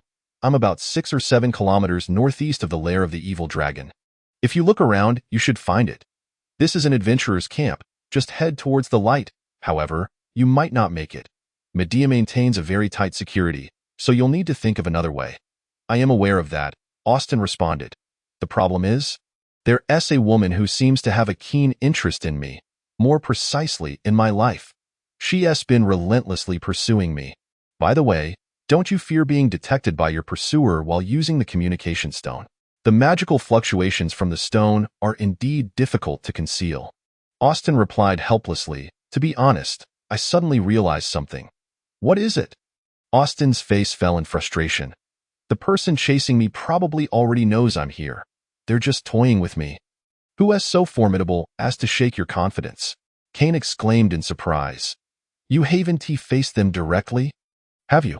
"No," Kane admitted. "You'll understand once you confront them," Austin declared. "I am heading out shortly to test my theory." After a pause, Kane's voice came through the stone. Be careful. Don't get yourself killed. Austin rubbed his chin, let out a bitter laugh, and turned off the communication stone. He sighed softly, only to be noticed by a wild child nearby, who asked, with your strength, what could possibly trouble you? Chapter 025. Better to return in the tranquil forest. A voice suddenly resonated. You are a woman, a beautiful woman, but why do you persist in following me? Could it be that you've developed feelings for me? Austin leaned lazily against a large tree, one hand resting behind him, gripping a slender blade. Having just departed from the concealed cavern, he felt an unsettling sensation as if being watched by some ferocious beast. More importantly, he detected the fragrance of a woman, a beautiful woman. Were he on Free Island, he would certainly dig deep to find her, but here on Evil Dragon Island, he had encountered only one beautiful woman. I've heard it said that when a beauty pursues you relentlessly, you ought to tread carefully. Austin's nonchalant demeanor appeared feigned, and he bore an annoyingly smug expression. Despite his handsome visage, aristocratic gestures, and a tone laced with pretentious politeness, he gazed at the treetops and continued, Dear lady, rather than this charade, wouldn't it be better to meet face to face and discuss the pangs of longing? Who knows, I might, in a moment of impulse, agree to. You'd do well to silence yourself. A gust of wind swept through, and the woman materialized before Austin like a white shadow, none other than Miss Marfa, the very one who had been pursuing him, having just emerged from the magical array that imprisoned the evil dragon Abbas. She had cast a subtle spell on Austin, allowing her to track him with ease. If Kane were present, he would surely detect such a trick, but unfortunately, Austin was utterly inept at magic. Marfa stood atop a tree several dozen meters away, her bare feet poised, her garments billowing. Indeed, it's you. Austin readily recognized the woman, straightening himself and smiling. What do you want? Speak. You're somewhat intriguing, to have evaded me thus far. Marfa's expression was inscrutable. Perhaps a smile, though Austin could hardly discern it. However, it's quite a pity. If it weren't for Eisen's insistence on eliminating you, you might have proven to be an amusing plaything. I am no mere toy. I can be quite dangerous if provoked. No sooner had he jested than Austin swiftly unleashed a smoke scroll, simultaneously propelling himself forward to thrust his blade towards Marfa. His speed was remarkable, and in the blink of an eye, he was upon her. The beautiful woman, however, was far from passive. She merely extended a hand, pinching Austin's thrusting blade between two fingers, applying pressure without breaking it, an expression of surprise crossing her face. Austin twisted his body, manipulating the slender blade in a feint before aiming for Marfa's alabaster neck. Naturally, she would not allow him to succeed. Austin's blade suddenly halted, caught in a stasis spell, a simple third-tier magic that nearly cost him his life. Marfa's delicate fingers, seemingly stained with a hint of blood, lunged towards Austin's chest. Utilizing the momentum from the stasis spell, Austin deftly sidestepped Marfa's hand and broke free from the magical restraint. Without missing a beat, she conjured dozens of fireballs of various sizes that hurtled towards him. At such a short distance, evasion was nearly impossible, and inevitably, the majority of fireballs struck the unfortunate Austin.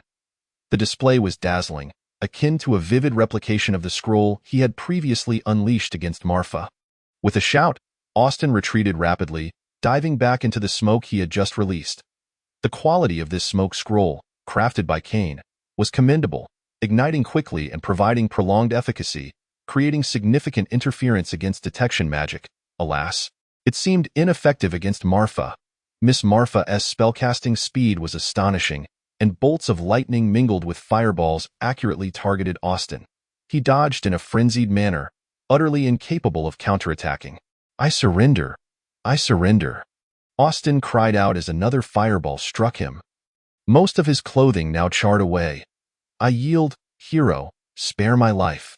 Marfa's spell indeed ceased, and Austin seized the opportunity to collapse to the ground, gasping for breath. Marfa regarded him with interest, raising a hand as a cluster of vivid flames danced joyfully. The air thickened as if heavy clouds loomed overhead. Given the oppressive atmosphere, Austin harbored no optimistic thoughts. This lady clearly had no intention of granting him a chance to surrender. Austin, with a jest, pushed himself up, stumbled a few steps, and fell again, pitifully wailing, "Miss, just treat me as a kite and let me go." Before Marfa could respond, Austin had already made his escape. Simultaneously, several prepared scrolls were unleashed, transforming the forest into a spectacle of vibrant fireworks. Miss Marfa, however, was not amused. She had anticipated this maneuver, and several protective spells shielded her thoroughly. Yet, instead of fleeing, Austin pressed forward once more, aiming another thrust. Marfa frowned as two fresh wounds appeared on her arm. The blade coated with a toxic substance, blood seeping from the wound uncontrollably. This strike was the most exquisite of Austin's life. The angle, force, and technique were flawless, yet it only managed to inflict a minor inconvenience upon Marfa. A testament to the insurmountable gap in their abilities, with a clang, the slender blade did not break but was instead sent flying. Unable to endure the pain from his wounds any longer, Austin tumbled to the ground, not by design this time, his face contorted in agony.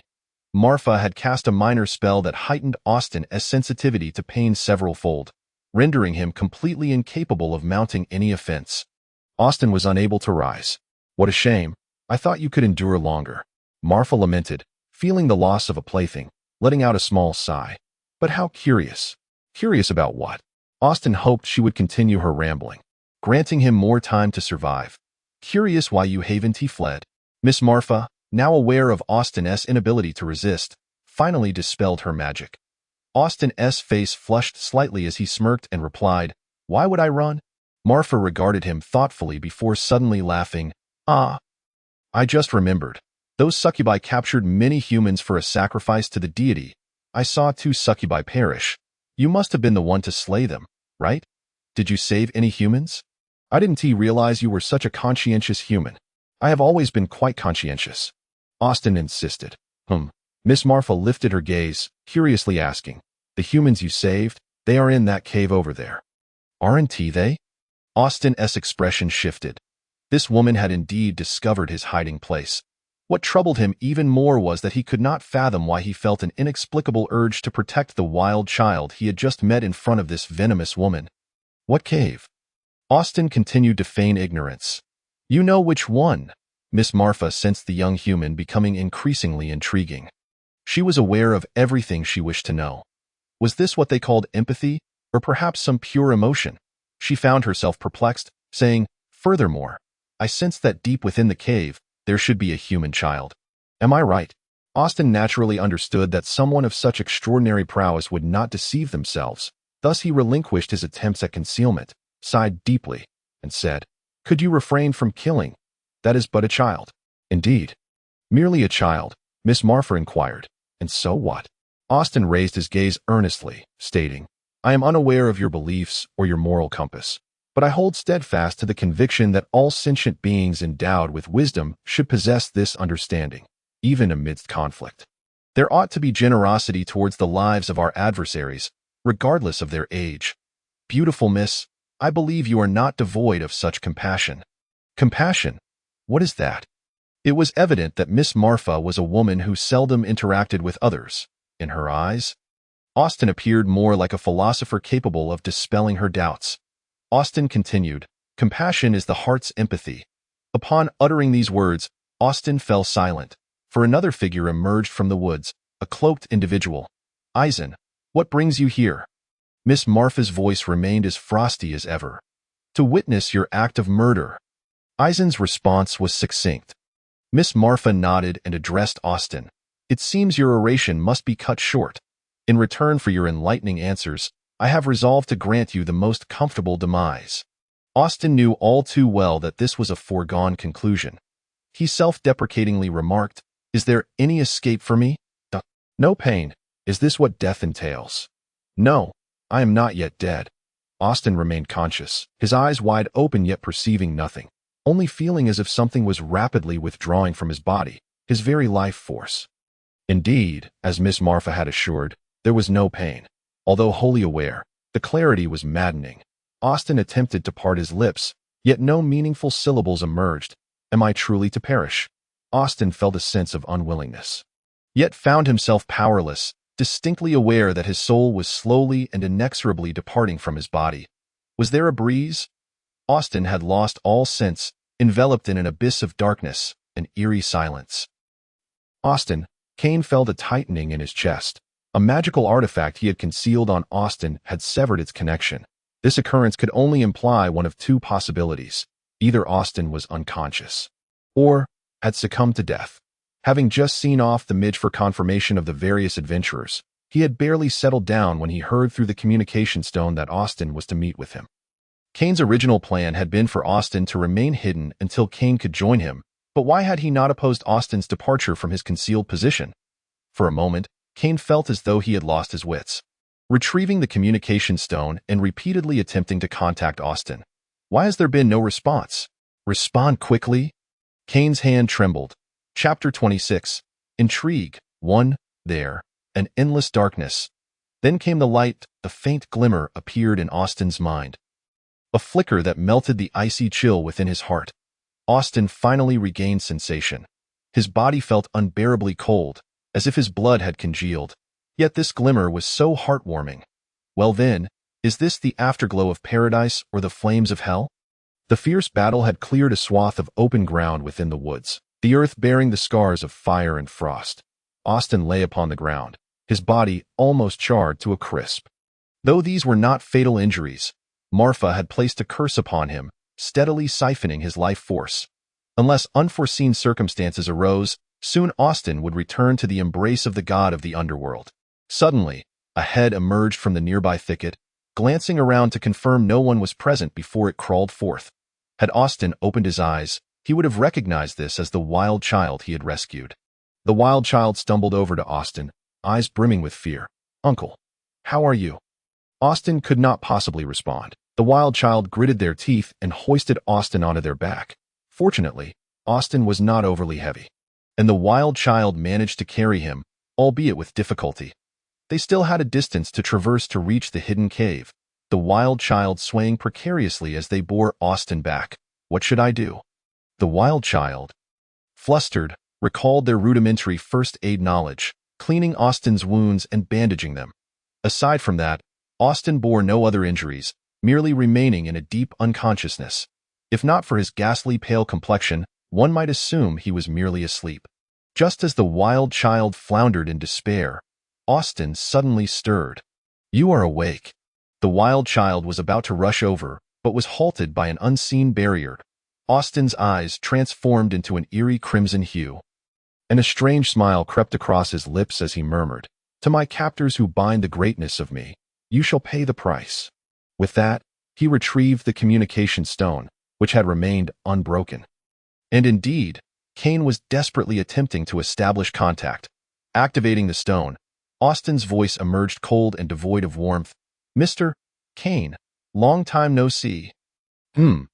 Kane momentarily failed to recognize the voice, shouting, "Who are you?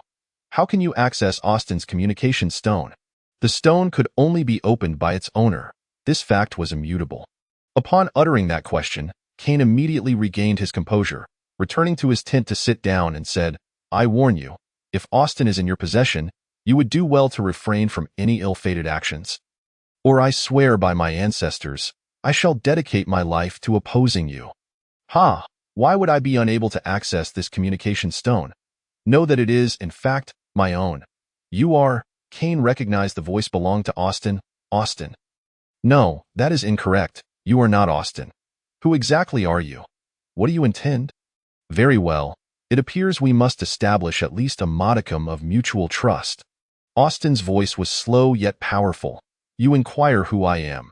Did you not come to this island for me?" "Mr. Kane?" Kane stood abruptly, astonished. "It is you?" "Indeed, I am the great Abbas." Austin's voice struck Kane as absurd. The malevolent dragon Abbas had seized Austin's form? "First, I must convey some unfortunate news." Abbas elongated his tone. "Your friend? This Austin gentleman has unfortunately been slain by a woman. However, he is not yet dead, for I have arrived. To be precise, my avatar has descended. I have granted him the continuation of his life. But all gains come at a price, do they not?" Kane had been dealing with this dragon for several years and understood that when a dragon sought recompense, it signified that the beast found itself ensnared in a predicament of its own making. And this predicament was undoubtedly wrought by the arrival of the midge. With this in mind, Kane subtly devised a plan.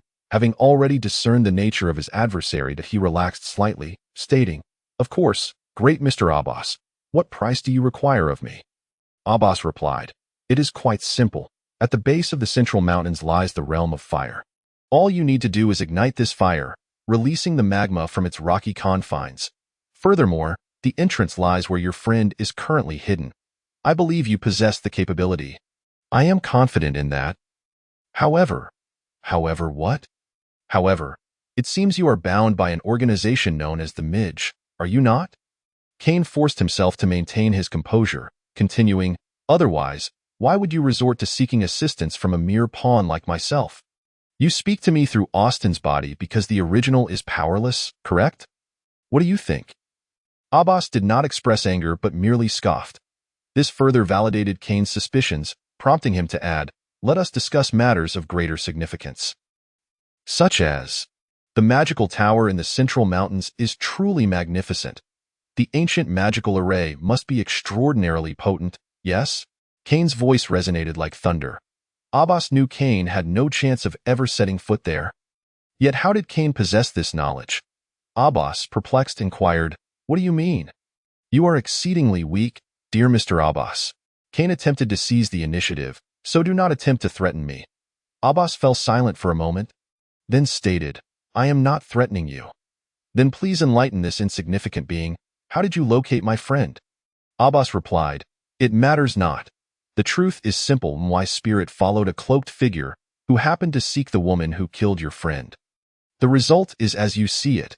I saved his life. You could have chosen to negotiate terms with me before rescuing my friend, yet you did not. You have earned my respect." Kane's words hinted at the dragon's inevitable secrets. For such generosity was unfathomable. Abbas almost instantly grasped Kane's insinuation. "I have little time left. I must clarify a few matters with you." "What do you mean?" "I feel I am on the brink of death." Abbas's voice suddenly took on an aged tone, or rather, Austin's voice unexpectedly grew weary. "I confess, I have suffered greatly, and this suffering has intensified over the past few days. It is highly likely that I will not survive until tomorrow if you do not assist me. Believe me, Mr. Kane, this is one of the few heartfelt declarations I make. I have had few friends in my life, even among the dragon kin. If you are willing to aid me, you shall earn my friendship." Kane instinctively touched the bracelet adorning his wrist and replied, "What else? What else?"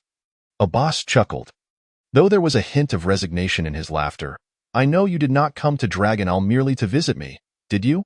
According to ancient covenants, the dragon kin are forbidden from participating in the continent's disputes for any reason. Thus I cannot seek vengeance for today's events. However, if you can accomplish this for me, I shall bestow upon you something you desire." "Your generosity is astonishing, the great Mr. Abbas." Kane acquiesced to Abbas's terms. "However, if you could swear by the name of the dragon ancestors, I believe I might be more inclined to exert myself." Kane added, "Do you doubt the credibility of a great dragon? As you perceive, we are but insignificant humans, utterly inconsequential in comparison to your existence." Kane's tone was suitably threatening. He understood the dragon's propensity for evasion, knowing that without the most sacred oath of the dragon kin, any agreement would ultimately be futile. Abbas fell silent for a moment before speaking. "Very well, shrewd merchant. You have prevailed. I swear by the name of my ancestors, all that is said today, if violated, shall result in my eternal descent into the abyss of darkness, never to return to the abode of the dragon god." Though Abbas's oath was simple, Kane, having gleaned some of the dragon kin's secrets from his mentor, naturally did not doubt it. "Allow me to pose one final question," Abbas suddenly exclaimed. "It is my honor." Kane nodded, though the other end of the communication stone was invisible to him. "How did you come to know of everything that transpires here?" "My intuition."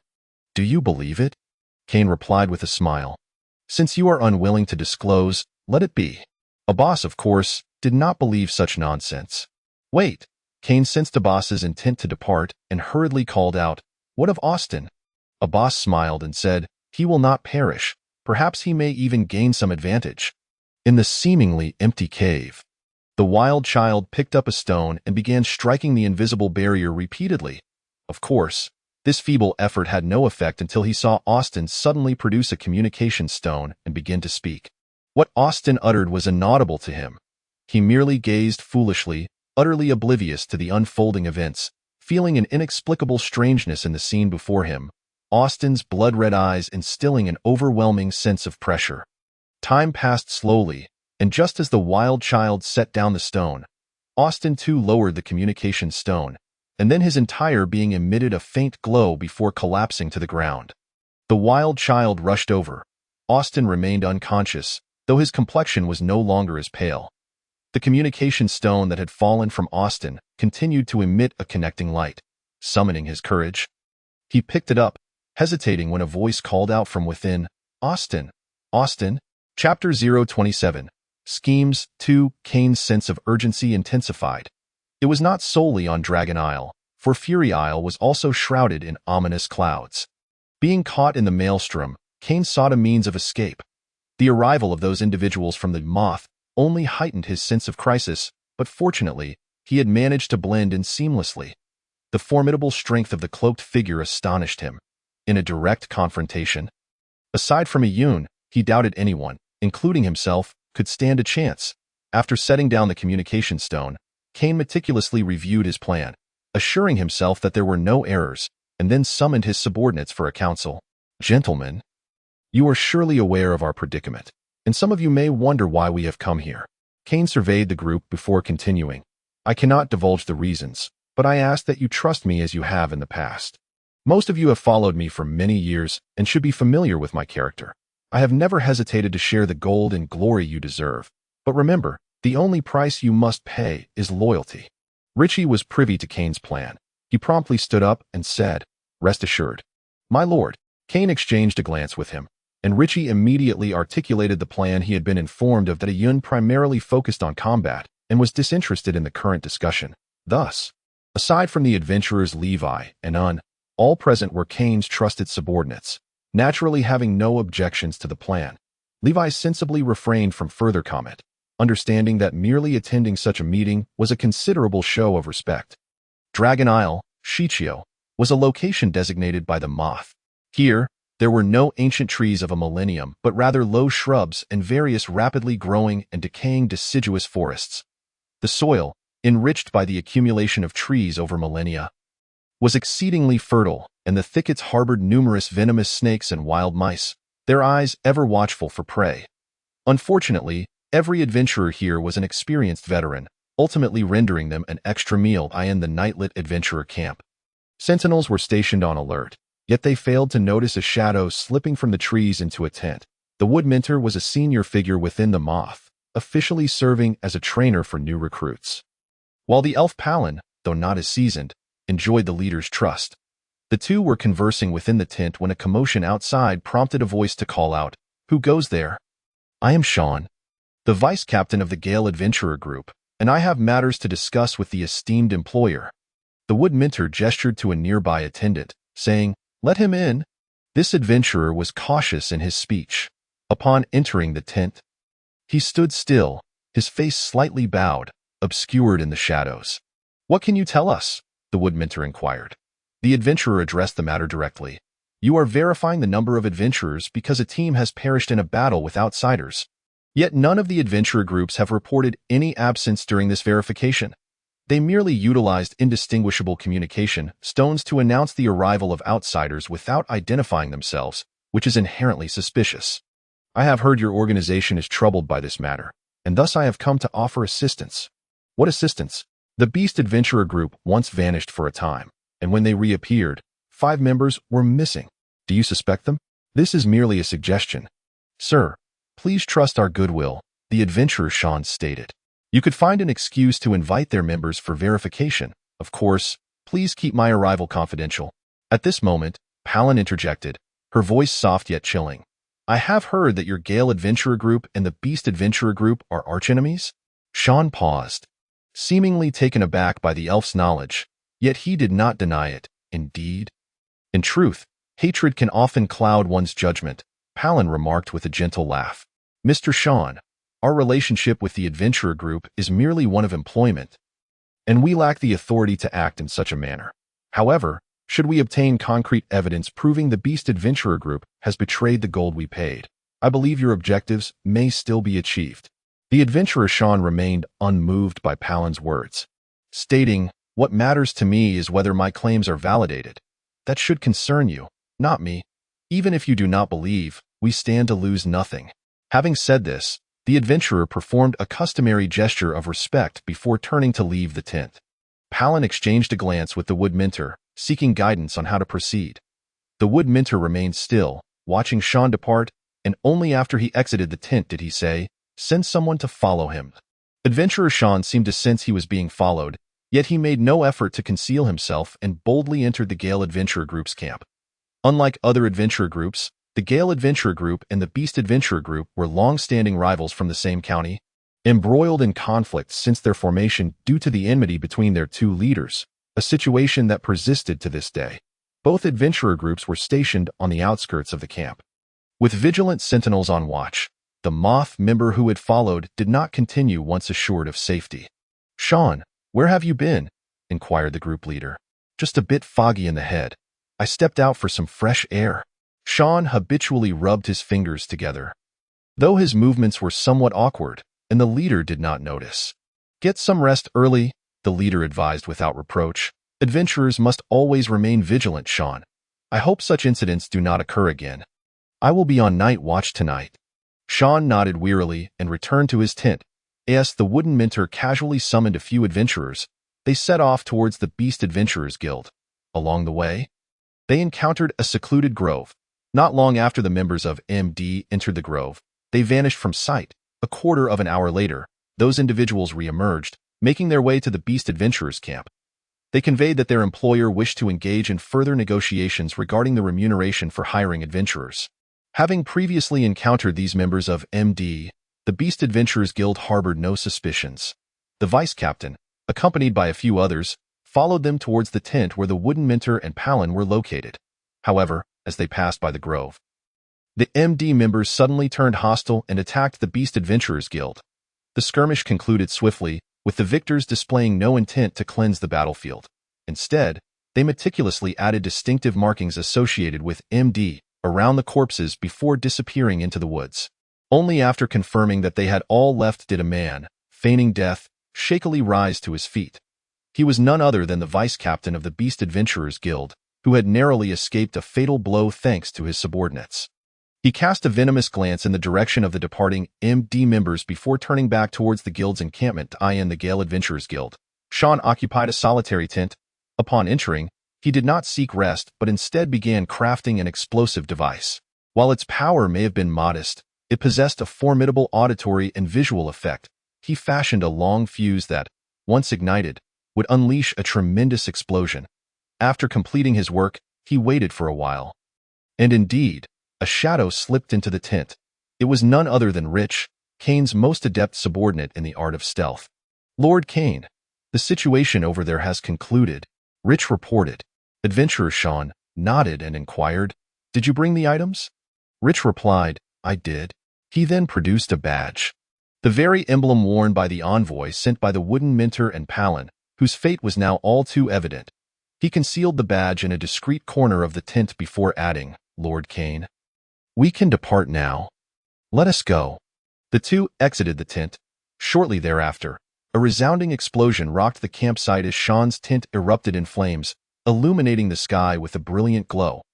All the adventurers were immediately roused. Meanwhile, Rich and Kane, having resumed their original appearances, returned to their own encampment. This time, they disguised themselves as members of the Gale Adventurers Guild to deceive MD, subsequently ambushing both MD and the Beast Adventurers Guild, orchestrating a plot to frame the Gale Adventurers Guild. By leveraging the mysterious disappearance of the vice captain, who had maintained a close relationship with the guild leader, they sought to incite conflict between the Gale Adventurers Guild and MD. This was merely the first step, yet it was sufficient. The seeds of distrust and suspicion between the adventurers and MD had long been sown, merely awaiting a catalyst, in a confrontation. The adventurers stood no chance, but creating confusion for MD was more than adequate. Indeed, the elf Palin, growing increasingly anxious due to the lack of response, dispatched another group to the Beast Adventurers Guild for inquiries, only to be met with hostility. resulting in casualties on both sides. Upon receiving the news, the Wooden Minter and the Elf Palin recognized the gravity of the situation and hurried to quell the turmoil. That moment, the Gale Adventurers Guild also sprang into action, brandishing the MD badge they had discovered and questioning the circumstances surrounding the vice-captain's demise, believing Sean had perished in the explosion. In an instant, the entire camp converged and discontent brewed, with some surreptitiously encircling the MD members. Kane and his companions had readied their belongings and, amidst the chaos, evaded the watchful eyes of MD guards, making their way into the forest. "Where is Secretary Austin?" Rich inquired mid-journey. Kane glanced back and replied, "A young child just informed me of his location via a communication stone. We will find him." Chapter 028. Schemes 3. By the time Kane located Austin, 2 hours had passed, and it was now deep into the night. Kane and his subordinates, along with Rivy's trusted aides, amounted to over 20 individuals as they entered the vast and shadowy cavern at this juncture. Rivy's position was rather awkward, with both sides feeling a sense of discomfort. Fortunately, not long before, during a brief skirmish with the Wild Fox Adventurers Guild upon their arrival on Dragon Island, the sole fatality had been a MD infiltrator, while the others were merely incapacitated. Intriguingly, Rivy revealed that during the ambush against him, many ruthless members of the Adventurers Guild had seized the opportunity to eliminate their own spies, all claiming to have perished at the hands of Kane and his group. Austin was an old friend of Kane's and served as his secretary. He possessed a charming yet irksome visage, reminiscent of many young men born into humble origins who yearned to trample upon the aristocracy of their homeland. Yet, reality often proved harsher than ideals, and noble titles remained tantalizingly out of reach, leaving him merely a lowly secretary on Free Island. Dragged to Dragon Island against his will, Austin had anticipated a difficult time. But he had not expected to nearly lose his life at the hands of a woman during such a twilight hour. Thus, when Kane entered the dimly lit space, Austin, just awakening, glared resentfully at him, causing Kane to shiver uncomfortably. "Austin, this was not my intention." Austin's appearance was tragically dismal, his body charred in several places by the flames of Mafa's magic, his clothing reduced to tatters, and his face swollen almost beyond recognition. Due to the lingering effects of Mafa's curse, Austin remained unable to move, resembling a human statue, capable only of dryly blinking his eyes, rendering him incapable of responding to Kane's words. Kane, sporting a broad smile, approached Austin's side, ignoring the wary glances from the wild youth, and sat down, chuckling, "Though you're a bit worse for wear, you're not yet at death's door. Why the fierce glare at me?" Austin's face turned crimson as he finally managed to utter, "First, let me move." Kane chuckled, "Rest assured." With that, he ceased his rambling, retrieving a potion to dispel the curse from his satchel and administering it to Austin, subsequently tending to his various wounds. After completing these tasks, Kane tossed a few garments onto Austin. With the potion's aid, Austin finally dispelled the curse's effects, regaining full awareness of his body. In a moment of relief, he swiftly kicked at Kane, though Kane adeptly evaded the attack. After signaling the wild youth to remain untroubled, Austin hurriedly sought water to wash up before donning his clothes, stating, "We stand no chance against them. Should we not devise a means to escape? There's no rush. Leaving so soon would render our efforts in vain." Kane replied nonchalantly. Austin frowned upon hearing this, moving closer to Kane and whispering, "Tell me, are you hiding something from me?" Kane responded, "Nothing of consequence, merely an item." "What item?" Kane paused for a moment before deciding to confide in Austin, softly stating, "To speak candidly, what I'm seeking is the key to the elves' maze." "Eh?" Austin exclaimed in surprise, gazing at Kane. "How can you be certain the key is there?" "I'll tell you later." Kane offered no further explanation, casting a meaningful glance before turning to address the others. "All right, gentlemen, it is best we familiarize ourselves with one another to avoid any unnecessary misunderstandings later." The so-called mutual introduction involved disclosing their identities. Yet the conversation primarily unfolded between Kane and Austin, while the others remained silent for various reasons. Due to an agreement with a boss, they took a brief respite, with Kane leaving Austin and the others behind to recuperate while he took Yoon and Rivy along the subterranean fissures in search of the source of the underground fire. At the base of the central mountain range on Dragon Island, A primordial heat radiated from the depths, and touching the rocky walls revealed the presence of an underground world ablaze with flames.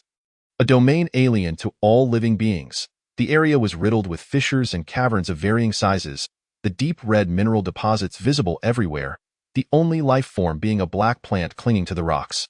As their footsteps echoed, a sudden beastly roar reverberated through the air, prompting the trio to pause momentarily. The air within the cavern was stifling, laden with the stench of unknown beast remains, without the fragment of memory left by the dragon Abbas.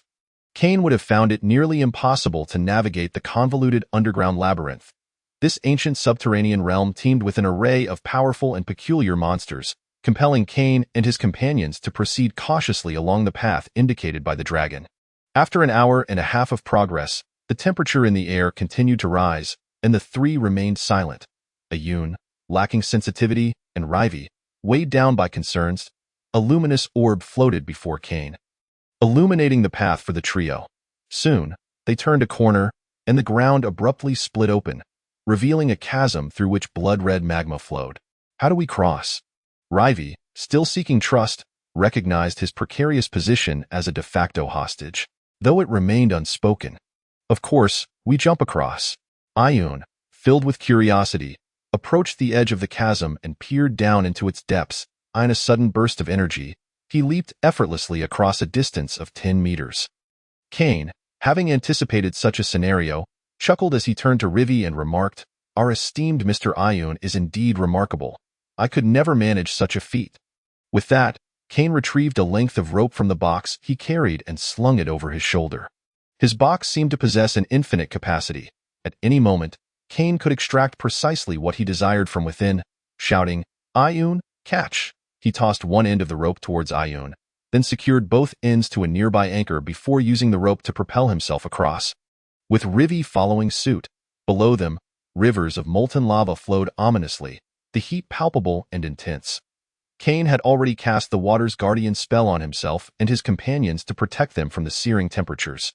A short distance past the fissure, Kane abruptly halted and declared, "Ahead lies a fire-tailed bull. We must devise a strategy to deal with it." The fire-tailed bull was the only creature Kane was familiar with, and the sole beast they were destined to confront directly. Robust and formidable, it was impervious to most blades. According to the memories left by Abbas, this creature resided in a cavern below, measuring around 5 to 6 meters in length. Quick and powerful in its movements, with flames licking its tail and two curved, formidable horns that served as its primary weapons, it attacked any intruder in its territory, feeding on the flora within the cave. "How do you know there's a bull over there?" Ayun inquired with curiosity. Kane cleared his throat with an air of seriousness and replied, "It's a man's intuition. You wouldn't understand?" Suddenly, a tremendous roar echoed through the caverns. However, this was not the sound of the fire-tailed bull.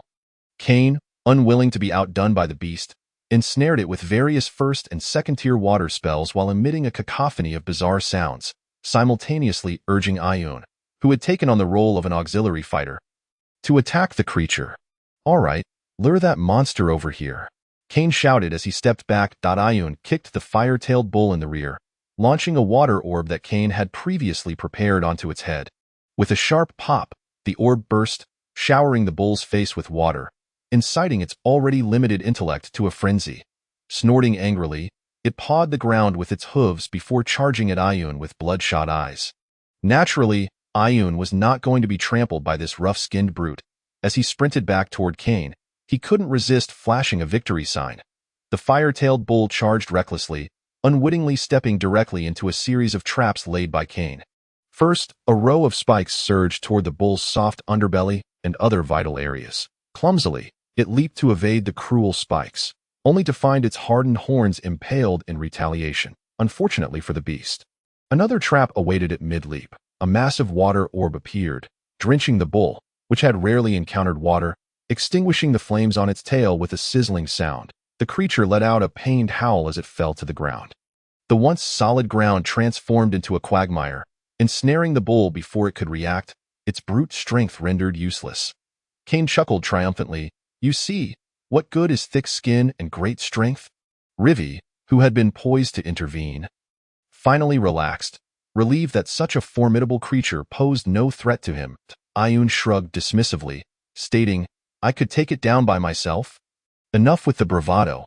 Let us move forward," Kane replied, clearly wishing to curtail Ayun's posturing as he waved his hand and continued on.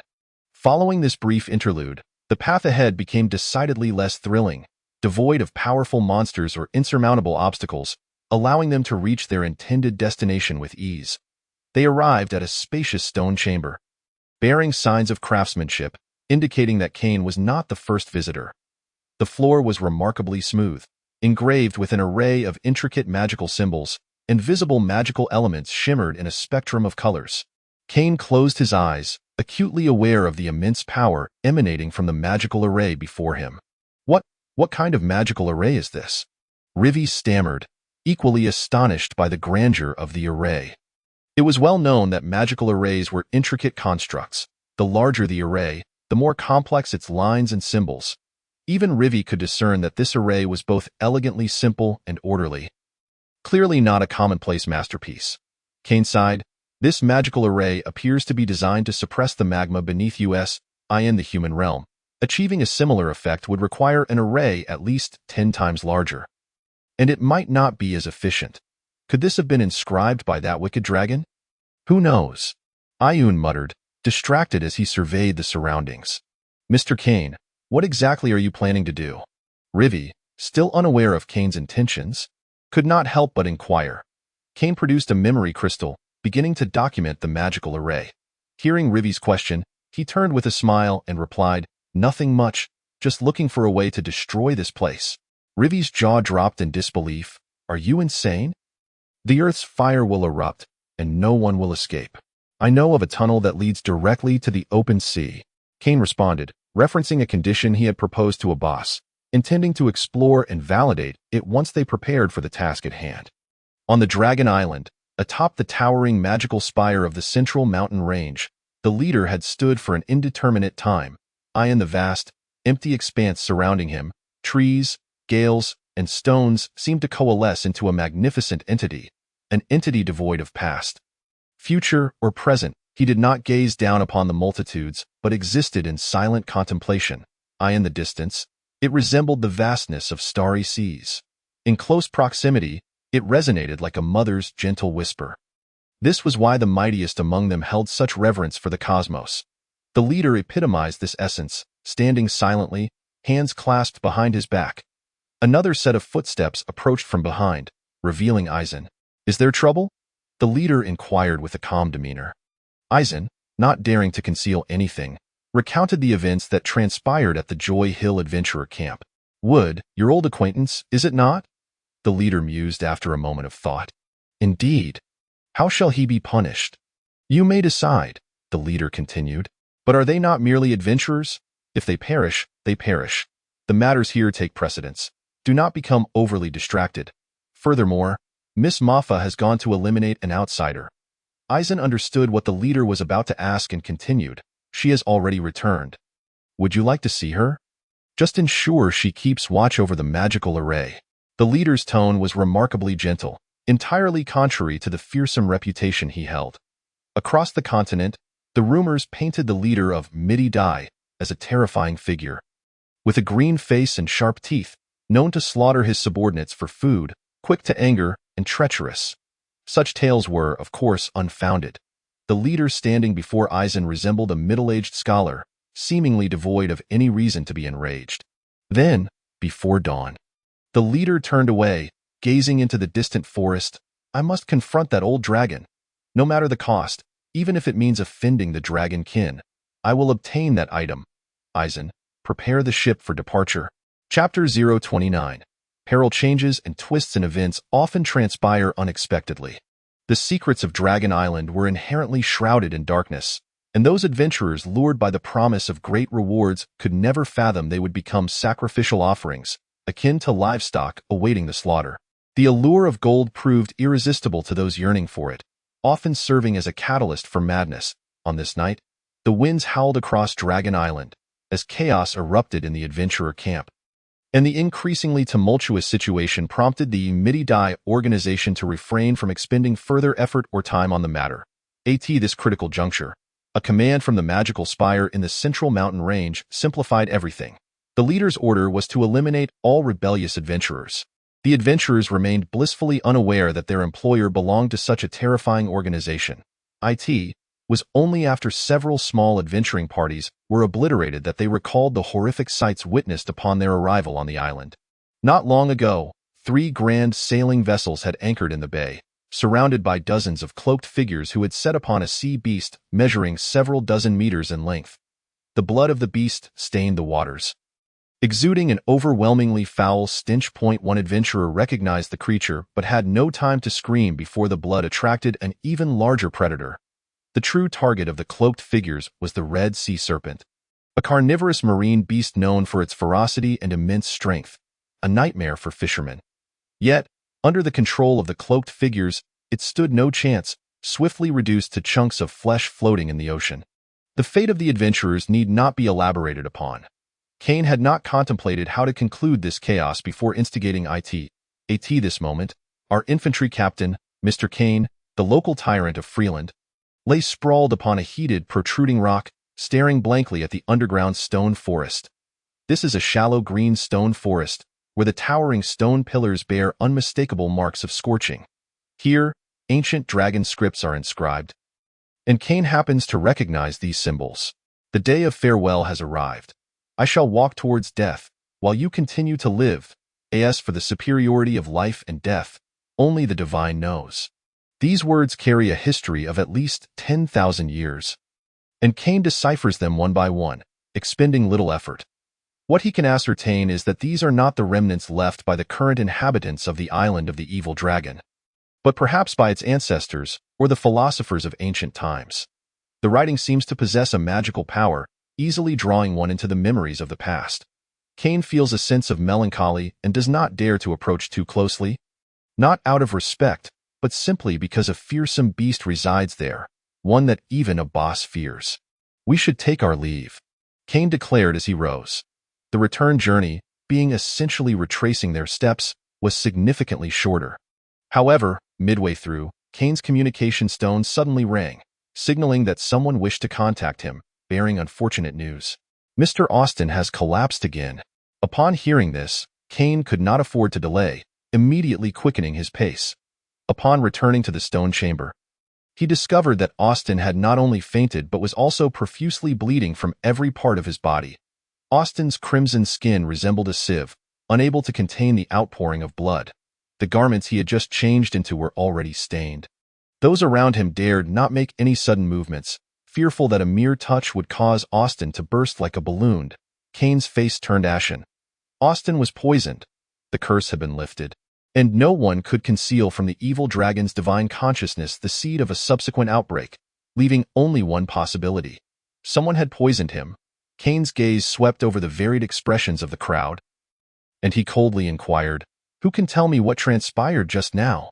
A somewhat panicked wild child responded, "Just now, Uncle Austin said he wanted to eat something, so I brought him a few meat pies." "Where did you get them?" Kane immediately sensed where the wild child was heading and pressed further. "From the supplies you brought," the wild child replied nervously. "Rich, has anyone had contact with our supplies?" Kane demanded loudly. Rich, understanding that Kane was inquiring about the members of the Wild Fox Adventurers Guild, replied, "There were no suspicious individuals." Enraged, Kane sneered, "No suspicious individuals? Rich, gather your people and inspect everyone's provisions, including those in the supplies, and test them for poison. I require an explanation. Furthermore, who can tell me if anyone left the adventurer camp without permission before we departed? Has anyone had contact with those in black robes? Gentlemen, I do not wish to hear excuses. I only want to hear the facts. On what grounds do you act thus? You are violating the employer's rules." Naturally, the adventurers could not agree, for few in this line of work had truly clean hands, and they began to murmur in discontent. Due to Captain Levi's deliberate suppression, they had remained relatively quiet throughout, but there were many who were displeased with Levi's sudden change of allegiance. Although Levi had dealt with a few troublemaking newcomers, the situation had not improved. Kane had no intention of relying on the strength of the Adventurer Guild any longer, and he turned a blind eye to their insubordination. At this point, however, The adventurers remained oblivious to the gravity of the situation. Kane had already decided to make an example of them. Silence. Levi was the first to notice the shift in the atmosphere and shouted at the rowdy adventurers. Captain Levi, do you know what you are doing? A furious roar came from the neglected vice-captain and Levi's companion for decades. Although equally cautious and self-preserving, and was far less adaptable than Levi, which was why Kane preferred to utilize Levi while disregarding An. Strictly speaking, the numbers on both sides were not vastly different. Although the Wild Fox Adventurers Guild was ostensibly employed by Kane, everyone understood that they were still captives, needing to prove themselves through combat first. Seeing all eyes turn to him, Anne's voice rose an octave. Levi, you are our captain. The captain of the Wild Fox Adventurers Guild. Why do you always side with outsiders? Levi retorted angrily. And what nonsense are you spouting? What nonsense am I speaking? And continued, but was cut off by Kane's cold laughter. What qualifications do you have to speak before me? Kane believed he had endured enough. Tonight he would assert his dominance. He took a few steps forward until he stood before An and coldly stated, I now suspect you are the traitor. What do you have to say? You cannot. Bang. Before An could finish his sentence, his body flew high like a stone, and before anyone could react, there was a loud crash as he collided with the rock wall. Kane extended his right hand, more precisely, his finger, pointing at An. The ring's red glow cast fluctuating shadows on the faces of all present, and even Ayun's mouth fell agape. Even a magic novice could sense the immense energy contained within. Levi hurriedly stepped forward. Lord Kane, please forgive my subordinate's rudeness. Kane's expression remained unchanged. He knew that the initiative had returned to him. After a moment of silence, he finally uttered a command. Rich, search them. The evil dragon Abbas opened his massive eyes, a faint glimmer of light visible in his pupils. This had been the longest day he had endured since his confinement. Dawn seemed an eternity away. And within the vast cavern, Abbas could only idly doze, as his recent psychic excursions had drained much of his energy. Therefore, when the leader approached him alone, Abbas could hardly muster the energy to open his eyes. The leader's arrival did not surprise Abbas. He was aware that if those humans failed to accomplish their task before dawn, he would have no choice but to acquiesce. The leader was but a single individual. Yet his strength was formidable enough to instill a degree of trepidation in Abbas. You have returned, my lord. Abbas spoke in a remarkably calm tone, showing neither anger nor disdain. I assume you bring me news? To see Mr. Abbas once more is indeed due to certain matters, the leader smiled, attempting to ease the tension. But that is not the most pressing issue. What is it then? Abbas inquired. The leader replied, I believe it is time for us to lay our cards on the table. Abbas opened his eyes wide. Are you threatening me? You have uttered that phrase many times before. The leader dismissed the dragon's fury with indifference. I merely wish to state one thing. I know the key to the Elvis Labyrinth is in your possession, and I hope you can provide a satisfactory answer for both parties. Do you know the location of the Elvis Labyrinth? Abbas suddenly scoffed. Even if you obtain it, what use would it be? The leader stated, many know its location. It lies on Free Island. That is false. Abbas fell silent for a moment, then suddenly broke into a sinister smile. I too believe that to be a lie, yet I still wish to test it. The leader remained unfazed. If it is a lie, what does it matter to me? Abbas retorted, however, that object pertains to the secrets of my dragon clan and shall never be given to outsiders. If I recall correctly, that was never your dragon clan's possession to begin with, was it? Some matters I cannot clarify. The leader, patient, replied, Lord Abbas, you are stalling for time, hoping for those outsiders to rescue you. Please believe, we possess sufficient capability to end this before they arrive. You may certainly try. The evil dragon Abbas said little more, lazily lowering his massive head once again. Chapter 030. You are not yet audacious enough. Who is Kane? In the spring of the year 208 of the calendar of Constitution, he was merely the son of a fallen noble family, a third-rate dandy, scheming through his days, and in the vast imperial capital, he had scarcely any notable friends, save for two old companions he had known long before arriving in the capital. The imperial capital was a place of vibrant splendor, and Kane had seen much of it, whether in noble banquets attempting to flirt with a young lady or instigating trouble in taverns. He had done it all. However, after experiencing the tale of his mother's passing, Kane underwent some changes. Power is an alluring thing, and anyone who grasps it will seldom consider relinquishing it. Kane painstakingly secured a military position as the captain of an infantry squad stationed on Free Island. Strictly speaking, this unit belonged to the Storm Legion, stationed in the Weisheng province, formerly known as the 1st Brigade Special Battalion of the Storm Legion stationed at Free Island. While it seemed insignificant and the remote location of Free Island did not attract much attention, it remained a coveted position. Due to coastal trade, merchant vessels frequently passed through here, and those unwilling to spend vast sums of gold to dock at mainland ports were quite willing to settle for a night at Free Island. While also resupplying food and water, this provided the infantry battalion with lucrative opportunities. Since Kane attained this position, he had exploited its potential for wealth to the fullest extent, accumulating riches by serving as a transit point for the slave trade to masquerading as pirates to coerce merchant vessels into docking here. One could say he was notorious for his misdeeds. Fortunately, as a mere pawn or a minor character, Kane has proven to be quite competent, never hesitating to offer gold coins to bribe the officials of the Wei province and the commanders of the Storm Legion each year. However, on this day upon the Isle of the Evil Dragon, he fancied himself to be in control, seeking to seize advantages from those ruthless individuals.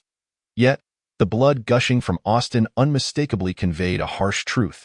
Kane, you are ultimately nothing but an inconsequential figure. The might of the Might Butterfly was overwhelming, so formidable that many adventurers were merely sacrificial pawns in their grand scheme that a herd of docile livestock bore no distinction from those that dared to rebel. Or perhaps Kane had forgotten the caution he once possessed after ruling as a local tyrant on Free Island for so many years, in a cavern beneath a mass of rocks on the Isle of the Evil Dragon. The body of adventurer and was unceremoniously kicked aside. Kane cast a cold glance at the remaining adventurers and declared, I trust this shall be the last instance of such treachery. Those who dare poison my comrades must face the consequences. Gentlemen, believe me, death is not the most dreadful punishment. I hope you do not force my hand. What shall we do? Rich inquired, his face pale as he approached Kane. Kane had already made his decision. The antidote lay solely with the black-robed figure who had poisoned the adventurer. He had some knowledge of toxins and understood that the poison coursing through Austin's veins was not merely a plant toxin, but was also entwined with a malevolent curse. Kane could not concoct an antidote, and if he did not acquire the remedy before dawn, Austin would surely perish. Kane could not bear to witness the demise of his old friend in such a manner. Carry Austin. We shall ascend the mountain. Kane understood that ahead lay solid stone, and they were but fragile eggs. Should they collide, they would likely shatter into oblivion. Yet Kane's heart harbored a fierce resolve. The lair of the evil dragon was not insurmountable, and the Might Butterfly could indeed be vanquished. The ring upon his finger shimmered once more, though this time it bore a distinct quality. The radiance was indistinguishable from sunlight, yet it flickered and vanished in an instant. Kane halted, cold sweat instantly beading on his brow, stifling any cries of pain. A wave of drowsiness washed over him, nearly causing him to collapse, and he bit his tongue to rouse his senses. The taste of blood was sufficient to keep him alert, yet the unrelenting agony made him long for unconsciousness. With a crackling sound, Kane's bones shifted, and the tension in his muscles erupted into a formidable aura. To achieve his objectives, the most effective strategy was to masquerade as a powerful force. The transformation occurred in the blink of an eye, unnoticed by many, and after a brief pause, Kane resumed his advance. As he ascended the narrow path, the terrifying might of the Might Butterfly became evident. The trail was strewn with rocks meant for construction, and although no patrolling figures were visible, Kane could sense the concealed sentinels lurking among the trees. He showed no intention of concealing his presence, striding forward with audacious bravado, while several individuals carried Austin behind him. And Kane systematically eliminated any lurking threats. Flames erupted like dazzling fireworks, but those observing were either silent in Kane's wake or had already succumbed to death. Their arrival swiftly reached the ears of those in charge. The black-robed figure, Ison, found himself somewhat taken aback. Recalling Miss Maifa's particular interest, he resolved to personally confront these peculiar intruders. By nature, the weak adhere to the principle of caution, scheming behind the scenes. Kane was no exception. Yet, unfortunately, the ambition and determination within him would not allow him to remain silent indefinitely. This is our first encounter. Ison appeared before Kane as he approached the towering magical tower. This shadowy figure, upon seeing Kane and the unconscious Austin, unexpectedly found a moment of leisure, refraining from immediately exposing Kane's facade of strength. Instead, he paused at a distance, calm as an elderly man basking in the sun at Stone Bridge Town. Ison's tone attempted to mimic that of the leader, though Kane was oblivious to this. I have heard that some individuals have arrived on the Isle of the Evil Dragon. It must be you, correct? Kane sensed two distinct spiritual presences sweep over him. One was faint yet familiar, that of the evil dragon Abbas, while the other, could it be the leader of the Might Butterfly? May I inquire as to your identity? Kane sought to expedite their dialogue, his tone less than cordial. Who am I?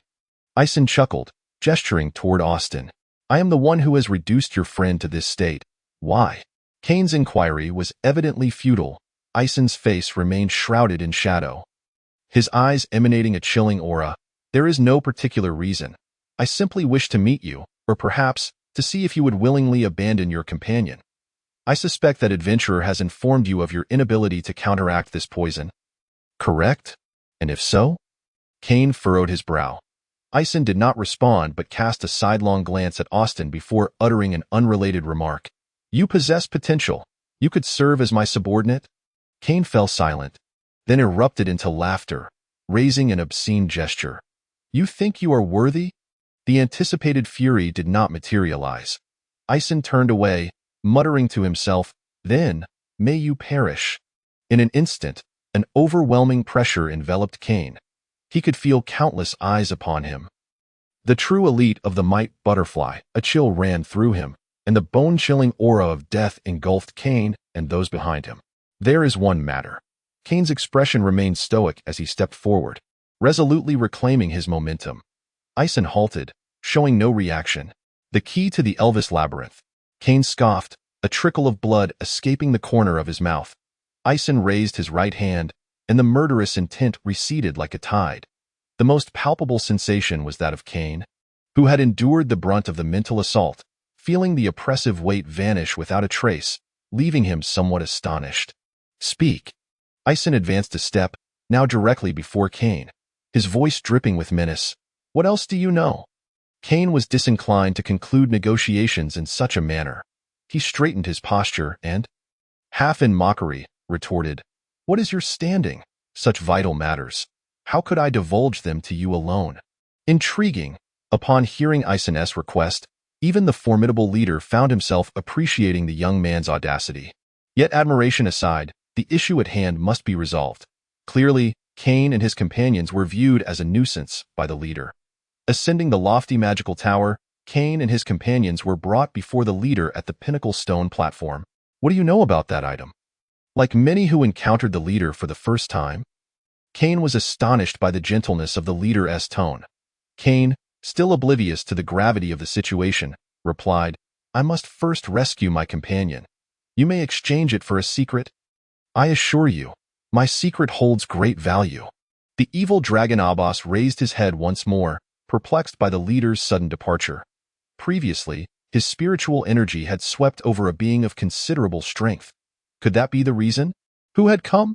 The Kane he knew, the cunning merchant of Free Island, would have fled immediately upon fulfilling his desires, never lingering to further complicate matters. He knew that treacherous human all too well. Yet this understanding clouded his vision. Abbas tilted his head back, attempting to pierce through the layers of rock and magical arrays, seeking to gaze upon the vast night and the figures shrouded within it. Kane coughed, a fresh trickle of crimson gracing his lips. He was, after all, not like Austin, nor was he as robust as Ayun. The leader's gaze swept over the assembly, lingering only briefly on Ayun. Are you now satisfied? The leader's voice rang out. Poor Austin remained unconscious. Though the bleeding had ceased, Kane finally exhaled in relief, stating, Thank you. I find no need for your gratitude. You may keep it, the leader replied. Once again, I hope you do not disappoint me. Kane smiled and replied with a touch of banter, I have never disappointed anyone.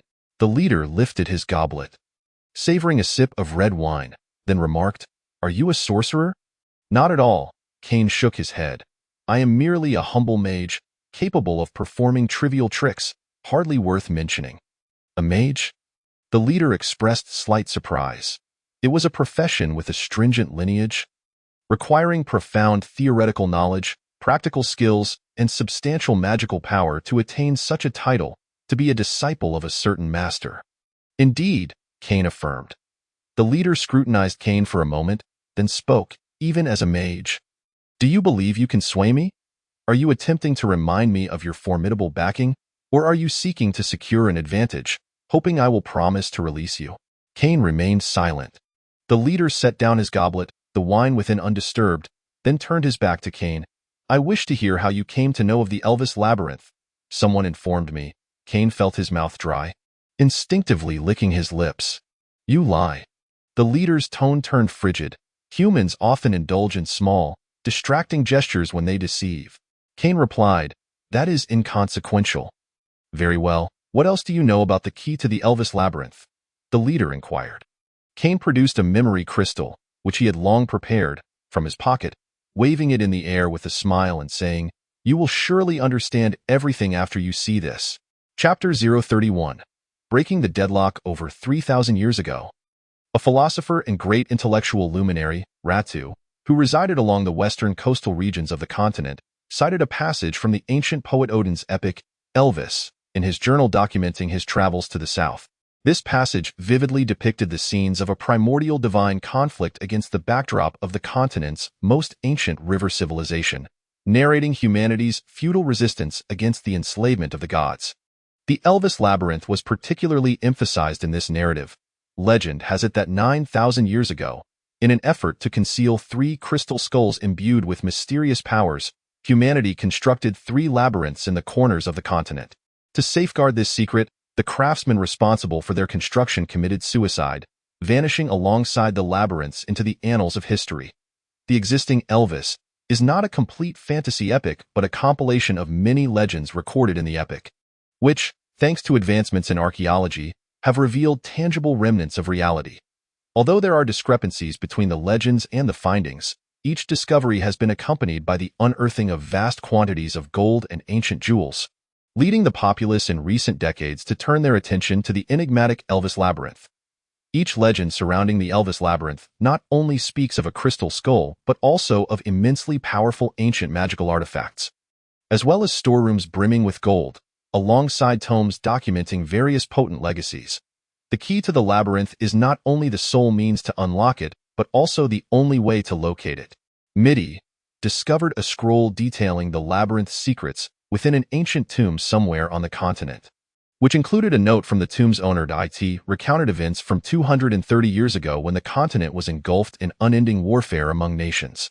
The tomb's owner, a fortress officer, witnessed 2 dragons battling above the fortress over an item that had slipped out of an auction house. Subsequently, the owner conducted a discreet investigation into that auction house and uncovered that the dragons had fought over an item likely connected to the key of the Elvis Labyrinth.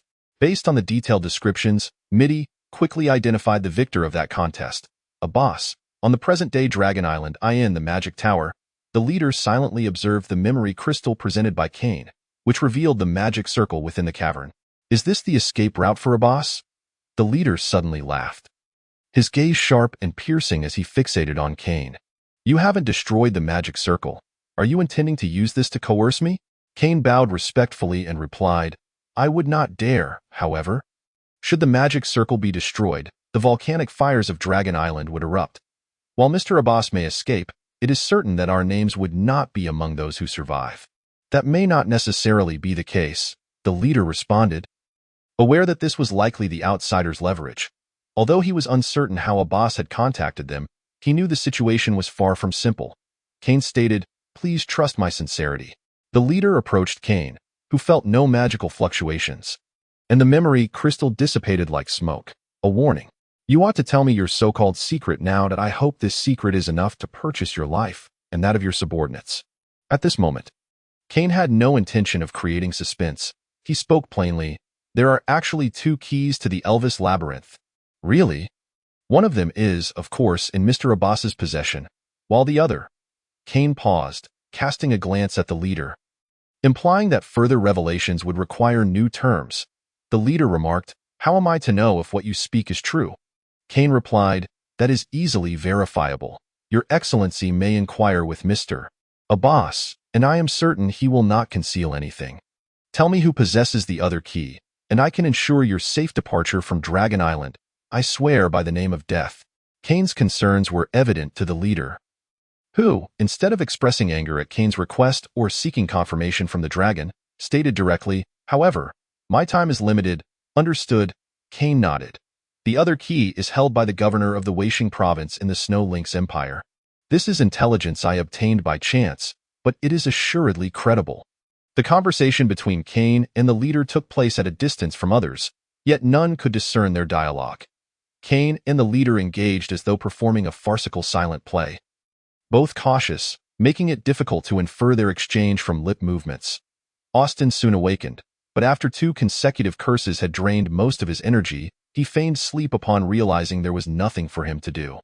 At the pinnacle of the magic tower, the sea breeze swept through, and the clouds above thickened, hinting at impending rain.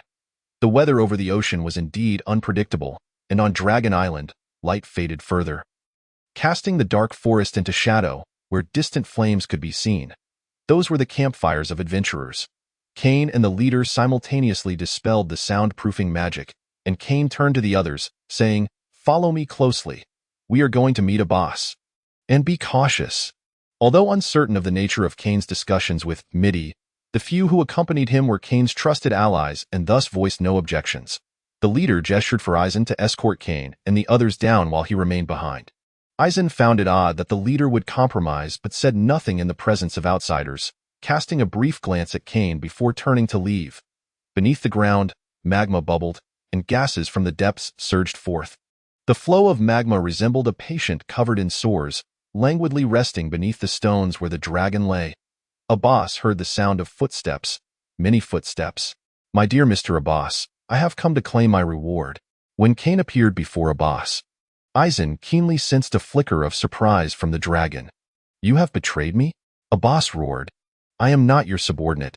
How could I betray you?"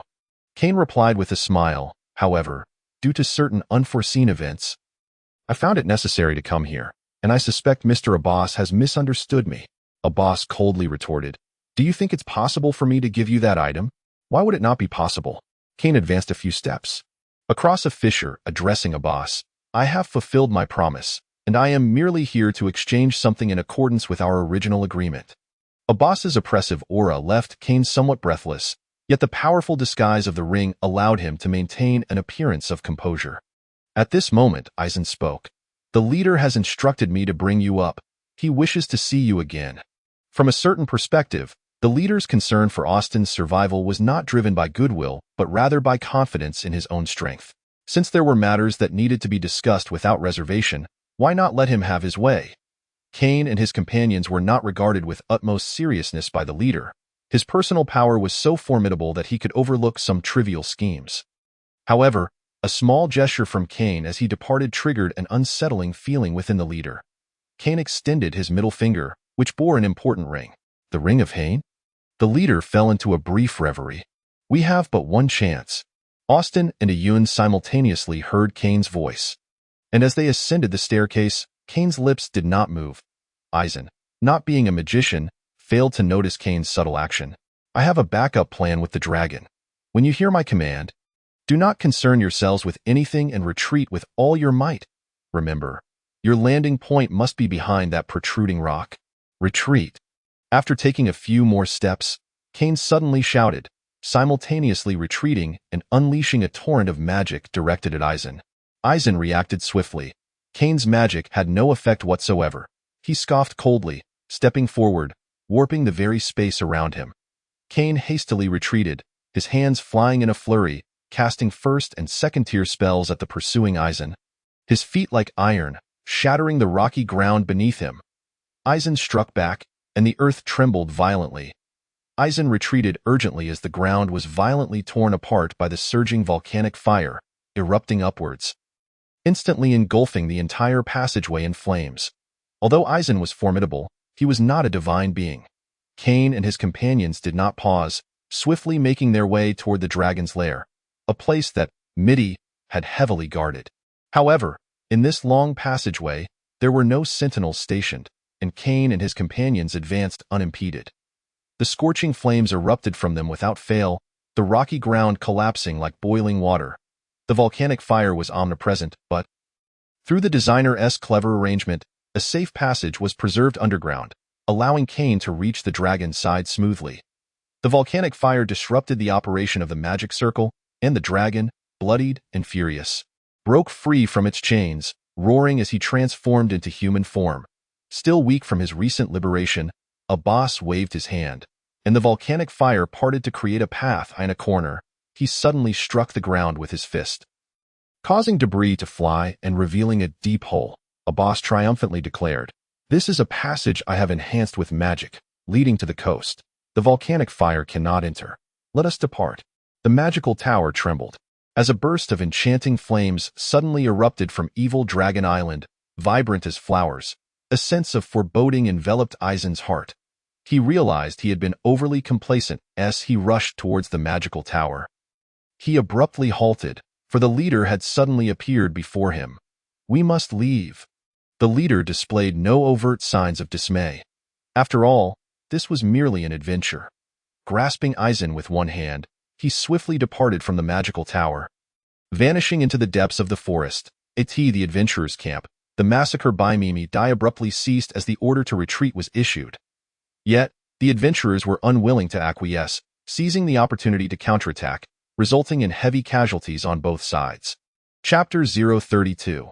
The torrential rain did little to extinguish the flames. In the depths of the atmosphere, a dull, resonating drumbeat seemed to echo in the bones, striking at the hearts of the listeners.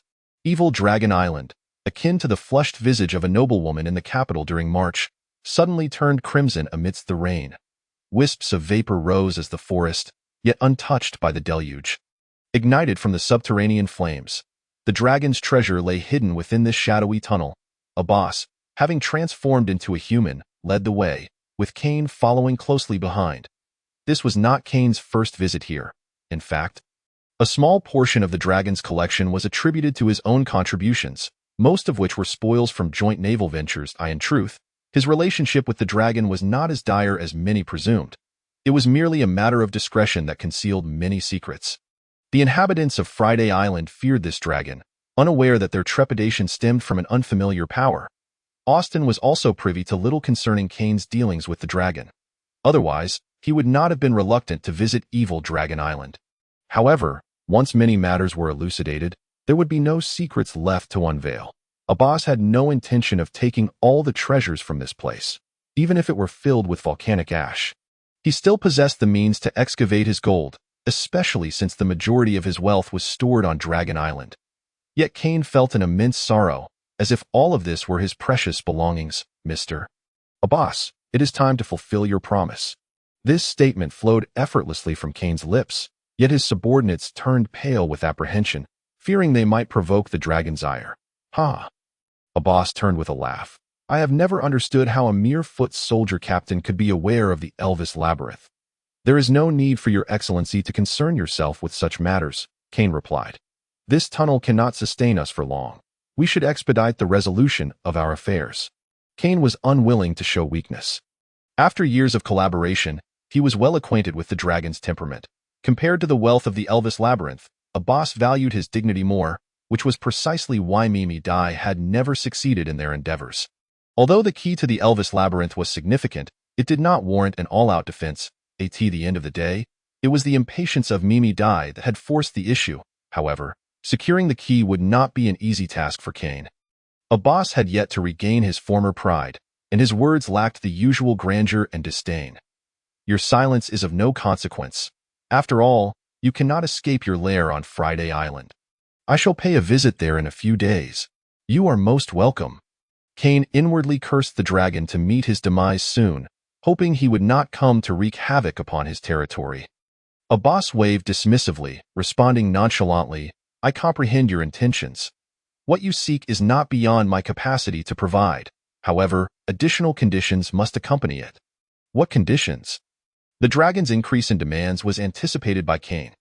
"You must understand that the key to the Elvis Labyrinth contains secrets pertaining to the dragon lineage." "Mr. Abbas, are you jesting with me?" Kane chuckled lightly.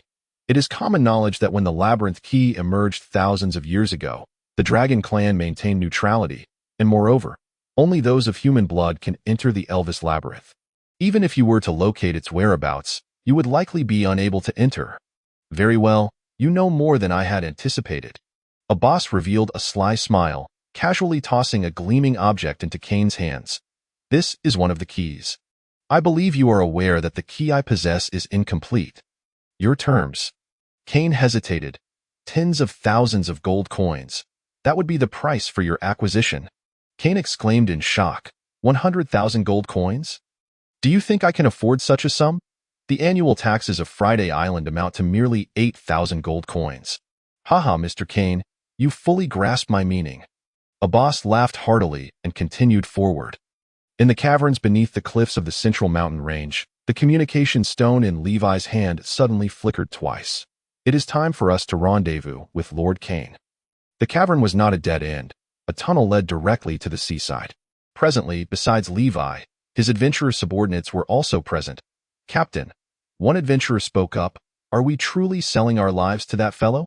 Levi shot him a glare, declaring, do you still fail to comprehend the situation? I do not wish to hear such words again. Those useless fools are dead and gone. This level of insight is intolerable. Understand whose adventurer Group Wild Fox truly is. But what? Depart this place immediately. With that, Levi took the lead along the predetermined route, and the remaining adventurers dared not linger, hastily following suit. Mimi Dai had ships to leave, and Kane possessed vessels as well, but the adventurers were not so fortunate. Go preserve their lives. They charged towards the retreating members of Mimi Dai. Behind the leaders stood Eisen and Miss Maffa, while behind Eisen were the wooden Minter and the elf Palin, along with numerous calm-faced figures in dark robes. They all occupied a grand sailboat named Flag of Death, accompanied by several smaller vessels that deftly evaded the falling debris and fireballs from the sky. Their sailboat lingered in the southwestern harbor of Evil Dragon Island, and due to the need for secrecy, they dared not patrol widely, which was why Kane's vessel, the Goddess, had not been detected by Mimi Dai. The retreat of Mimi Dai was remarkably swift. Or rather, they had clearly prepared for it in advance. Were it not for the adventurers' interference and the delays caused by the priestesses, they would have suffered minimal losses. However, various misfortunes had led to substantial casualties among Mimi Dai's members. We must depart. Kane had acquired the key to the Elvis Labyrinth, albeit at a steep price that he could not refuse. This excursion had cost him several subordinates, and Austin had sustained severe injuries, making it seem like a dubious endeavor. Nevertheless, he had ultimately achieved his objective. Suddenly, a mighty roar erupted as Abbas, transformed into a colossal dragon, exhaled a fireball towards Mimi Dai's sailboat before turning to soar into the vast ocean. The leader of Mimi Dai silently observed the fireball descend, waving a hand to redirect it away from the sailboat, where it crashed into the sea. Kane scoffed coldly, leaving the deck as he spoke. Establish contact with Friday Island, informing them that we are returning and all is well. Returning from Evil Dragon Island necessitated a detour around the massive sea beast. Kane had not anticipated the swift conclusion of events. Many circumstances remained unclear to him, hence he had much more time, no longer feeling the urgency that had accompanied his arrival. The relentless rain continued to fall, the dawn barely breaking through the thick clouds, casting a golden hue over the scene. After half an hour, Evil Dragon Island faded into a mere black coastline, illuminated by flickering flames that brightened the sky. There are ships pursuing us. Most of the sailors aboard the Goddess had previously engaged in piracy. Thus, they were highly alert. It is a wooden sailboat. If they do not activate magical propulsion, they will soon catch up. The captain swiftly assessed the situation. It is Mimi Dai's vessel. How could they appear behind us? Kane inquired. Perplexed? Reduce speed. Use the magical flame crossbow to greet them, and then activate the magical propulsion with the crystals in the cargo hold to make our escape. Understood. Miss Maffa was a strikingly beautiful woman, yet she lacked an appreciation for the subtleties of charm. At that moment, she was aboard a smaller sailboat, following the sea chart provided by the leader towards Friday Island. Her gaze, sharp and unyielding, resembled a sculpted masterpiece. While undeniably beautiful, she lacked any warmth. Standing on the deck, all around her instinctively maintained their distance. Upon catching sight of the majestic form of the goddess sailing on the sea, the woman felt a flicker of surprise. Is that a pirate ship? The captain hurriedly approached the woman, lowering his head, too intimidated to meet her gaze. It seems so, but there should not be any pirates nearby. Their speed has diminished, a sailor atop the mast shouted. Miss Maffa, how should we proceed? The captain inquired cautiously. Miss Maffa furrowed her brow, displaying impatience. If they are pirates, then eliminate them. The goddess swiftly came fully into Miss Maffa's line of sight. The solitude of the sea could only be alleviated by trivial pursuits. Just as the captain of Mimi Dai prepared for a boarding action, an odd contraption suddenly emerged from the rear deck of the goddess. The captain, glancing at it from afar, was struck with alarm, shouting, Quickly, turn the ship and evade. What is it? Miss Maffa inquired, unperturbed, her curiosity piqued. It is a magical flame crossbow, miss. It is abundantly clear that the operators of the demon flame crossbow possess far greater skill and precision than the sailors of the beautiful queen did when Kane seized it. A sharp crack resonated through the air, as if it were being cleaved by some unseen force, rendering the distance of over 1,000 meters utterly inconsequential in an instant. The deck of the Maid was rent asunder. Igniting a fierce blaze, taking advantage of the chaos, the goddess vessel unleashed 2 more shots before abruptly accelerating, vanishing from Miss Maffa's sight. The fire aboard the sailing ship proved exceedingly difficult to extinguish. It had been ignited by a certain incendiary substance that burned for an extended duration and could not be doused with water. Yet, the captain exhaled in relief, a bittersweet smile gracing his lips. Fortunately, it is not the true demon flame crossbow. Its power is considerably diminished. Were it not for those troublesome incendiary potions, it would be akin to any ordinary crossbow. On board the goddess, Kane rarely allowed a smile to cross his face, but this time, he did. Engaging in direct confrontation yielded little advantage, and occasionally resorting to underhanded tactics was indeed quite favorable. Let us take a detour, Kane instructed the captain. Do not let them discover we are heading to Free Island. Chapter 033. Assassins and Sailing on Free Island. Free Island. From the northern mountains to the southern rocky hills, vast plains blanketed in forests stretch out, sparsely populated, inhabited only by various indigenous tribes who sustain themselves through hunting and fishing. The trees are predominantly deciduous. And at this time of year, the ground remains thickly carpeted with layers of leaves that have not decayed over the years. In the gray-black bark, several insect creatures peek out, while a strange bird suddenly cries out, startling a group of beasts drinking at the stream's edge. Bill has finally regained consciousness. His injuries may not have been severe, yet the traps crafted by Kane were insidiously designed, and his wounds quickly became infected, causing a high fever. This ailment is quite common, and no one can provide aid, not even the few hunters dwelling near the stream. Tess is a beautiful girl at the tender age of 15 or 16. Possessing the blood of forest sprites, which imparts a faint green hue to her skin. Her large, enchanting eyes, gently curved lashes, and slender figure are complemented by a flowing black gown. She not only inherited the beauty of the forest sprites, but also their captivating singing voice. Like many lively young girls, Miss Tess delights in fantasizing about a love as beautiful as herself. Last night, while foraging for wild fruits in the woods, she stumbled upon the unconscious assassin Bill, and brought him home, reminiscent of countless melodramatic tales. This place is exceedingly remote, with few travelers, and the only individual possessing even a modicum of medical knowledge is Tess's father. Father, are you looking for me? Tess set down the basket in her hands and lifted her skirt. Taking a few steps toward her father, the damp ground still bearing the remnants of recent rain, Tess's father is a kind-hearted middle-aged man, an exceptional and capable hunter, knowledgeable in tracking fierce beasts and aware of which plants in the forest can heal beast bites. The only thing he perhaps does not comprehend is the beauty of the girl standing before him. Many years ago, during an undead attack, Tess's mother succumbed to a grave illness, leaving only the two of them behind. Thus, when his daughter returned with an injured man, his first reaction was to perceive him as merely an unfortunate and pitiable outsider, oblivious to the peculiar gaze in Tess's eyes.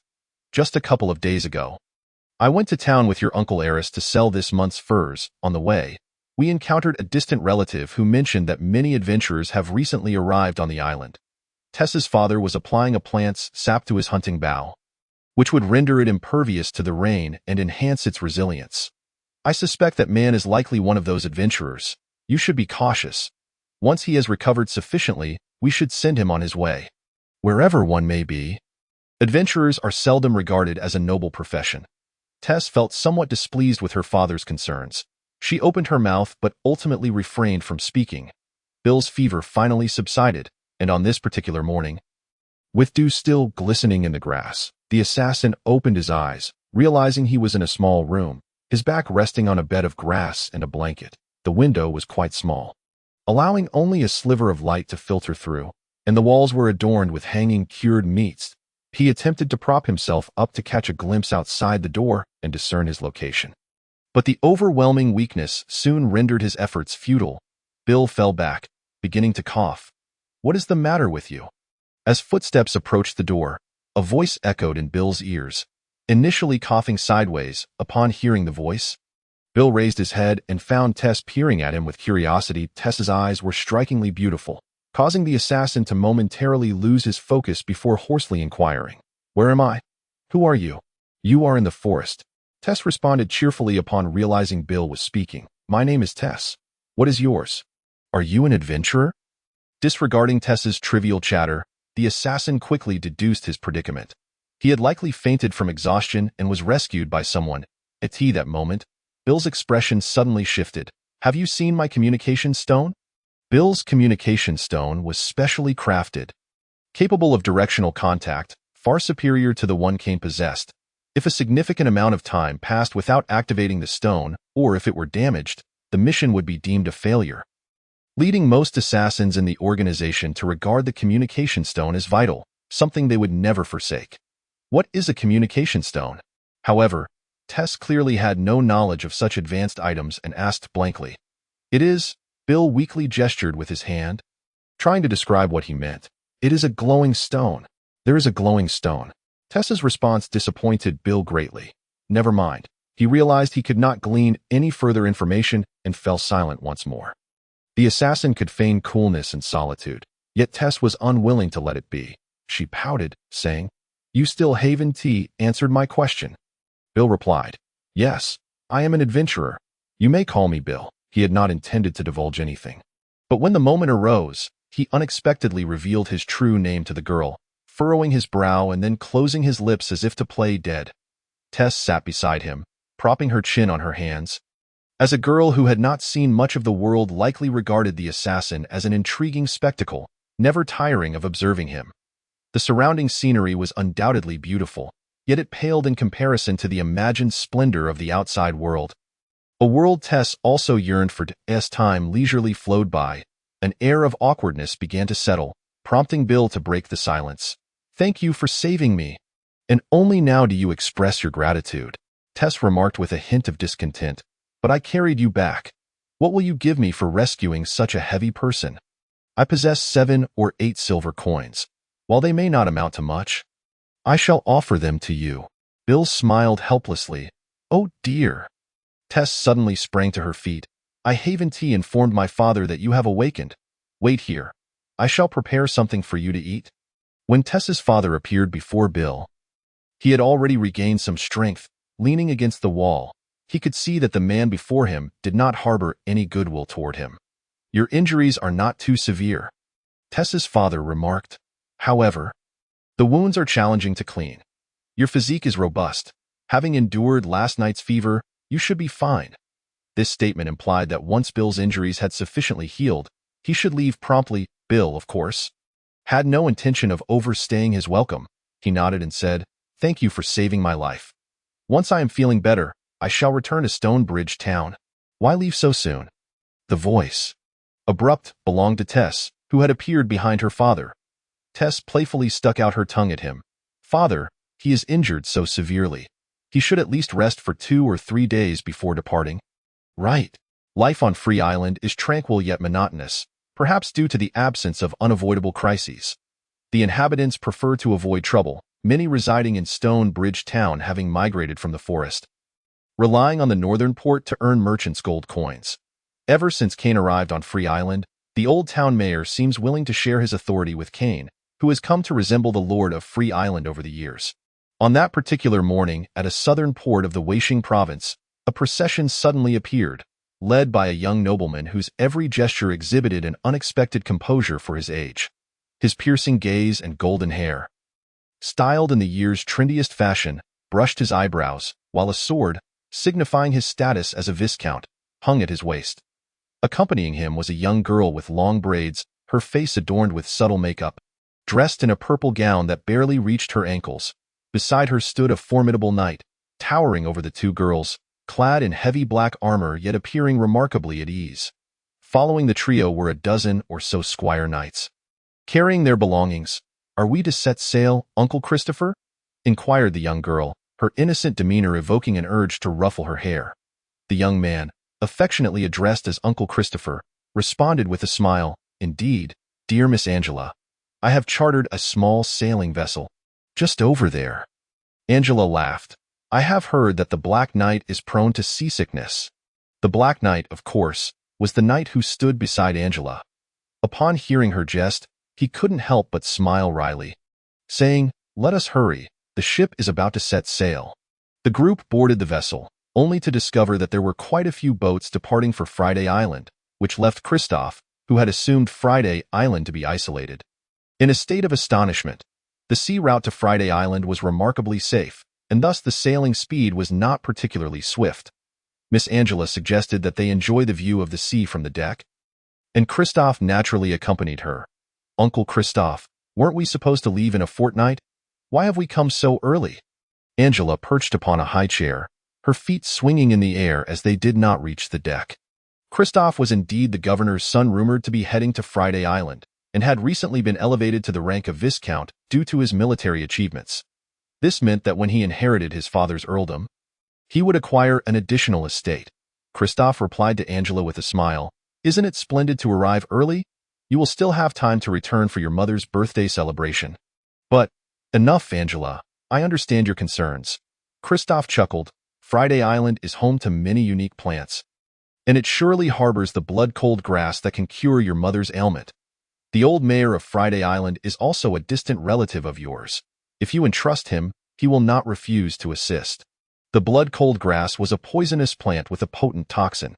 Any ordinary human who came into contact with its sap would perish within 10 breaths. However, matters are seldom absolute. The rhizome of the blood-cold grass possessed remarkable efficacy in treating a chronic illness. Angela's mother, once a beautiful noblewoman, had recently fallen victim to a peculiar affliction known as blood loss syndrome.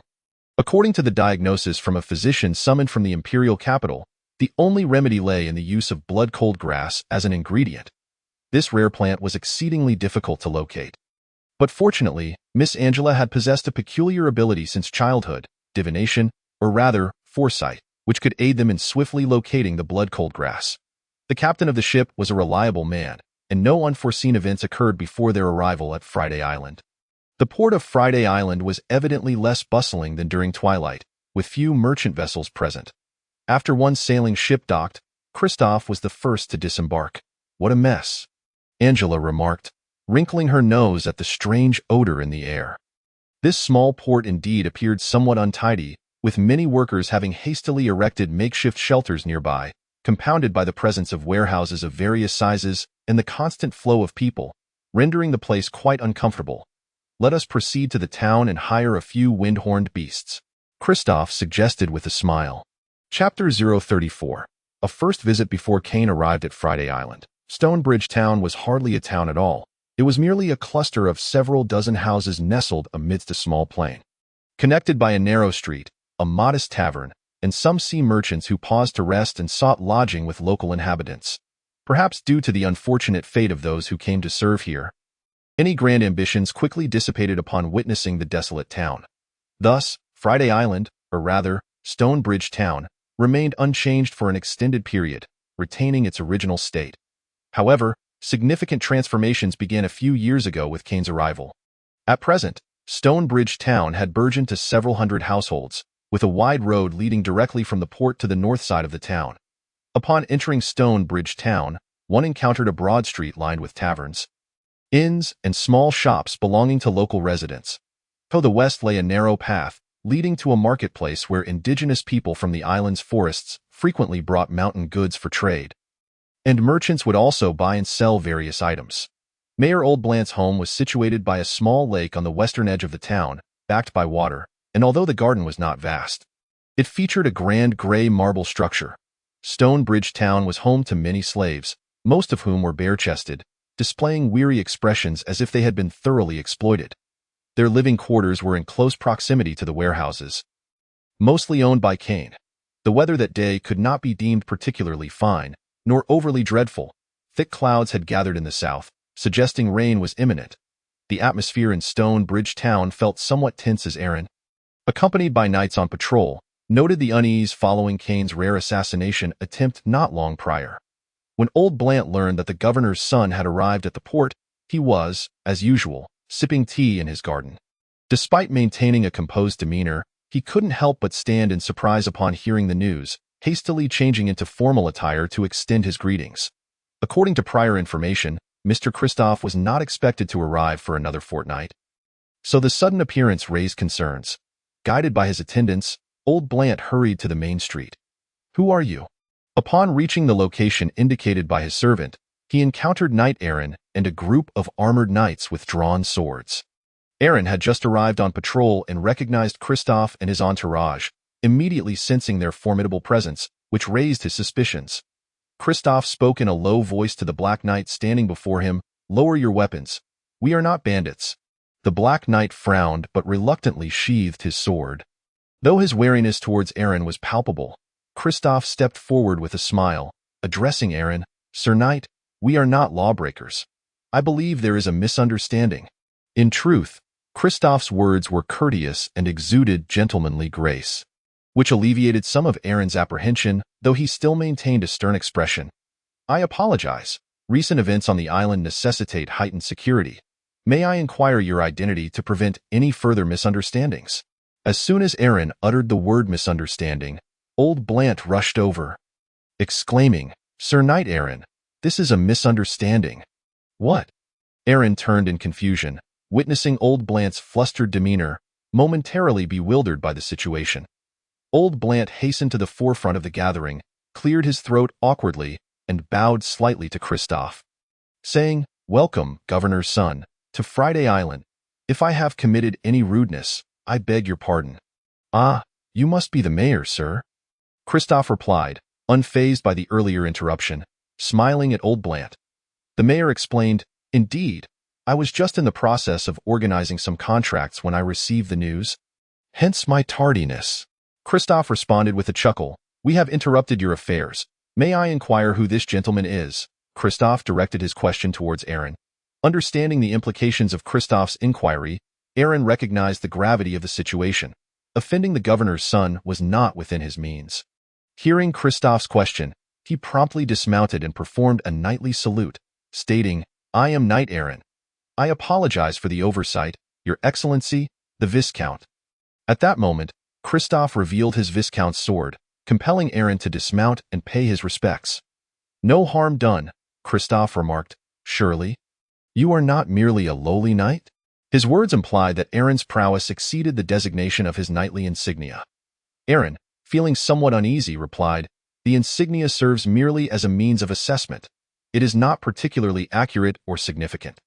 A true knight proves himself through sword and blood, not through these insignia." His response sounded rather stiff, for Aaron was not one to excel in social interactions, and the earlier incident had indeed rendered him somewhat embarrassed. Old Blant swiftly interjected, "Mr. Kristoff, let us proceed to your accommodations. Everything has been arranged." "Very well," Kristoff nodded. "I have already settled the expenses for these wind-horned beasts, so I kindly ask the mayor to return them. According to the original arrangements, Kristoff's residence was to be the most exquisite estate on Friday Island, the very manor where Kane and his subordinates resided, with a separate building designated for Kristoff. The distance from the town to the manor was not far, and since Kristoff opted to walk, the others naturally accompanied him. "The scenery here is quite splendid," Kristoff remarked as they walked along. Old Blant, with a beaming smile, replied, "These ancient trees are at least several hundred years old, and many of the plants are not found on the mainland. If your excellency were to visit in autumn, you would witness the most beautiful sacred flowers blooming on the island. As they engaged in pleasant conversation, nearing the manor, Kristoff suddenly inquired, I noticed that the port seems to be under strict guard. Has something occurred on the island? Well, old Blant hesitated, uncertain whether to divulge the information, glanced at Aaron, and eventually responded, a minor incident occurred a few days ago, but it has been resolved. What kind of incident? Kristoff pressed. Aaron replied, there was an attempt on the life of my superior, the commander of the infantry battalion stationed on Friday Island, Mr. Kane.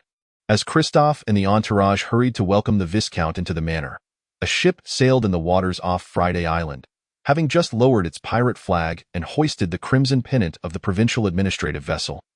Indeed, it was the goddess, Kane's ship. The goddess had finally evaded the pursuit of the secret butterfly, reappearing on the route back to Friday Island.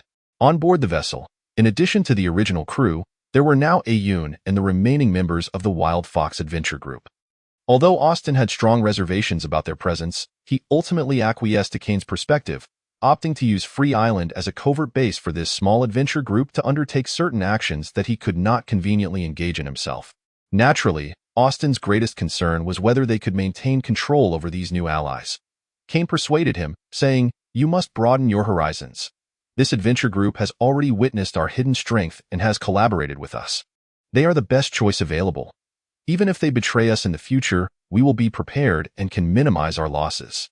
During this seafaring expedition, Kane finally obtained the key to the Elvis maze, and he was aware that the Mibby harbored similar intentions, which could not be deemed fruitless. Reflecting on this, Kane returned to his cabin, feeling a surge of relief. The ring on his hand radiated a faint warmth. It was the most precious gift bestowed upon him by his mentor, having saved his life on more than one occasion.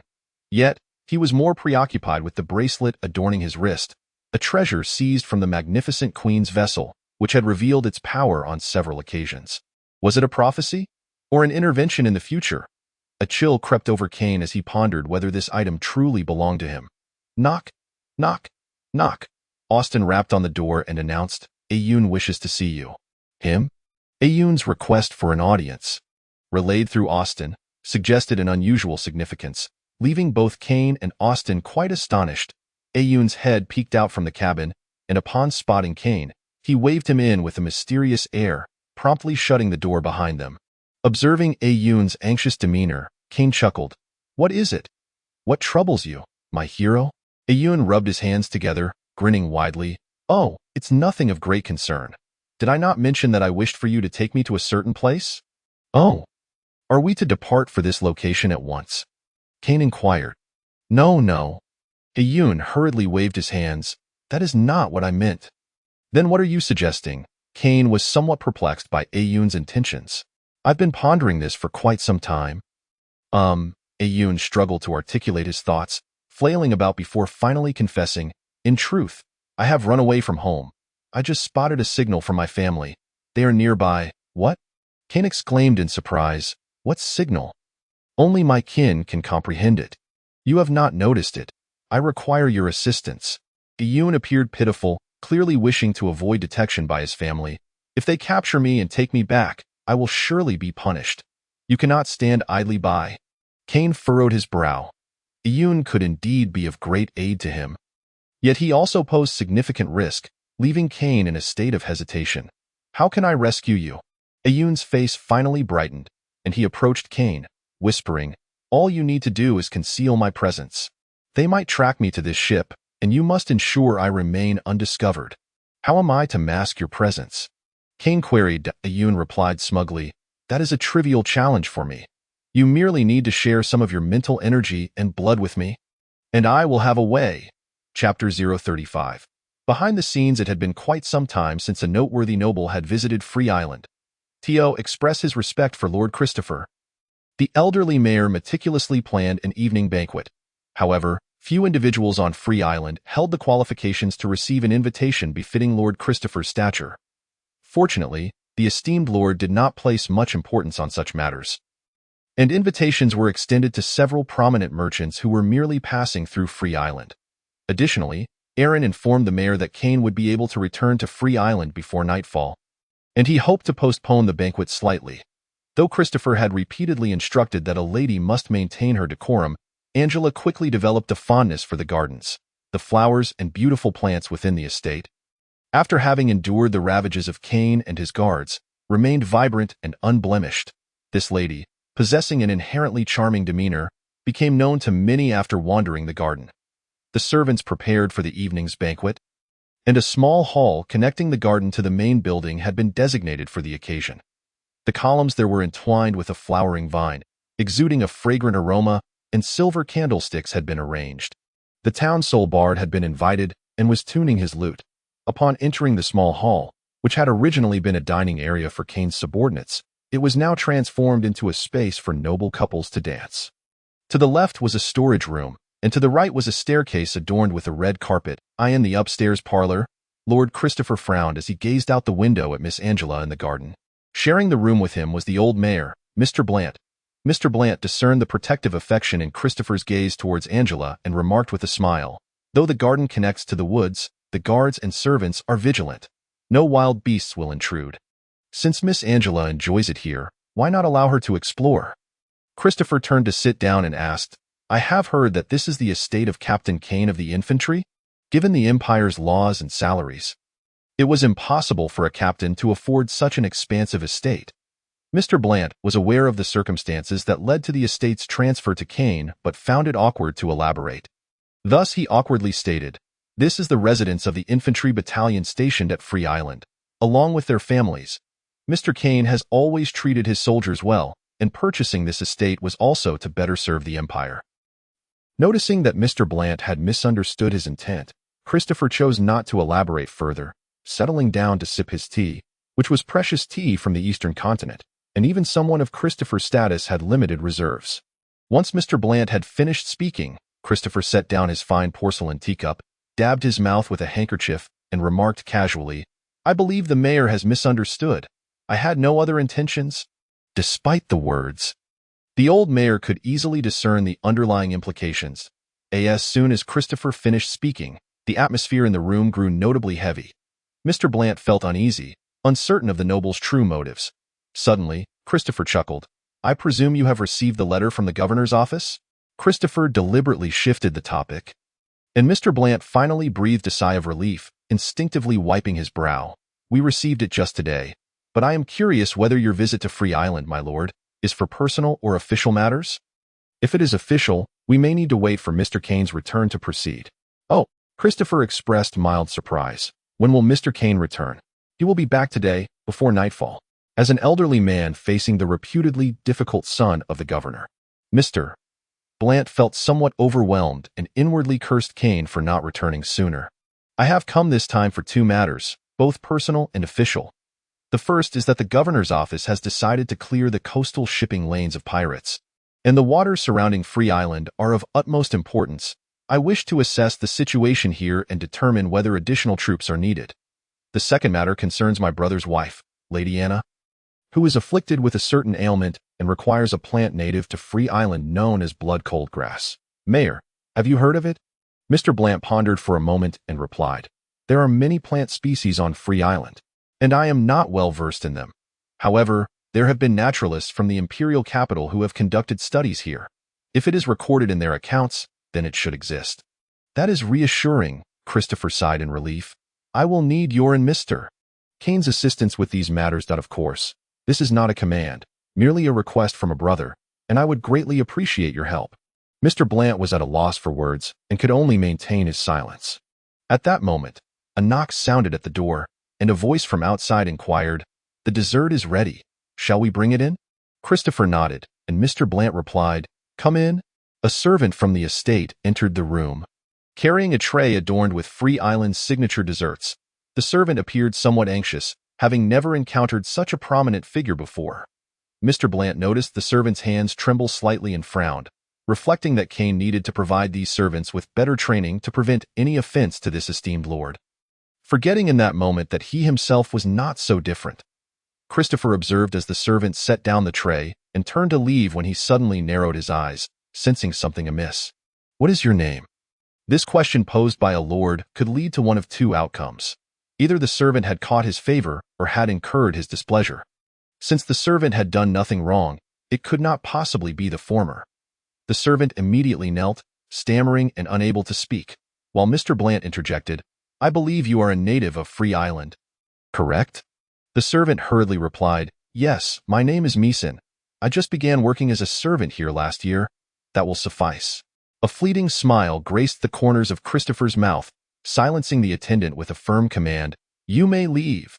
The attendant, sensing the gravity of the moment, dared not utter another word and promptly exited the room, restoring an immediate hush, broken only by the sound of Christopher's fingers drumming on the table.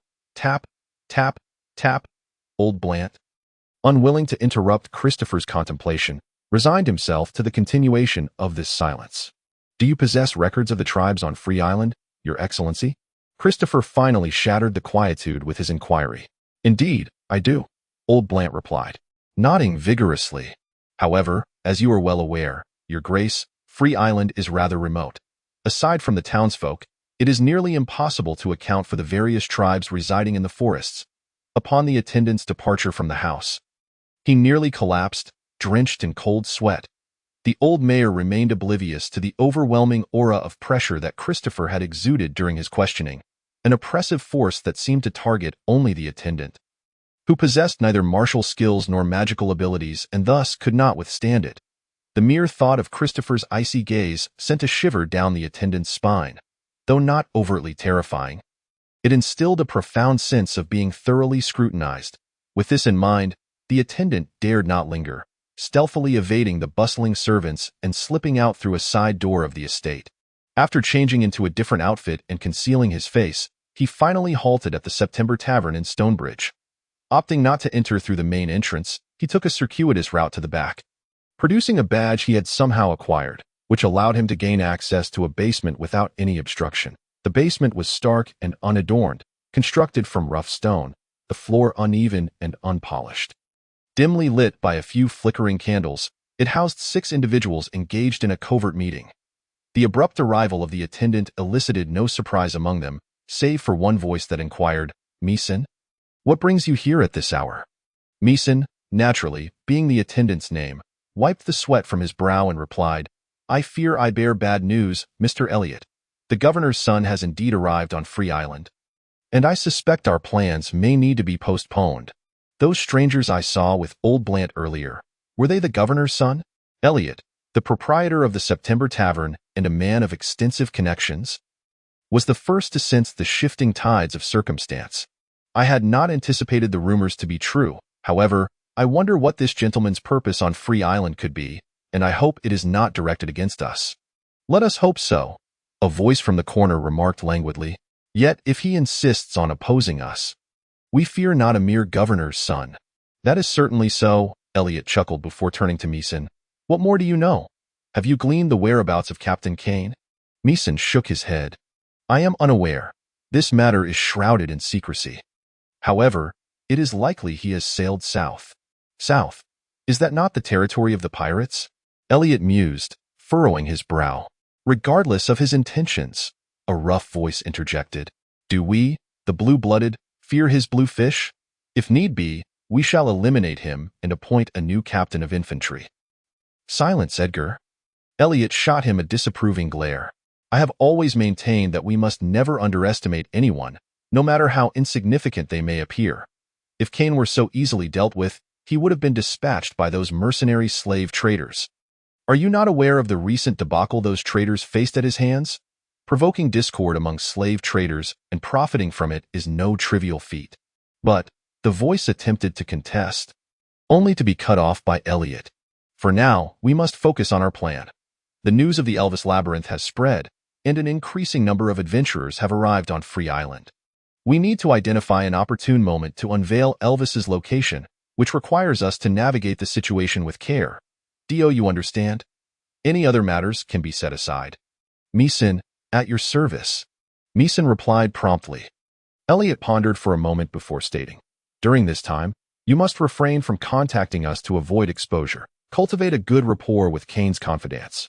Until new orders are issued, you must fully assume the role of a resident of that estate, as long as you do not betray the organization's secrets. You may conduct yourself as you please." Chapter 36. The banquet Mars had not departed from Free Island. As a diligent slave trader, he believed he could find the opportunity he sought, a chance for profit. The practice of slave trading was more prevalent in the northern regions of the continent, attributed to the abundance of intelligent races and the frequency of warfare.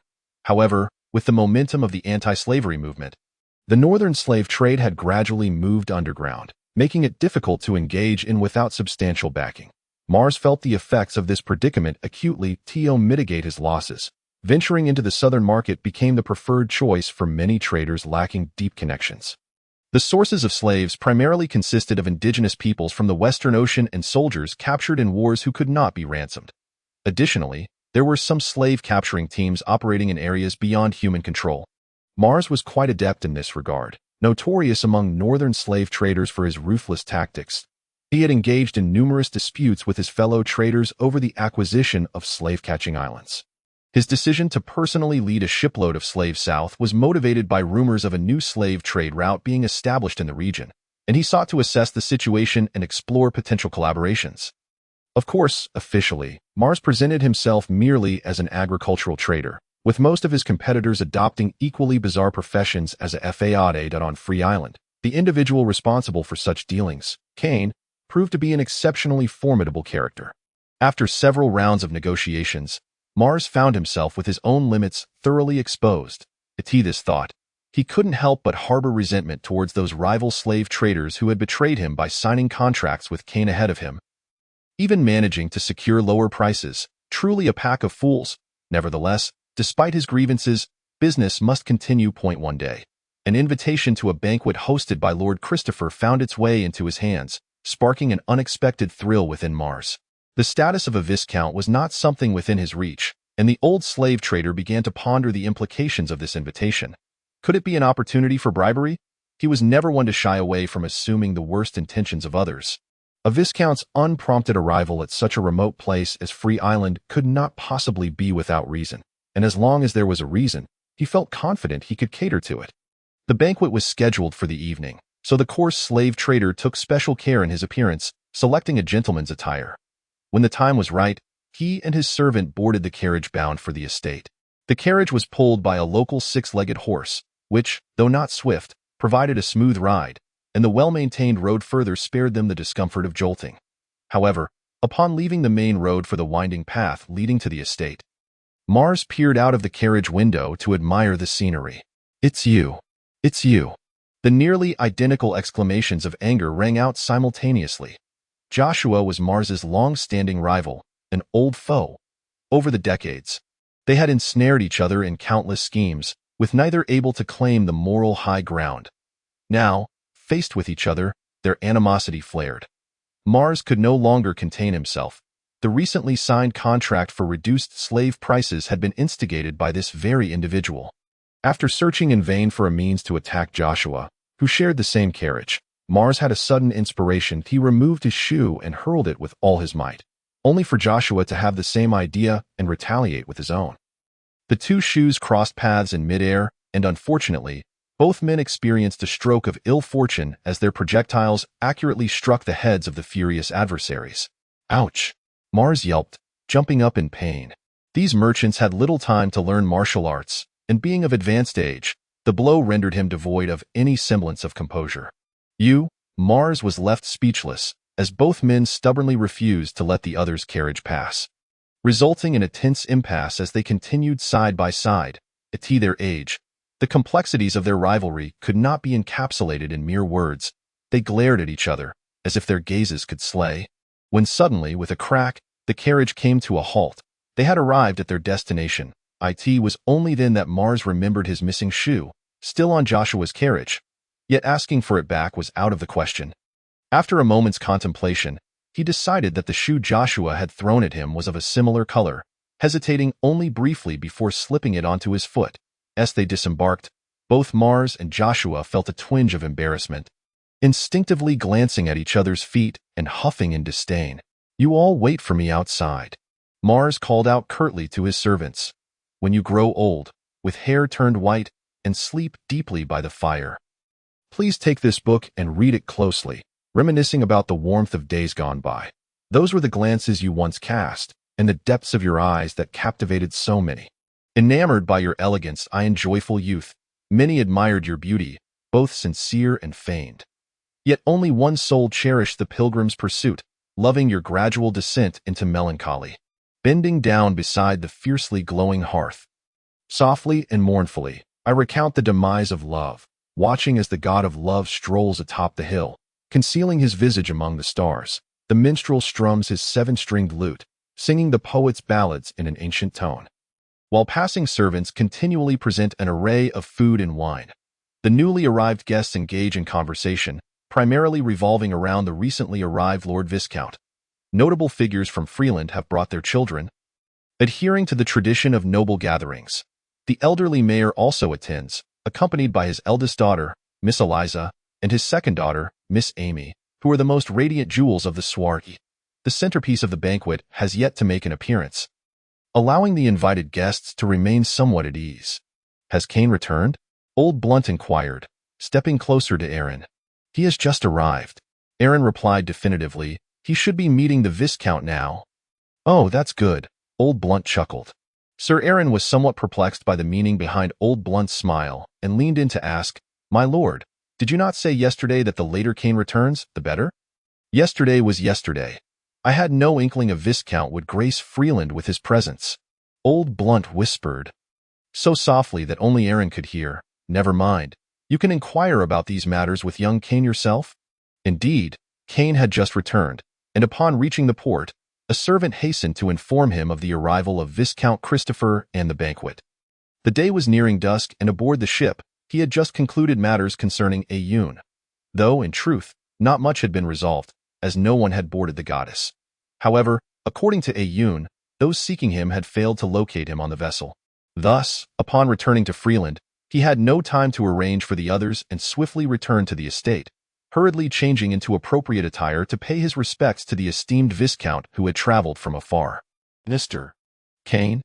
Christopher asked with a smirk. Indeed, Kane, still appearing weary from his recent voyage, yet putting on a brave face, replied with a smile, It is truly an honor for us that the Viscount has come to Freeland. I have heard that Mr. Kane also holds the title of Lord. Christopher seemed well informed about the residence of Freeland. Kane's lordship was of dubious origin. Compared to the Viscount, it bore no distinction from that of a commoner, leading him to respond awkwardly, yes. Christopher relished maintaining the rhythm of their dialogue, a habit that had become almost instinctual. Thus, when Kane finished speaking, he did not continue the conversation but instead fixed his gaze upon Kane for a moment before stating, Only you, my lord, are a noble in Freeland, regarding certain matters. I hope you do not tarnish the honor of nobility.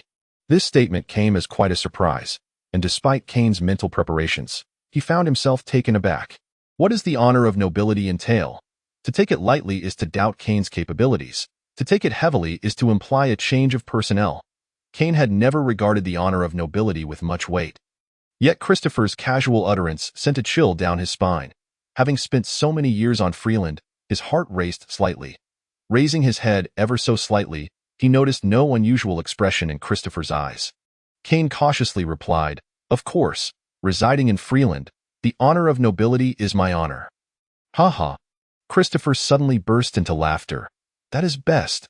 That is best. With that, Christopher fell silent, observing Kane's discomfort. The disparity in their power and status was immense. Even though Kane possessed a hardened spirit, he found himself speechless in the presence of a Viscount and governor's son, compelled to maintain his silence. The banquet is about to commence. Christopher finally spoke. I must also extend my gratitude to you and the good mayor for your hospitality. It is my honor. Kane breathed a sigh of relief, performing a noble bow before speaking. Christopher then inquired, I have heard that Mr. Kane has just returned from the sea? Kane, unflinching in his deceit, replied with a steady demeanor, as the sole imperial garrison stationed in Freeland. It is my duty to eradicate any threats posed by pirates. So, Mr. Kane, you ventured forth to eliminate pirates without a warship? Christopher continued his probing. Kane hastily clarified, Not quite. It is merely that my subordinates captured some traders among the pirates and extracted information regarding a small pirate den located quite near Freeland. Is that all? Christopher chuckled. showing no inclination for further explanation, and pivoted the conversation. In that case, Mr. Kane, you should take a moment to rest. I imagine the recent skirmish has left you quite fatigued? I dare not, Kane began to protest. But upon seeing Christopher gesture for him to depart, he refrained from saying more, bowed once again, and exited the room. Christopher, seated in his chair, wearily rubbed his forehead, watching Kane's departure with a hint of a sly smile emerging at the corner of his lips. Chapter 37. The little woman. The solemn and majestic sunset over the ocean cast a golden hue across the clouds as a small boat floated upon the waves. Only 2 individuals occupied the boat, an elderly sea dweller with a long beard, short arms and sturdy legs, clad in simple marine beast skins and wielding a harpoon, and a middle-aged man of entirely human appearance, distinguished by thick brows, full lips, and a clean-shaven chin, standing silently at the bow of the vessel. The sea craft bobbed with the waves, yet the two stood firmly, seemingly rooted to the deck, unaffected by the tumultuous winds and waves. Master, ahead lies Freeland. The young master should be on the island, the sea dweller remarked, his tone laced with inquiry. The middle-aged man, hands clasped behind his back, shook his head slightly. If he does not wish to return home, then let him remain here. But what of the lady? The sea dweller attempted to voice a concern but was halted by the steely gaze of the middle-aged man. The small boat turned about as the man spoke indifferently. As long as he remains here, he cannot escape. A wild beast must grow stronger, enduring trials that the tamed cannot fathom. That be my son. He must be ready to harbor resentment towards me in the future. Have your people devise a way to approach him without being discovered, and offer no assistance. Let him face life or death alone. This time, I shall not punish you for your lax oversight. Be grateful he did not flee to his grandfather like a coward, or else H.M. Kane's estate, as the last glimmer of sunlight vanished. Freeland was enveloped in darkness, while Kane's estate radiated brilliance. The corridors and hallways were illuminated by exquisite candles, and amidst the bustling crowd, the sounds of good-natured or malicious laughter occasionally echoed, to the behest of Viscount Christopher.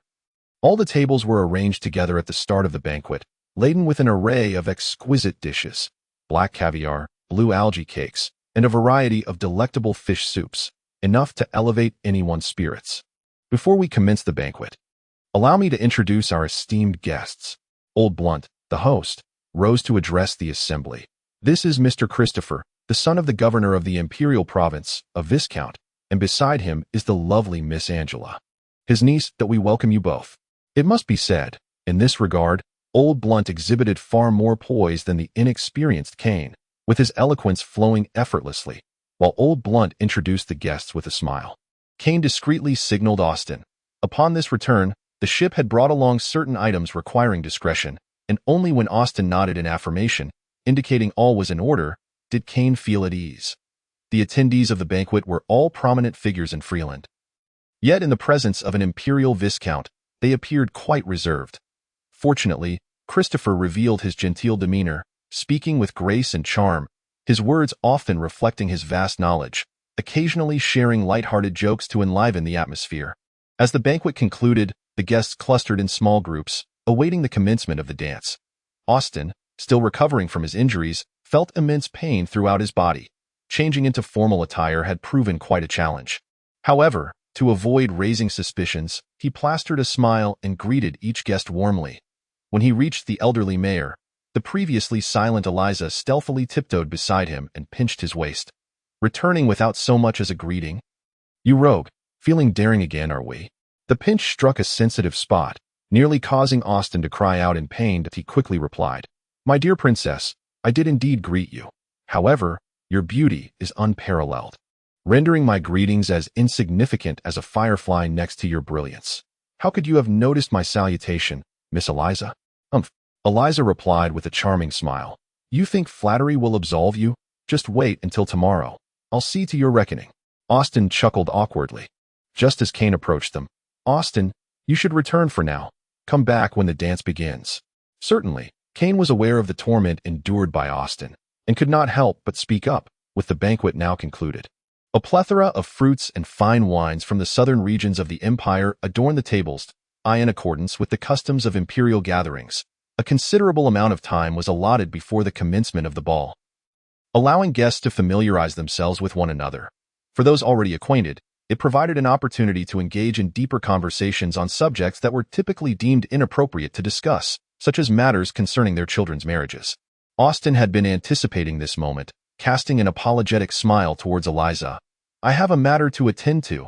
I shall return shortly." Eliza furrowed her brow and inquired of Kane, "Is something amiss with Austin? He seems rather peculiar." "Oh, not at all." Kane vehemently denied. "He is my secretary. If something were amiss, I would surely know. He has been rather occupied lately, but rest assured, when the ball commences, he will undoubtedly take to the floor with our lovely Miss Eliza for a dance." "Humph. I shall believe you this once." Eliza huffed as she turned away. Kane sighed with a wry smile and approached old Blant. Blant, beaming with delight, handed him a glass of red wine and quietly inquired, "Was the journey smooth?" "Quite so," Kane replied, somewhat distracted as his gaze lingered on Blant's second daughter, Aimi. Clearly, Amy's allure far outweighed that of the old man. Upon noticing Kane nodding in her direction, Aimi immediately averted her gaze, blushing shyly. The more Kane observed her, the more he found himself enchanted. Clearing his throat, he addressed Blant. "You should take a moment to rest. You have been busy for quite some time." Without waiting for the old mayor's response, he maintained a gentlemanly smile and made his way to where Aimi was seated by the window. Kane had rehearsed numerous opening lines in his mind, but found none applicable to the gentle beauty before him, who was the very essence of his aspirations. Today, Aimi was adorned in a light white pleated dress, embellished with simple floral patterns at the hem, rendering her particularly playful. Around her neck hung a necklace that Kane recognized as one he had gifted her. Filling him with unexpected joy, Amy's hair was merely pinned up, her face adorned with a light touch of makeup. As she turned her head, Kane could only catch a glimpse of her captivating profile. Kane racked his brain, unsure of what to say. Blant was engaged in conversation with Lord Christopher, discussing the customs and culture of Freeland, occasionally casting a glance that seemed to implore Kane to not bully Aimi. Kane nervously touched his lips, a habitual gesture when anxious. Today presented a rare opportunity, and whether it could lead to something more depended on this moment. Nevertheless, before making any advances, he needed to utter a line to spark a delightful conversation. After much contemplation, Kane finally spoke. "Good morning, Miss Aimi." Upon uttering this line, Kane felt a pang of embarrassment, but Aimi covered her mouth with her hand, laughing gently. "Good morning to you as well, Mr. Kane."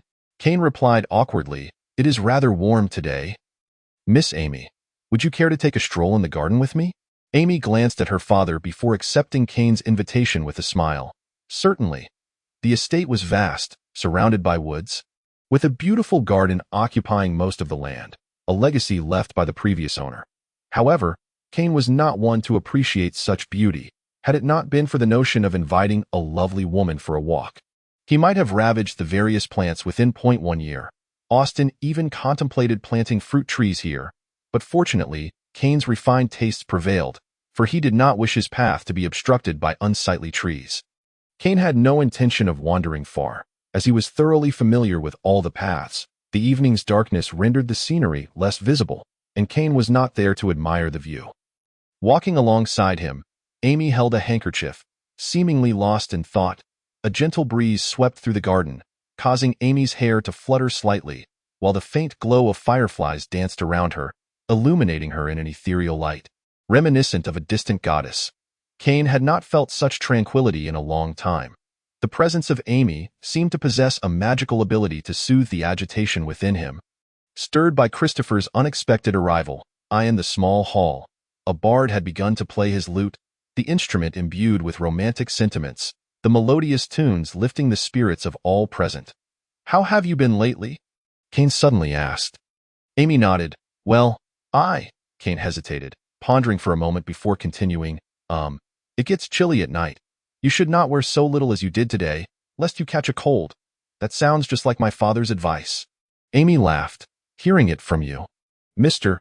Kane, feels rather peculiar." Kane awkwardly touched his mouth, silently shedding his outer coat and draping it over Amy's shoulders. She shivered slightly, but did not refuse. Kane inquired, "May I invite you to dance at the upcoming ball?" Aimi seemed to feel a bit cold as well. The clouds thickened in the darkening sky, hinting at impending rain. She turned to Kane, her cheeks still flushed, her voice barely audible. Are you cold? Shall we head back? Seeing his objective achieved, Kane had no intention of lingering in the garden, smiling as he said, "It may rain soon. After the banquet, I shall escort you back." Chapter 38. An unexpected commotion. The flying creature Ankh was quite irate, for he had always deemed Captain Carl to be excessively greedy and unprincipled. Thus, it was intolerable that he forbade him from approaching the venue of the banquet. Ankh's pride could not bear the repeated provocations from the master's subordinate. Consequently, lured by the enticing aromas wafting through the air, he quickly resolved to sneak in and indulge himself, however, with his intellect. It was challenging for him to comprehend the disparity in status between a viscount and himself, nor could he fathom why there were so many of Kane's footprints upon his wings. La la la. I am a merry little pet. Ankh hummed the flying creature's song composed by Kane as he climbed a large tree. The reason for climbing rather than flying directly was that our clever flying creature believed himself to be the only one capable of flight within the estate. Making his target far too conspicuous, smart Ankh would not make such an obvious move. Climbing solely with his claws was indeed a challenging task. After considerable effort, Ankh finally reached the tree's summit and began to observe the surroundings. Yet, he was rather conspicuous in his observations, flapping his wings to maintain balance, the rustling of leaves accompanying the noise of his wings, enough to attract the attention of the diligent Captain Carl. Ankh, you foolish flying creature, what are you doing there? Carl shouted as he spotted Ankh's sneaky demeanor and hurried over. Upon realizing Carl was in pursuit, Ankh hastily took flight, crashing through branches along the way. Carl, seeing the potential chaos this flying creature could wreak, immediately shouted, "Stop right there! You too, intercept him." Carl was not so easily captured.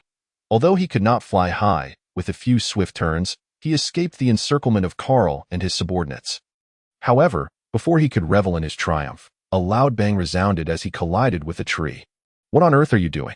Knight Aaron, alerted by the commotion, approached briskly, though Carl did not fall under Aaron's command. Considering Aaron was Kane's elder brother, he dared not display any disrespect, promptly commanding his men to stand at attention and replied, "Lord Kane has ordered us to keep a close watch on this flying creature, ensuring he does not cause any disturbances, especially not to venture inside." Before Carl could finish his sentence, the feigning flying creature suddenly sprang to life, swiftly darting into the woods, leaving Carl with a wretched expression. As the ball commenced, the number of young attendees was rather limited, resulting in a modest number of dancers. Christopher was the first to invite his niece to dance, marking the event's opening, after which others paired off with their partners. Following the music in a lively manner, the bard played the renowned banquet Peace Lovers on the Ram River. Seizing the opportunity, Kane approached Aimi, bowing with gentlemanly grace, and smiled, "Dearest miss, may I have the honor of inviting you to dance?" Aimi smiled warmly, extending her hand in acceptance. Blant, engaged in conversation with several old friends, watched Kane and his daughter dance, feeling both comforted and melancholic. Since Kane's arrival on Freeland, Blant had discerned that this young man differed significantly from his predecessors in this position. He neither exhibited a lethargic demeanor nor displayed a desperate eagerness to leave, but rather diligently worked to bring Freeland back into the public eye. Since then, trading vessels learned of this small port where they could dock, the affordable local specialties found a market, and the islanders gained more employment opportunities. Witnessing Freeland's gradual revitalization, Blant naturally held high regard for this young man, fully aware of Kane's pursuit of Aimi and willing to lend them a hand. With the participation of these young individuals, alongside Austin and Elisa, the ball took on a more serious tone. Christopher, standing at the edge of the staircase, was continuously receiving compliments from the guests, feeling a growing sense of annoyance. Yet, in order to maintain his composure, he felt obliged to engage in brief conversations with each of them, lest he be perceived as haughty or preferential. Miss Angela seemed to have grown weary of such gatherings. In her recollection, balls were typically the domain of her elder sisters. "Uncle Christopher, may I go outside?" Angela's request was difficult to refuse, and Christopher, seizing the opportunity to extricate himself, apologized to the guests and approached her. "Let your Black Knight accompany you. But do be careful." The Black Knight had been tasked with ensuring Angela's safety since her childhood, so she did not object, merely grinning and stating, But the Black Knight hasn't had dinner yet. It smells so good. The flying monster peeked out from the bushes. Nothing could entice him more than fine wine and exquisite food. The chef at Kane Manor had outdone himself today, preparing dishes far more elaborate and delicious than usual, a temptation that Ankh could not resist. Having exerted considerable effort to elude Kane's guards, Ankh had finally managed to slip away, while that fool Carl was still dawdling in the nearby grove. Reflecting on this, Ankh couldn't help but admire his own cleverness and foresight. This was the area outside the small hall, a place where Kane often held meetings, and the flying monster frequently frequented. The area was devoid of people. A table laden with food stood by the entrance, and 2 servants passed by without noticing him. This was his moment. Ankh leaped up and rushed towards the table of food. Inside the small hall, Angela walked ahead of the Black Knight, smiling as they made their way outside. Just as they approached the door, she suddenly exclaimed, "Ah!" as she spotted a peculiar bird snatching food from the table. Filled with curiosity, Angela approached the foolish Ankh from behind, who was blissfully unaware of her presence. The Black Knight halted, showing no inclination to intervene. After all, it was merely a flying monster, albeit somewhat unsightly, who posed no threat to Angela in his presence. "What are you doing?" Angela asked, observing Ankh devouring the food with great enthusiasm, unable to contain her curiosity. To her, simply eating was an exceedingly dull affair. Burp. Ankh jolted as if he had seen Kane's whip coming down upon him, choking immediately and rendered speechless. Hee. Seeing the flying monster in such a predicament, Miss Angela couldn't help but stifle a laugh. Ankh then realized that the figure behind him was not his master, but a lovely young lady, a beautiful human girl. "What do you want?" The flying monster retreated a few steps, his paws raised in caution. "What is this?" Angela inquired of her Black Knight uncle. "A flying monster, a creature of low intelligence," the Black Knight replied nonchalantly, not regarding the little creature with any seriousness. "Oh." Angela nodded, her face lighting up with a smile as she stepped in front of Ankh. "Let's play together." "Play with you?" Ankh shook his head. "I wouldn't engage in such childish activities." It was well known that a flying monster's intelligence was roughly equivalent to that of a 10-year-old child. Having spent considerable time with Kane, Ankh was acutely aware of what constituted childishness. Under Kane's sinister tutelage, Ankh had made noticeable progress, evolving from the intellect of a 10-year-old to that of an 11-year-old. Well, fine, Ankh was still an idiot, but he had a rather inflated sense of self-worth. Upon hearing the girl express a desire to play, he naturally looked down upon her offer. However, if there were coins involved, Ankh cast a glance at the small pouch hanging from the girl's waist. "Just play with me," Miss Angela insisted, seemingly enchanted by the flying monster for reasons unbeknownst to her. After much contemplation, Ankh promptly changed his mind, his eyes gleaming with mischief as he declared, "All right." As the ball neared its conclusion, Christopher furrowed his brow. Where was Angela? His concern was not for her safety, protected by the Black Knight. No one on Free Island could harm her, but rather stemmed from his affection for his niece, necessitating an awareness of her whereabouts. Finding Kane, Christopher bluntly inquired, "Mr. Kane, have you seen my niece, Miss Angela?" "She should be outside," Kane replied.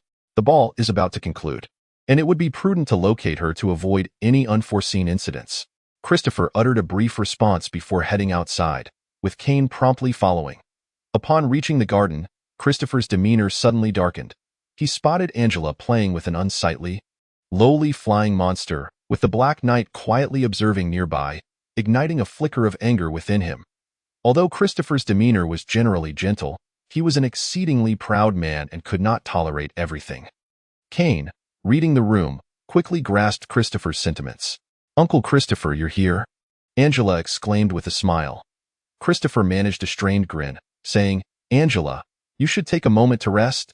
Only then did the flying monster notice its master Kane casting an indirect glance their way, causing it to shudder with apprehension, having stealthily entered. Hearing her uncle's words, Angela nodded with a smile, "Okay," and bid farewell to the flying monster. Christopher frowned, glancing at Kane, who quickly smiled and approached the flying monster.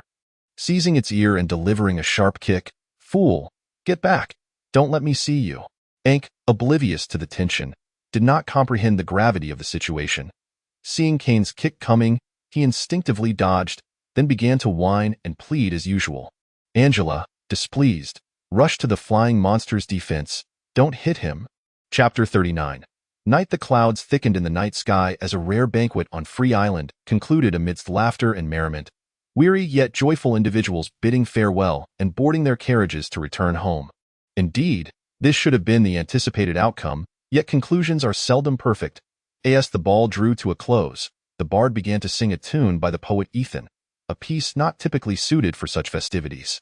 However, the bard evidently excelled in this style, the accompaniment of the seven-stringed lute flowing like a gentle stream into the hearts of the attendees. His voice, raspy yet tender, compelled listeners to pause and listen intently. Do not speak of the silent rose that bears thorns as a token of defense. How can something so cold remain beautiful? What is unattainable is always precious. When in a disadvantageous position, how can one refrain from scheming to express all while probing the laws of beauty? Even nightmares can be splendid, willingly playing the supporting role to your nobility.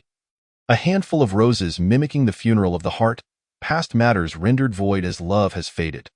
The amplification magic was evident, as the bard's soft recitation penetrated stone walls, remaining distinctly audible in the garden.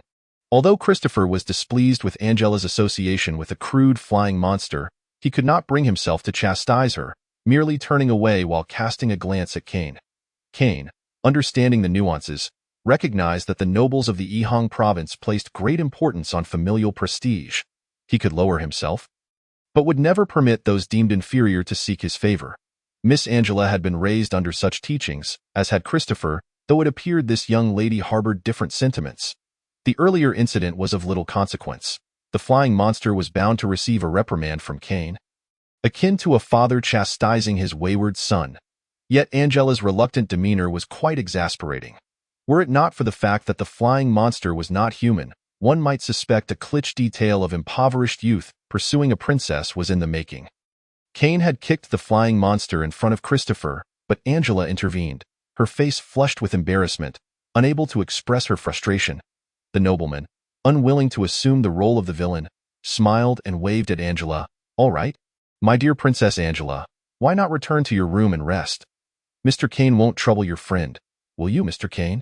The last remark was directed at Kane, who, of course, dared not oppose, smiling and affirming, certainly.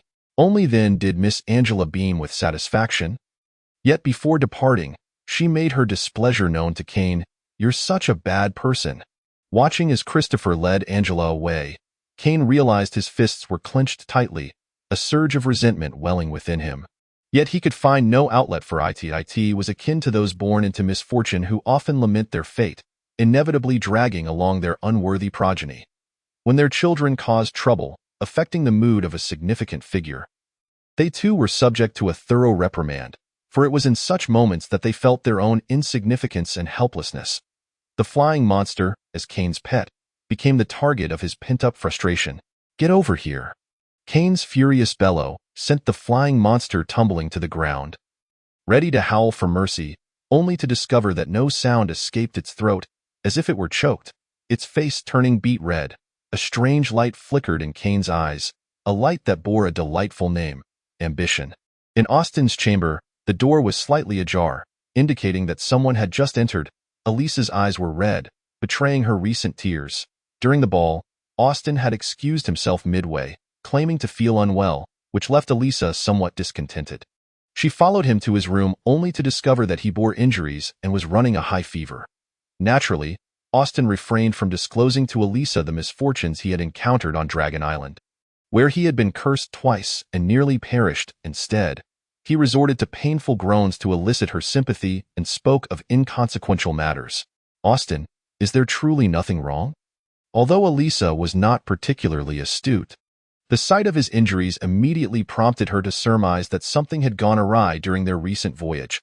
Austin, intent on concealing the truth, soon found their conversation at an impasse. You need not inquire further. I cannot articulate it well. Just enjoy a good meal, and I shall be well by tomorrow. Humph, you always say that, Elisa retorted, dissatisfied. She was splendidly attired that evening, and everyone who laid eyes on her offered the most genuine compliments, including the esteemed Viscount. Unfortunately, she felt no joy, for Austin perpetually appeared distracted, igniting her frustration and disappointment. I brought you a gift. Austin winked and said, Take a look. What sort of gift? It was well known that Austin delighted in bestowing presents upon the beautiful maidens of Free Island. And Elisa had received many. Although the gift he presented was not particularly extravagant, it was rather unique. Had she frequently visited the imperial capital, she would have recognized it as a ploy employed by seasoned suitors to entice young ladies. Regrettably, Elisa had never ventured to that city known as the flower-laden capital. Austin proudly retrieved a red box from the wardrobe beside the bed. Open it and see, he said, taking a deep breath. Somewhat anxious, Elisa cast him a flirtatious glance. I do not desire any flowers. Not flowers. How could I present you with something so trite? Austin replied with a smile.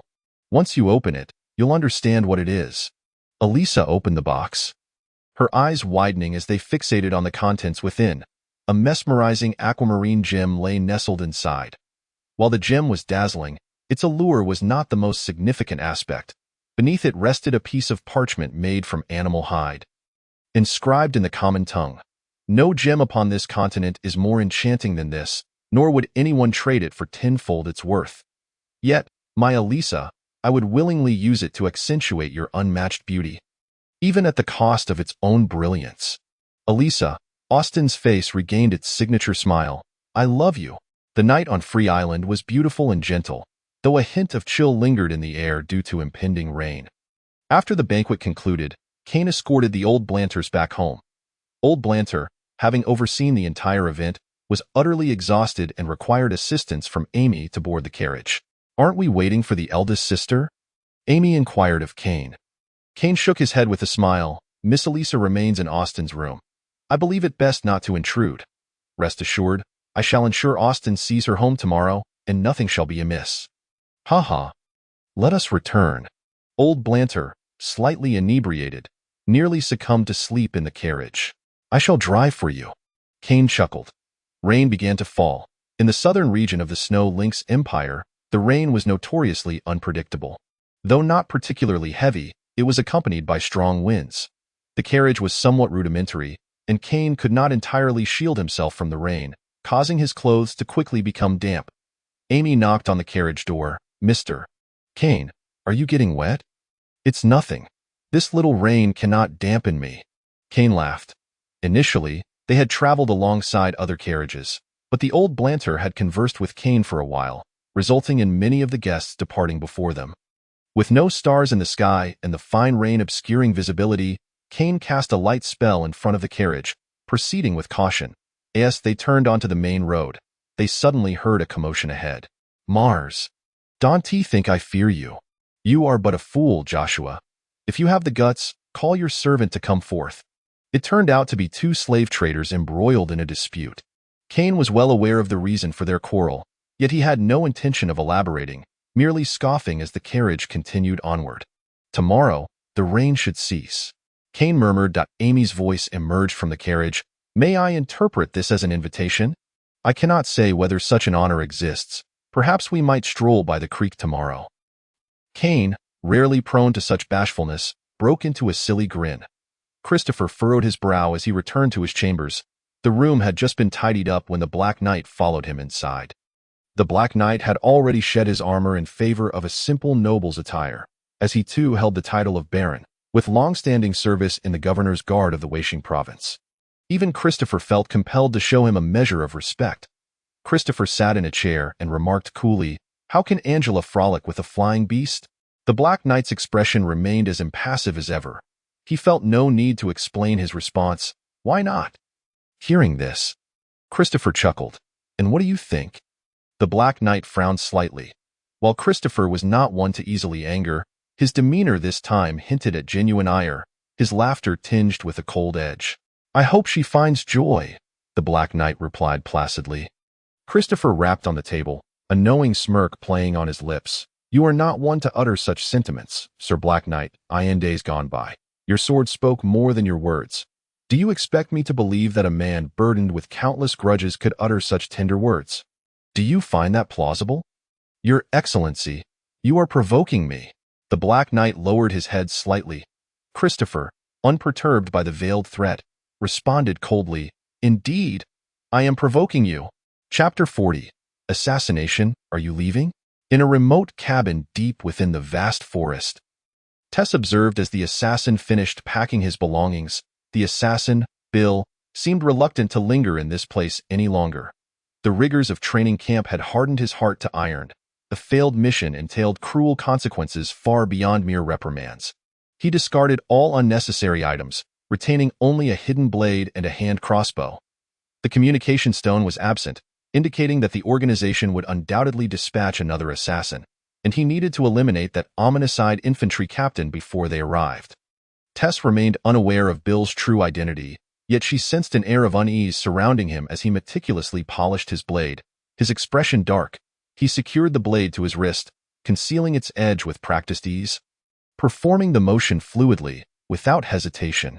"I have healed from my injuries." Bill did not directly answer her, rising instead to say, "My staying here is not in your best interest." Tess felt a pang of sadness, but refrained from stopping him. She recognized the resoluteness in his demeanor, one she could not sway.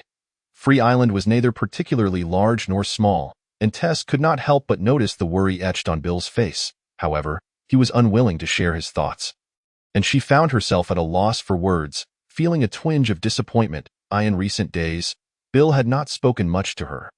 Yet, the sheltered Tess, who had never left the forest, gleaned deeper meanings from his words. For instance, Bill seldom discussed his childhood or family. Whenever Tess vented her frustrations about the brutality of local hunters towards their prey, Bill would lower his head as he did now, appearing distracted and indifferent, his gaze fixed on an object within the cabin. "You hail from Voyage. You intend to return there, don't you?" Voyage was the assassin's homeland, which had only been mentioned in passing. Tess was surprised she remembered. "I hear it is even larger than Stonebridge Town, filled with all manner of people, elves, humans, and curious half-beasts. The houses along the streets are taller than hills, and beautiful gardens bloom year-round. It is a favored retreat for nobility and the wealthy. My father once told me I had an uncle living there." Tess's words were steeped in sorrowful farewell. Bill listened in silence, and once Tess had exhausted her thoughts, he continued, "I do not intend to return there. Go is not a place I cherish. After tomorrow, if all goes well, I may come back and see you." Tess looked at Bill in astonishment. Was he not departing Free Island to the north? Bill offered no further explanation, nodding as he stepped outside. "There is something of mine by the bed. Thank you for saving my life. Consider it my gratitude." Tess approached the bedside, where a pouch of coins and several potions for dealing with beasts lay neatly arranged. Unable to contain her tears any longer, she wept openly. Tess's father stood outside the door, sighing, unsure of how to console her. He turned away, thinking that in time, she would surely forget these unrealistic fantasies. Once again, Kane was summoned by Lord Christopher, this time regarding the elusive blood-chilling herb. This endeavor proved to be quite challenging, as the name blood-chilling herb was merely inscribed in the notes of some obscure naturalist, and no one knew what it was called on Free Island. Fortunately, the notes contained a complete illustration of the herb. Miss Angela possessed a remarkable ability to predict the locations where certain plants would thrive, akin to divination, yet decidedly more precise. Thus, when Kane heard Christopher speak of this matter, his thoughts immediately turned to his bracelet. The bracelet shared a strikingly similar capability with Angela's gift, though Angela could foresee existing entities, while the bracelet could glimpse into the future. Contemplating this, he began to harbor suspicions about the owner of the beautiful ship, the Queen. From their outfitting of the magic crossbows, it was evident that the former owner was aware of the bracelet's worth. Should the other party pursue inquiries, Free Island would undoubtedly emerge as the prime suspect. However, regret was futile. Having obtained the illustration of the blood-chilling herb that Christopher mentioned, Kane set about preparing to dispatch a team for its search. Additionally, to conserve manpower, he posted a bounty in the tavern where adventurers congregated, hoping to expedite the resolution of this relatively troublesome yet pressing matter. "Mr. Kane, there is one thing I must bring to your attention," Christopher stated.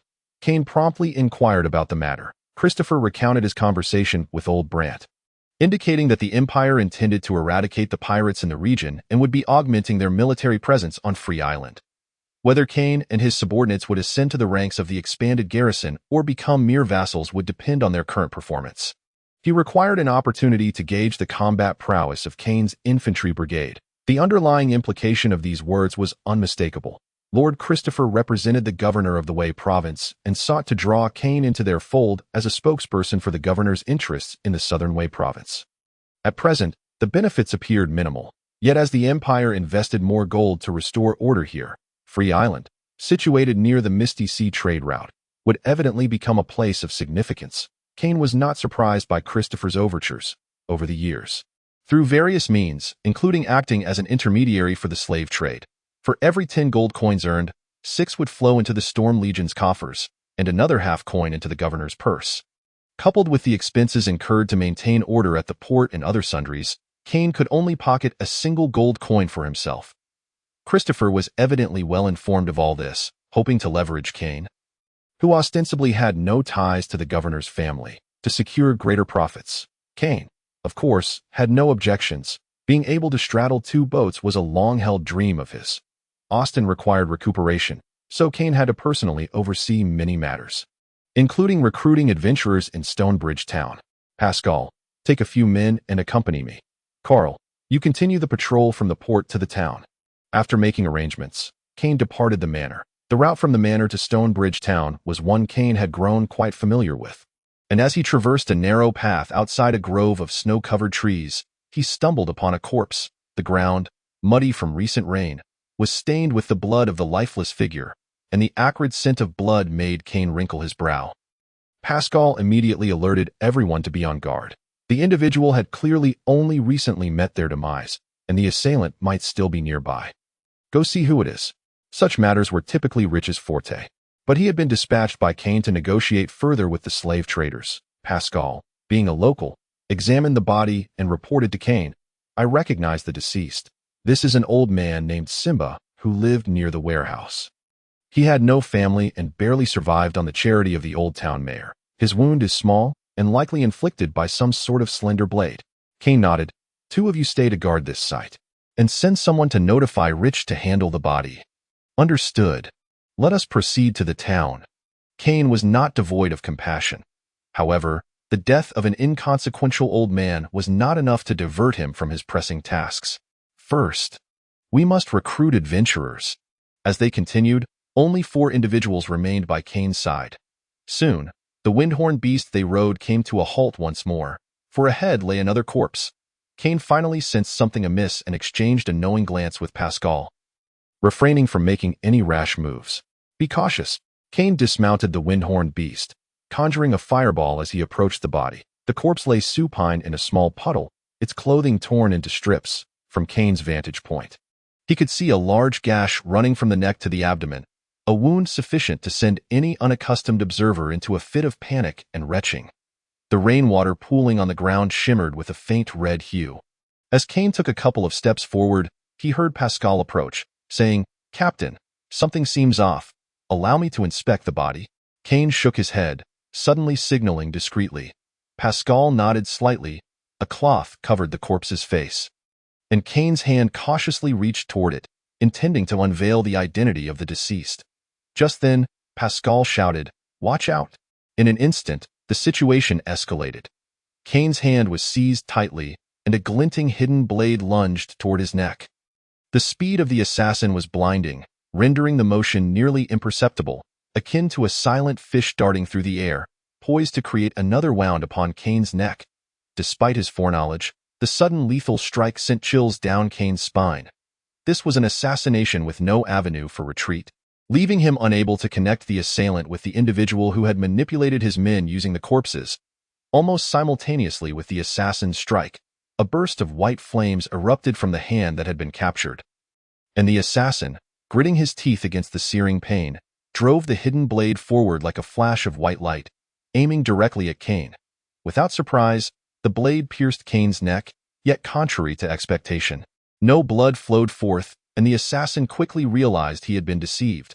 Retreating hastily, Pascal had already dashed behind him, blocking his escape route. The earlier warning had merely been a ruse to assist Kane's act, and his fire feather was now aimed squarely at the assassin. Kane recognized the assailant as the very one who had infiltrated the manor that night, albeit his movement seemed notably slower, likely due to an incomplete recovery from his injuries. Faced with the assassin, Kane had countless methods at his disposal. The head of the cane that had been pierced by the hidden blade swiftly shattered like a mirror, vanishing from sight, only for a new head to grow back at an alarming rate. Kane wasted no words on the assassin. He first attempted to bind him with a gravity scroll. He intended to capture him alive, hoping to extract the reason behind the attempt on his life. Chapter 041. Mundane matters disturb the mind. Having experienced a failed assassination, the assassin had clearly grown more astute. Faced with the onslaught from Kane and Pascal, he refrained from attempting a direct assault on Kane. As if performing in countless plays, the assassin deftly evaded Kane's magic with precise maneuvers, before suddenly sinking his body low. A fireball from Fire Feather whizzed past his ear, scorching his cheek. With a powerful push against the ground, he launched himself to the right with a resounding crash that cracked the earth beneath him. Pascal expertly intercepted his path. With a few swift slashes of his great sword, he sealed off all possible escape routes for the assassin. Clang! Clang, clang!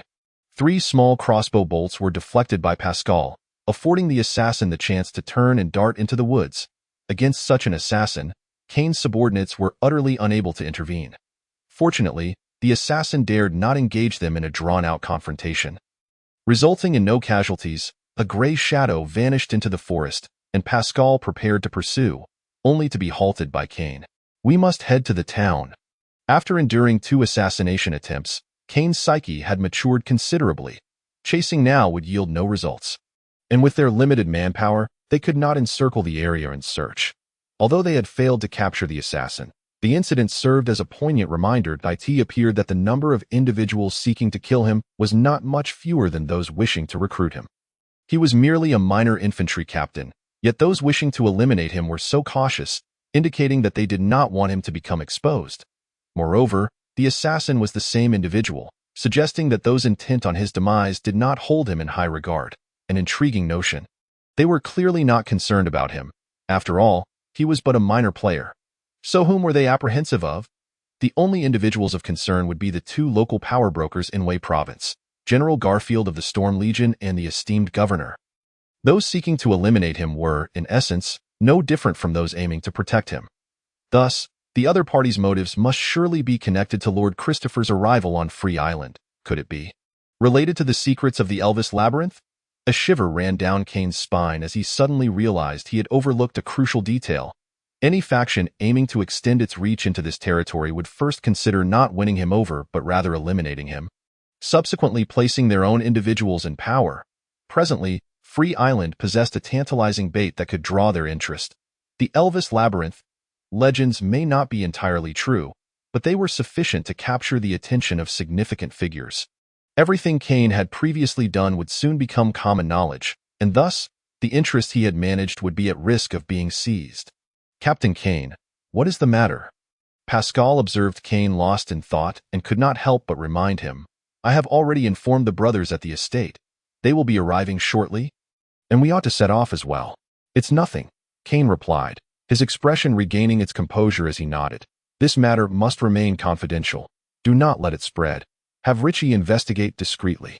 The town of Shichiao was increasingly filled with a diverse array of adventurers, and the rumors among them proliferated. Some claimed that veins of gold had been discovered on Fully Island, while others spoke of ancient treasures unearthed. Yet, the majority believed that the Elves' Labyrinth lay hidden beneath the rocks in the southern part of Fully Island. However, the local natives who had spread this news had all met with untimely deaths, casting a shadow over the expeditions of the eager adventurers. It was nearly impossible to ascertain the origin of these rumors. But the speed at which people believed them was astonishing, making it impossible for Kane to dismiss any potential ulterior motives. The September Tavern was the largest establishment in Shichiao and the prime gathering place for adventurers.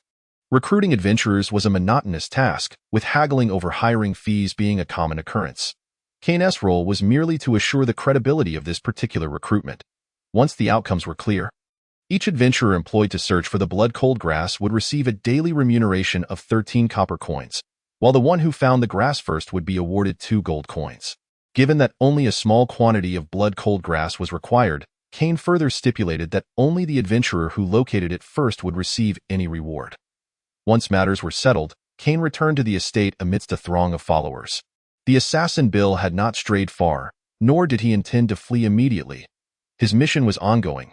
He trailed Kane from a distance, seeking an opportunity, finding the wait neither tedious nor tiresome. As years of training had endowed him with a seasoned habit of lurking, his hand crossbow still contained 12 bolts, meaning it could be fired 12 more times. However, the weapon's short range rendered it ineffective for long-range assassination attempts on Kane. From Churchow to the estate, Bill had yet to find the opportunity he sought, but he possessed ample patience. Kane, unwilling to gamble with his own safety, remained exceptionally cautious throughout the journey, leaving Bill without any chance. "Richie? What have you discovered?" Upon returning to the location of the corpse, Kane found Richie already there with a few others. Richie, frowning as he cleaned his hands, spoke to Kane. "Captain, I fear we may have encountered some trouble." "What do you mean?" Richie pointed in a direction and asked, "I heard the captain was attacked by an assassin over there?" Kane nodded, recognizing that such matters did not require concealment. This corpse was likely the work of that assassin. Richie quickly reached a definitive conclusion. The wound is small, a single fatal blow. The victim clearly had no time to react before succumbing.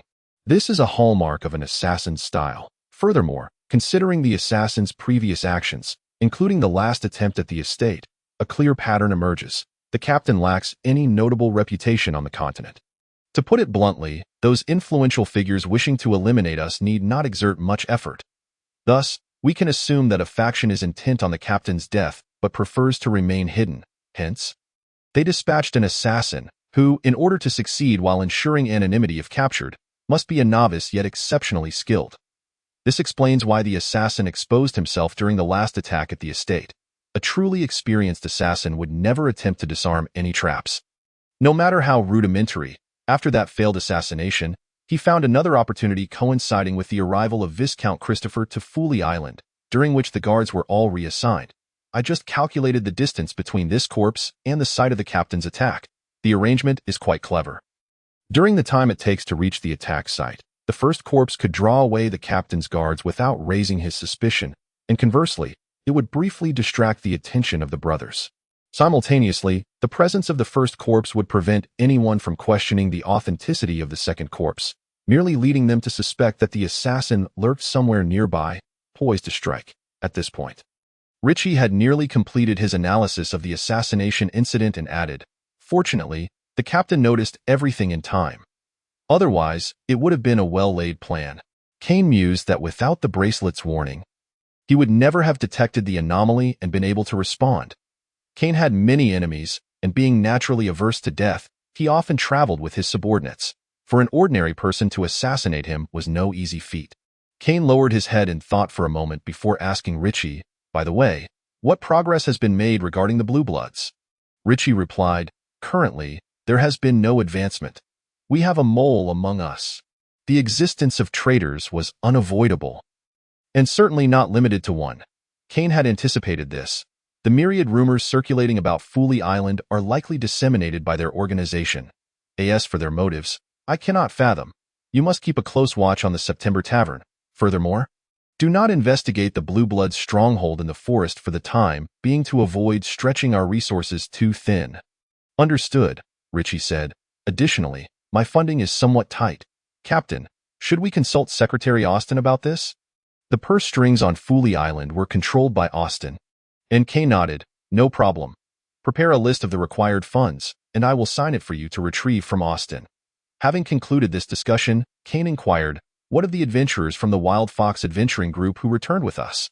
The status of the Wild Fox Adventuring Group was still awkward. Kane had resolved to bring them under his banner, yet it remained unclear whether their leader, Levi, was truly subservient to Kane's might or not.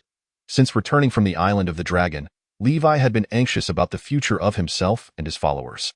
At this juncture, Kane presented them with two options: to become a long-term employed adventuring group on Fully Island, tasked with capturing beasts and runaway slaves in the forest, or to accept gold coins from Fully Island and become an adventuring group under Kane's covert control, offering them a chance for growth and expansion. Choosing the latter would mean relinquishing ownership of the adventuring group, while the former was not even a consideration for Levi. They have agreed. All the legal documents regarding the adventuring group have been submitted by Captain Levi. Kane smiled and said, that is for the best. To avoid any unpleasantness down the line, in that case, let Secretary Austin handle the subsequent matters. You need not involve yourself? Yes, Ritchie replied, his expression calm as he nodded. Very well, we should return. Let everyone remain vigilant and ensure the assassin does not find an opportunity to exploit. Kane instructed before departing back to the estate.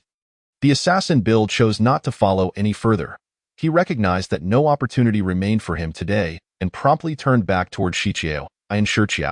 Bill disguised himself as an ordinary adventurer and entered a small inn, which was where he had lodged upon arrival. After retrieving his belongings from the room, he vacated the premises and made his way to the September Tavern. Chapter 042. The arrival of Miss Maffa, a sailing ship, docked at the harbor of Fully Island. An unlicensed vessel, indicating it was a smuggling ship. Such ships were common visitors to Fully Island, thus drawing little attention. The only distinguishing feature of this particular vessel was a mark of the Mermaid Empire Joint Chamber of Commerce on its bow. A dozen or so passengers disembarked from the ship, clearly companions, their eyes filled with wariness as they arrived on Fully Island.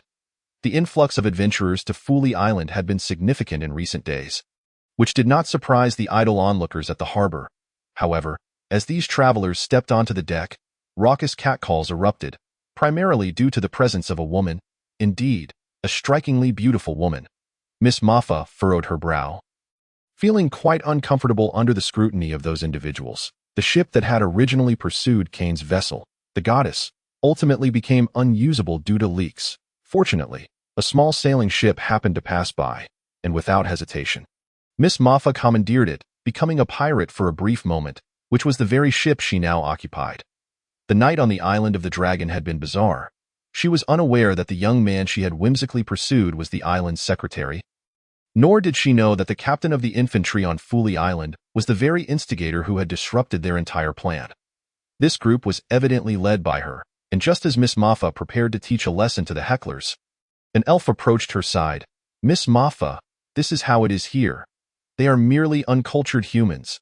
Do not let their rudeness provoke you into punishment. It would complicate matters for us. Let us go. Miss Maffa shot a cold glance at the hecklers, but ultimately heeded the elf's advice. Mr. Palin, I recall the information you provided me about Fully Island did not resemble what I see before me. The unusual affluence of Fully Island took everyone by surprise, Miss Maffa included.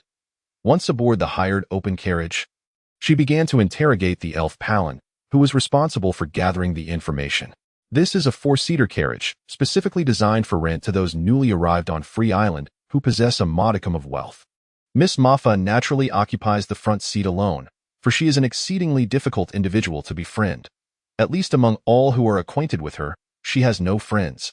Sitting alongside the elf Palin in the rear row is a young man, a strikingly handsome lad, who is a student of the Wood Minter, sent by him to assist the elf. Eli, as he is known, has always favored silence. Yet he is the most thoughtful among the Minter students and is highly regarded by the upper echelons of the Secret Butterfly organization. This is my oversight, Palin admitted. Not shirking his responsibility, he continued, previously, we at Secret Butterfly paid little attention to this region until the incident on Dragon Island prompted us to gather information here. However, my subordinates had mentioned this place before, indicating that the Snow Lynx Empire was engaged in smuggling, likely linked to Free Island. It seems that this locale is not merely about smuggling. It is a veritable paradise for prospectors. I am not requesting an explanation from you, Miss Maffa replied coolly. I wish to know the true purpose of our visit to this place. Palin expressed his apologies. I beg your pardon. Miss Maffa, the leader has given precise instructions. We must meet with an individual assigned by the Secret Butterfly on Free Island before I can disclose everything to you. I sincerely hope so. Miss Maffa scoffed. Yet understanding it was the leader's directive, she refrained from further comment. Seated beside Palin, Eli suddenly inquired, what has transpired on the island that necessitates the inspection of all who arrive? This was an arrangement orchestrated by Kane. Scrutinizing merchants and adventurers traversing the road from the port to Stonebridge Town, Carl, having just finished his patrol, was also present. Behind Miss Maffa's carriage were a dozen or so adept members of Secret Butterfly, escorting the vehicle forward. It was a simple checkpoint, marked by a single wooden barrier, where several infantry squads were entangled with a group of adventurers. The sounds of various dialects emanated from the adventurers as they exchanged rude remarks about the soldiers' female relatives. "Stop." The inspection had reached Miss Moffa's carriage. "Please halt." Miss Moffa unexpectedly turned to Palin with a smile, surprisingly acquiescing to the soldier's request as she stepped down from the carriage. Naturally, it was Palin who would handle the negotiations with the soldiers. The elves have always been a favored race, and Free Island was no exception. "Including the slave market. Your identification, please?" The inquiry came from Carl, who had been responsible for patrols and immediately recognized these newcomers to Free Island. Palin was well prepared. The identification documents were ready in advance. Complete with the adventurer's badge and proof from the Mermaid Empire, in a short span, they were indistinguishable from genuine articles unless scrutinized by an expert. Carl, not inclined to conduct a thorough examination, merely glanced at the elf before returning the documents. "Recently, Free Island has been quite unstable. It would be wise for you not to cause any disturbances." Naturally, the elf replied with a pleasant smile. "You have all worked hard. Why not make it easier for everyone? You are not an ordinary adventuring party." But Carl returned to smile, finding this elf rather likable. "There are many extraordinary adventuring parties. I do not wish to make things difficult for you today as long as you abide by the rules of Free Island and the laws of the Empire. There should be no issues." "Thank you for the warning," Palin said with a smile. "Proceed." Carl waved his hand, and Miss Moffa had already reboarded the carriage. As Palin followed her inside, he nodded to Carl in gratitude. The carriage continued its forward journey, the wheels rolling over the ground with a rhythmic clattering sound. The Secret Butterfly possesses a clandestine stronghold on Free Island, located just south of Stone Bridge Town, within an unassuming stone house. "This is the place," Palin announced, disembarking first and knocking rhythmically on the door. "Who is it?" came a low, alert voice from within. "I seek a maritime merchant who lodges here," Palin replied. "What is the name?" "Identical to your mother's." This peculiar exchange was, of course, the fabled password. The door quickly swung open to reveal a disheveled, middle-aged man. Upon noticing the gathering, he was initially taken aback but soon regained his composure, bowing slightly. "Please enter, my lord. Accommodations have been arranged. You have been doing well on Free Island. Your name will surely be among those promoted next year," Palin remarked as he stepped inside. "And who is this?" The middle-aged man, a subordinate of the elf Palin, did not recognize the reclusive Miss Moffa. After a brief moment of silence, Palin introduced, "This is the leader of our operation, Miss Moffa. I am her deputy." Few are acquainted with Miss Moffa, yet many are aware of her notorious reputation. The middle-aged man's demeanor visibly brightened upon hearing her name. "Miss Moffa, do you have any specific requests?" Miss Moffa shook her head, replying, "Proceed as Mr. Palin has instructed." The atmosphere on Free Island remained tranquil. Yet an increasing number of factions began to cast their gaze upon this place. The provincial governor, the blue-blooded elite, the Secret Butterfly, and the Storm Legion, who have always stood behind Kane, not to mention the myriad adventurers with various ulterior motives, all becoming participants in the next great game. As for who shall emerge victorious and who will dictate the rules of the game, only the divine knows. Chapter 043. The initial chapter of Conspiracy. A chilling smirk crept across Miss Moffa's lips as she coldly remarked, "Indeed. This is rather intriguing." On a windless night, a shadowy figure slipped through the back door of a stone courtyard, peering cautiously before making its way out of Stone Bridge Town. The figure deftly avoided populated areas, advancing with great care, for he was well acquainted with the terrain. After navigating several turns, he arrived at the entrance of a hunter's courtyard. The door swung open promptly, and the figure entered, shutting the door behind him. Restoring the silence of the night, beneath a gray-black tree, Miss Moffa revealed herself, casting a silent glance at the newly lit lantern within the house, and produced a communication stone. "Mr. Palin, I have just stumbled upon something quite interesting." Inside the hunter's courtyard, the lantern illuminated the dim figures within, as this was the contact point for the secret organization of the blue-blooded elite, known as Bluefish. As the most secretive faction on Free Island, they had long been aware of the presence of secret butterfly operatives. For them, any other force attempting to encroach upon Free Island posed a grave threat, prompting them to arrange for spies and covert investigations, which commenced as soon as the advance party of Secret Butterfly arrived on the island. Have you discerned which faction is involved? They are exceedingly cautious. I cannot access the core. Some individuals arrived today, newly arrived on Free Island, and have taken residence there. They appear to be individuals of a higher status, yet upon settling in, they have taken no action. The only certainty is their formidable strength, and I dare not approach too closely for fear of detection. I recommend that the organization heightens its vigilance towards them. Should conflict arise, we would stand no chance. I will report these developments upward. Continue your infiltration. We will contact you should further instructions arise. Be careful not to expose yourself. I cannot linger here for long. It is time for me to return. That is for the best. We may soon have to abandon this location altogether. The infantry captain on Free Island is pursuing us relentlessly. Though I am unsure why he has recently relaxed his efforts, we shall adhere to the usual protocol of changing our contact point every 10 days. The dialogue within the house was drawing to a close when an unexpected event transpired. The tranquil night was suddenly pierced by the sharp, alarming sound of a warning whistle, which was abruptly silenced, leaving a profound stillness, as if nothing had ever occurred. The two individuals within the house were stirred awake. Realizing their cover had been compromised, they swiftly ceased their conversation, each swallowing a pill to destroy any incriminating documents. Indeed, the external calm did not last long. The door to the room was shattered by a tremendous force. Bursting open with a resounding crash, a figure clad in white appeared before them in an instant. The two occupants of the room remained remarkably composed, refraining from attempting to flee. Anyone capable of breaching their defenses so swiftly was undoubtedly beyond their ability to escape. From the moment the whistle sounded, it had been mere moments, yet all evidence of their organization's secrets had vanished completely. Thus, when Miss Moffat entered the room, her expression was one of profound astonishment, her mind racing with questions about the identities of these individuals. Their combat prowess may not have been overwhelming, at least not in her estimation, yet their exceptional qualities were astonishingly high, even under her direct intervention. They had managed to sound the warning whistle. Lord Elliot, we have a situation. In the basement of the September Tavern, an informant responsible for gathering intelligence on Free Island hurriedly approached the tavern owner. Elliot, what is the matter? The contact point monitoring Target 3 has encountered an incident.